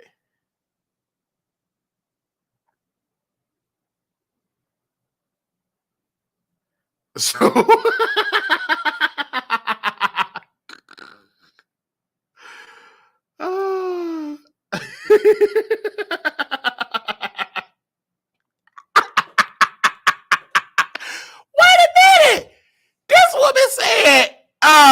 Oh, why are you so obsessed with me? Honey, you are honey, I'm not obsessed. Obsessed would be wearing your panties and bras. I'm not obsessed. I'm covering something that happened because my sources have said you was the reason why these two black beautiful people were kicked out of the courtroom. So I'm not obsessed. All right? Clearly I'm not. Okay? So she says she really didn't deny it. It's a lot. You know, it's really, really a lot. And all this not giving Wiley no clout. Y'all ain't real journalists. Put an address on it, Nique. Put an address on it. All these people act like they don't watch the that make my skin crawl. But nevertheless, they watch it. They are watching the show. Okay? They are watching the show. And I told y'all they're watching. Oh, I want to get some more coffee. I'm gonna go get that. Okay, they watching the show. Little black boy, you beautiful. Little black girl, you're enough. When times get hard, remember to put God first. Now, I'm doing this really quickly. Let me take the phone lines down. You guys, we're going to Chicago, Illinois. We're going to Brandon Johnson inauguration and everything like that. We will be recording it on our phones. We will upload it and we will go live if the internet connection will allow us to go live. But if not, we will record it and post clips. If you want to contribute to our trip, we're going to this. We will be on the ground. We will be the only media outlet in this T sector covering the inauguration of the first, not the first, but he will be the first African-American man within 20 years to be elected as the mayor of a major city like Chicago, Illinois. All right. The first black mayor was Mayor Washington, and then we had another black mayor. So this is the third black mayor of it. And so we definitely will be doing that. So if you want to contribute to us, our cash app is $ Marquise Wiley 28. Put in there, this is your Chicago traveling fund. $5, $10, $15, $20. We're going to Chicago, Illinois. We have to pay for Uber and Lyft to get us there, to get us back. We're definitely doing that. So $ Marquise Wiley 28. If you want to contribute to that, we're going to go into the inauguration. That is Monday. So if you want to contribute, be a blessing to us. That's $ Marquise Wiley 28, $ Marquise Wiley 28, $5, $10, $1, whatever you can contribute, $25, whatever you give from your heart. We have that as well. So we have the Zelle, wileyshow@gmail.com. We have the PayPal, all that type of stuff. You want to give to the Wiley Show, please give, because that we're doing something great. I'm passionate about politics, I'm passionate about that. This is what I like to do. Also, I have the PayPal as well, and I love covering politics. So we're definitely doing that for that way. So if this is your first time covering, have never contribute, we are doing this. I will be in Chicago, Illinois, covering this this inauguration. This is my first inauguration ever that I attended, and then also. If it be the Lord's will, I have to say that because I'm so conditioned to saying that, because that's what the saints would say. We will be at the DNC convention that will be in Chicago on next year. All right. The convention will be in Chicago.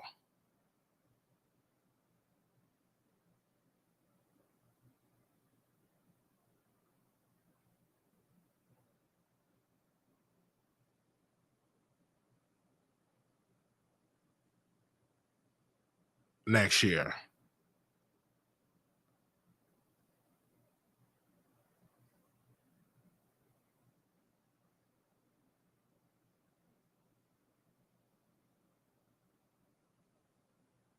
That's what I'm saying.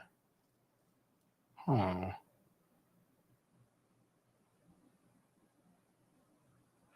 It's stuff. I'm looking at the okay. Thank y'all so very much.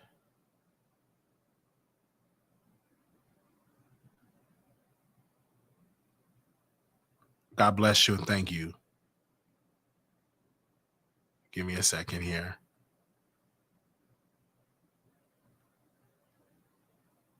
God spare life. Okay, man. Thank y'all so very much. Okay. Okay. God bless you. Thank you. And so we will continue to make that announcement. If you want to be a blessing to us, thank y'all so very much. It's going to be great. Looking forward to it, man. I can't wait for it. God bless you. Thank you. Thank you to everybody in the chat. Love y'all so dearly. We will be back live today. If any of these other entities that we talked about, if they go live, we will be right back live following that episode. All right. So if they go live, we're going right back live. so yes, we are definitely doing it. Okay. All right. This is a good time. We hitting it while it's hot. Thank y'all so very much. Okay. If I missed something that let me know. If anybody dissed us or talked about us, please let me know on the DM Wiley Show. Go to our website. Right now, we haven't gone through glitches. We're putting the ads on there. So right now it's no ads on there. So we're trying our best. We're working with the people to get it on there. So that is www.wileythetroll.com. Please go visit the site. Articles are up there. We will be going back live today. There's a couple of subjects that we didn't get a chance to talk about.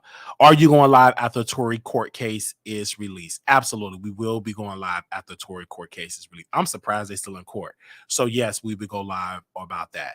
Thank y'all so very much. If I'm missing something, please email me. My email is open, right? Email is open for that. Some of y'all did say we give a promise of giving when y'all get paid Friday. So we do want to thank y'all so very much. I'm going to keep making that announcement. Y'all know every time we travel, we need your help to travel, and we will do more of this. Okay. I know a lot of y'all want me to come to your city, cover this. We need your resources to come. So the reason why we're doing Chicago, because I don't have to pay for housing. I don't have to do that. So I can all I just was pay to get there. I got you as soon as they release it. I will send it to you. Thank you. And so yeah, it's definitely be good. So absolutely. So yeah. So we trying to put the ads on there. So once we get the ads on there, that will really help our site to hire more people. But until then, we won't be able to do so. And if we don't get ads on it in the next couple of weeks, then we would just shut it down because we got to have ads on there. If it don't make money, it don't make sense. So we giving us about a couple of more weeks until June 1st to make sure the ads on. I think it will be on there by June 1st. I got you while it's soon. Okay, thank you. So we're trying to make sure we get the ads on there by June 1st. And then once we get the ads on there and we start making some revenue, some major dollars on there, we will hire more people. To the end, we ain't hiring nobody. So thank you to the people that's on there. Small team, but they're good. Thank y'all so much. It's gonna get better and better and better. And please leave a comment on the website. Like if you have a comment on there, leave a comment and you say, hey, this will make it better. And then I send it over to the writers and they can work on it. So whatever we're not doing right, you know what I'm saying? Please let me know. I would prefer you leave a comment because that help us and I can send it to them versus you sending me an email. But you can send an email too. And then I screenshot it and send it to the writers so they can do what you suggest, especially if you're a reader of the website. Some suggestions, I hear it and, you know, I'm learning it and I'm bringing it to them too because we try to have like once a week a meeting. But stories that we need to cover, let us know. And you can email me, wileyshow@gmail.com. I actually have a Wiley the Troll email, but right now, just do the wileyshow@gmail.com to be simple. Okay. I got you, Wiley. Okay, I got you. Yeah. So if you got any suggestions, let us know. My DM is always open. My email is always open. It's definitely open. And I'm also going to give you other people DMs as well that write on the site, but I got to get their permission if they want me to put their information out there. So you can reach out to Ebony and D Vlogs, but I have to get their permission first if they want people to DM stuff. And so if they say that, then y'all can reach out to them. If y'all got something that y'all want to send about the website, all right, either Ebony or D Vlogs. Thank you to Ebony and D Vlogs. God bless you and thank you. Members, we will be doing the members only on Friday. We're doing the members only on Friday. So if you're not in the building, we're doing the members only on Friday. And I'm looking forward to it. That I'm working on getting this new job, working from home. Okay. So if I get that new job working from home, it's going to be great. I've never, ever, ever had a work from home office job. Never. Only technically I was in an office when I worked with my mom daycare, but I always done physical labor. So I'm excited to be doing Zoom meetings. I just excited. Like I love the CNA. I will always keep my license current, but I want to do something else. Like I want to type. I want to send emails. I want to, you know what I'm saying? I want to do Zoom meetings. You know what I'm saying? I want to do that. I want to get on. Hello, welcome. You know what I mean? Okay. Yes, ma'am. Well, ma'am, we're looking right here. I have that for you. Yes, ma'am. Did I help with everything? Is there anything else I can help you with? Okay. I'm scrolling down here. I can't wait to do it, right? So, so I can't wait to do it. So I'm excited about that. You know, like I said, CNA it was great for the moment, but it's time. So thank y'all. I'm gonna sit down. So I have an interview and different things. It's different because every time I do these interviews, they say you ain't got no experience. Your experience is cleaning butt. What I know about computers. So I had to reword my resume and stuff like that because most of my resume was all nursing home stuff. 99% of the jobs that I get on Indeed is nursing home material. Not on 99, 100% all nursing homes. And so I want another job. I want a job where I sit down and I do work from home work. All right. So I'm trying to find it. So shout out to my friend that's helping me with that. And I can't wait. And, you know, something where I could work during the day and then when I get off, I could do YouTube. And then the beauty when working from home, you can still kind of like on your lunch break. I don't get what kind of job it is. It's going to be work from home. I can still kind of like research stories and everything like that. It's comfortable. I don't have to leave my home. I don't, you know what I'm saying? Like, driving to work, cleaning, but you know, because CNA work is very physical, you know what I'm saying? And the reason why I do it, if I ever need some bread, I go work a couple of shifts, but it's a wear and tear on your body. That's not, and I have to say this, and I told my coworker this because she having back problems to this day. And she said, Wiley, she said, don't keep doing it. And now she can't even be a CNA. Now she trying to clean houses, but she can't hardly do that because she got back problems because she used to pull people, lift people, and it's affecting her back today. So you got to be real careful with that physical labor. Even though the money could be good, it's difficult unless you're just taking care of one little patient. You know what I'm saying? It's difficult. You know, it's very, very challenging. Like it's physical demanding work. And I think I'm going to close out my CNA career by working in the hospital. Because I never accomplished that and did it. I did hospice, I did long-term care, I did assisted living. I've never done the hospital. So I want to try it and see how my friend said, I think you should try it. You would like it. I said, I'm going to try it. So I put my application in for that. I want to close my CNA career out by working in the hospital. I don't want to be a nurse. No, don't want to do that. Unless I would do a nurse. I would go to nurse school if somebody paying for the nurse school. They pay for it. Like if they pay for it, I would go. I don't have to pay for it. They pay for it. I will go. But if I have to pay for it, I'm not going. But I think I'm going to close out my CNA career by working in the hospital. That'll be it. I'm working in the hospital. Okay. I don't want to be a traveling CNA. Nope. Don't want to do it. Nope. I'm not physically, I can't do it. So I'm not even going to try to do it. So no. But I'm gonna finish out my career at the hospital. And my job, they get mad because sometimes I do 2-week notice, sometimes I don't. You don't have to do a 2-week notice. And I told my boss, she said, why did you do a 2-week notice? So I sent her a beautiful email. I said, dear ma'am, I don't have to do a 2-week notice. In Texas law, you don't have to give me a 2-week notice when you're gonna fire me, and I don't have to give you a 2-week notice. I understand that you ain't gonna rehire me because I understand that, but I don't owe you a 2-week notice. Neither do you owe me a 2-week notice if you want to fire me. And said, my apologies, you are correct. I know I'm correct. B. I ain't say that to her. I'm like, don't try to tell me what I need. No, you don't. Because you don't have to give no 2-week notice. You could leave when you get ready. You don't have to get no 2-week notice. They ain't gonna give you. I never get no job no 2-week notice. Because when I'm gone, I'm gone. And most of these jobs will hire you back because they always short. Period. I'm not doing it. I'm not gonna give you a 2-week notice. She mad.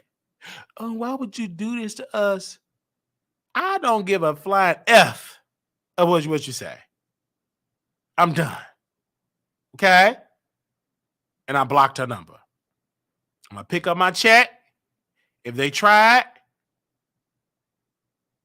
I'm gonna smile. But no, like I did it. It wasn't never long term. I wasn't gonna continue to do double weekends forever. It was too much. I just did it because I was bored. You know what I'm saying? But it was too much. Like my mom was like, "You really gonna do 6 to 2, 2 to 10 every weekend?" I'm like, yeah, child, please. I love my weekends, and by the time I get done with my YouTube, I'm knocked out. I don't be having the time, honey, for that.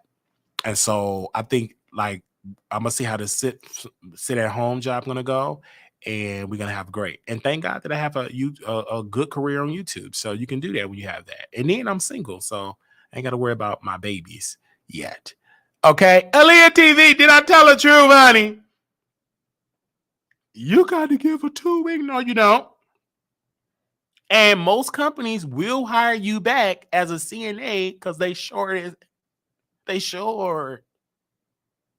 Most people, new ownership, new DONs, new administrators, new schedulers. You understand what I'm saying? So they're going to hire, you know what I'm saying? They're not going to give no job. Okay, Leah. Okay, in 2 weeks, we're going to fire you. I know a sit at home remote. I get what you're saying. Remote job. Okay, sit at home. Try to screw. It's called remote work, not sit at home. Okay. It's remote work. Just like I remember I was working at Park Place of Amherst back in the day. And one of y'all called them. They said, Wiley have been an employee here since 2017. Y'all so messy. But I was at Park Place Amherst. Make sure if y'all got any family that need to be in a place that got money, go there. The food is delicious, especially the scrambled eggs and the bacon. It's and the Caesar salad. And that glory. So it's good. So so I was in Park Place of Amherst, and I was making good money there. It's a good facility, and the food was still good. It was good. I didn't give them no 2-week notice, and they said we will hire him back because he's a good employee. I look at the reviews that they give me. That lady, she said, Marquise is she's still that human resources person. When I was there, she said, out of all the workers, he would be the first one that I will rehire back. He is a good worker, and he's good with the residents. I could have cried, even though she's racist, because when I tried to get promoted, she didn't want to hire me, and she didn't want to promote me. And only the promotion I wanted was to be a concierge. She did not allow me to do it.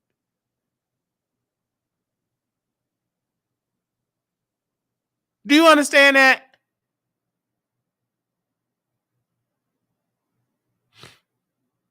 Do you understand what I'm saying? So she put it in there, and I left Park Place because I got tired of traveling. I was with that company for about 4 years. I got tired from the South Side all the way to Amherst. My mom was like, if you calculate the gas, you can take a little pay cut because you're going to make most of your money back because you spending less in gas. And my mother was right. So we took a rundown building, and I worked there, and I loved it. You know what I'm saying? Because I was with my friends. I met a lot of cool people, a lot of smoking buddies, a lot, you know what I'm saying? With my coworkers at the time. I don't do that now, but I was young and dumb. I used to smoke with my coworkers, smoke in the parking lot, get high. You know, I don't do that anymore. But back in the day, I would be smoking in that parking lot. I get high. Like me and my coworker. I can't say his name. That name almost slipped out. But me and Mr. Camera, we would go right across the street. I think what was we working at? The Chaton, the Chalon, up north in the north side of Chicago. So we walked across the street to this little park area and we smoked weed. We smoked about 2 blunts. I was so high. And he was like knocked out and I was on cloud 9. It was like, and I would go in the room and say, you hit your call, like, what you need? I'll mellow.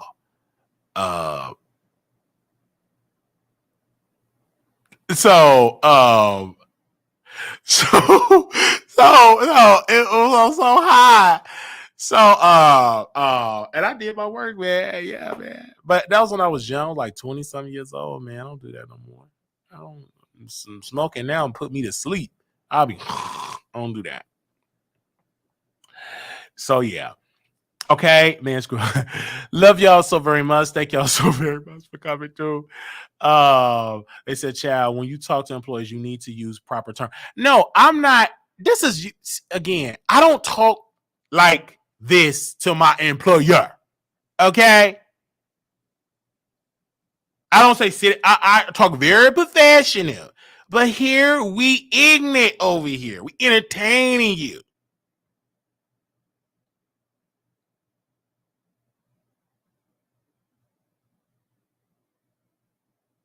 Do you understand that? I don't talk ignorant. But here, I'm very ignorant. I don't use big words. They said, I think when unemployment stimulus pay us more than our regular checks is when we realize our worth. And God used that time to make us more creative and move us to become successful. Absolutely. I believe that. I believe that. Because when we got them checks, I was sitting at home. I didn't even have the Rona, but I had a leg condition, baby. I said, oh, he can't work. I had crutches. I had everything, baby. I sit at home for about 2 years. For almost 2 years, I had the YouTube check and the unemployment check from my job. You know, from my job, because my YouTube check wasn't even popping. Like, because them YouTube checks were nothing. Like the YouTube check wasn't nothing. If I had to depend on them YouTube checks, it wasn't nothing. Like I wasn't making enough money on YouTube. I was making under $1,000 on YouTube doing that, during the pandemic, because I didn't put no ads and I didn't know anything about that. And then somebody said, do you put commercial? And then I started putting commercials because I wasn't hardly making no money on there. And then one time somebody said, bro, you need to put more ads in your videos. Some of the videos didn't even have ads. They weren't even monetized because I didn't even know how to put the monetization on. So my checks was real low. And I was like, man, why my checks this low? And so that's how I was like, I need unemployment, man, because I can't survive on no $400-500 YouTube checks. You know, I can't survive on. I can't eat on that. This ain't, you know what I'm saying? So thank God for the unemployment checks. I was able, you know what I'm saying? I was able to survive. You know what I'm saying? From that, because I'm on a good month, maybe $400 or $500, if that. Sometimes $200-300. You know, because most of the videos weren't even monetized during that time. So, because I didn't know how to turn it on like that.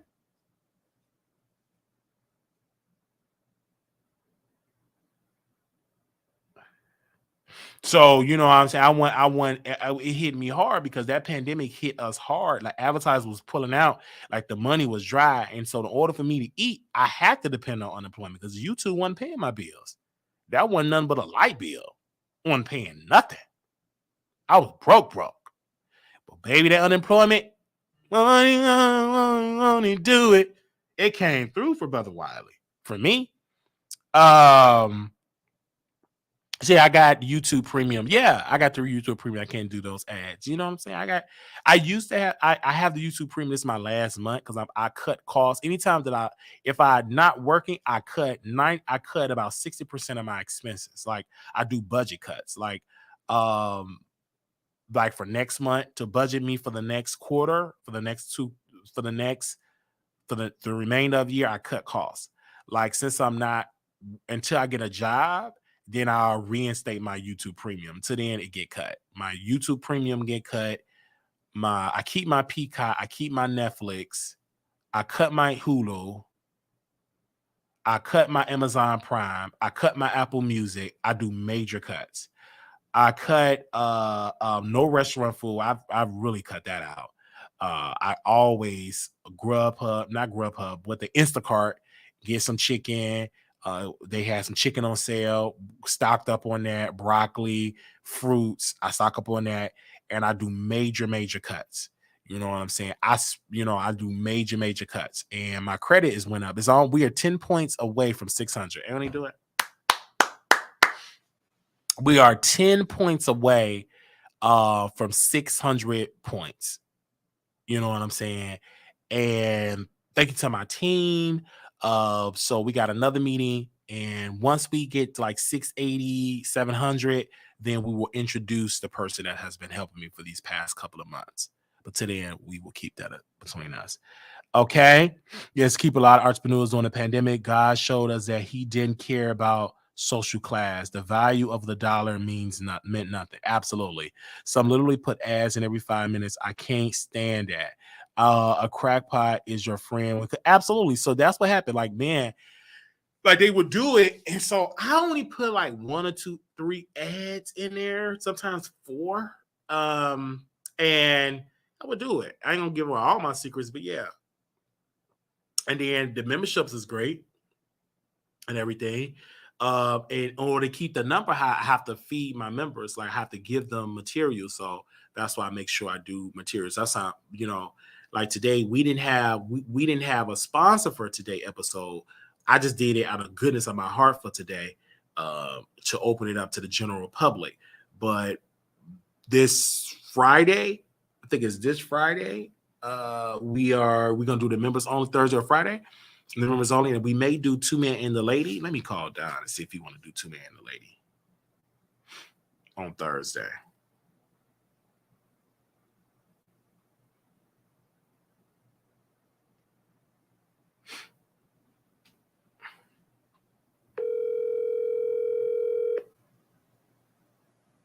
Let me see if you want to do it. Hey, KLE! That's my brother. He got YouTube Premium. Hey, everybody. Let me see my mentor. Let me see. Oh, he'll call me back.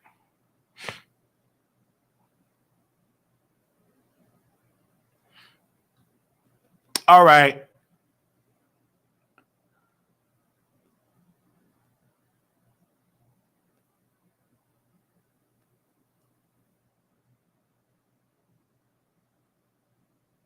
No, I'm not going to do the utilization because most people don't have good credit. My family. There were people that got it together, but no. Absolutely. You know what I'm saying? So once he answered, we will introduce the lady on this Thursday if they're able to come through. Let me call them and see if they're able to come through.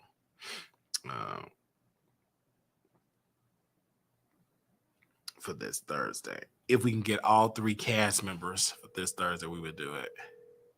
Either Thursday or Friday. It's whatever. Probably Friday we would do it.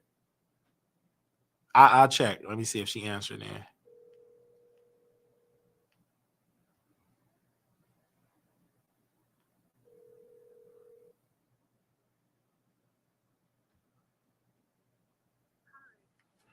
Okay. I called. She probably at work. You said what happened to Miss Barbara?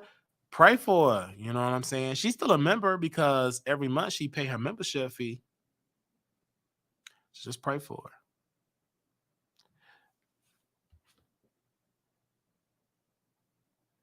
Pray for her.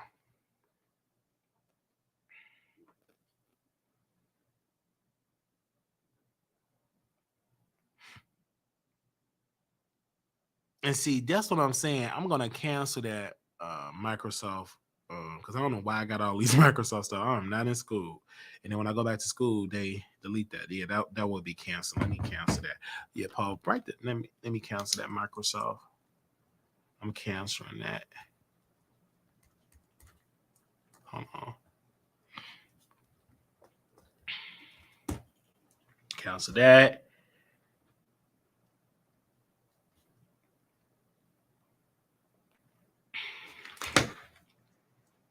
Okay. All right. Yeah, thank you. Okay, hold on one second. All right. Okay, we didn't get any updates. I'm gonna go. Thank y'all so very much for tuning in. Shout out to y'all. Love y'all so very much. If I missed something in the title, let us know. We've been on here for 5 hours. All right. Give us a comment. Love y'all so very much. God bless you and thank you. I do want to say thank you to Auntie Hammy. God bless you. Thank you. Thank you to Nate. Thank you for Icon of New York. Thank you for everybody else that called in. Love you so very much. Also, thank you to Nique at Nite for responding to us. God bless you, my dear, beautiful Black sister. Make sure you have the courage to give us respect. And when you're going to put an address on it, give us that street version of you and put an address on it and don't be no weakling.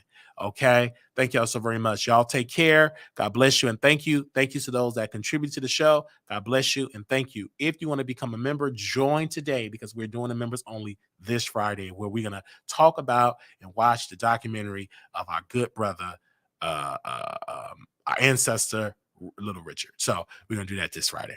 All right. God bless you. Thank you. All right. Make sure y'all subscribe, like, share, and comment. We out of here. Peace.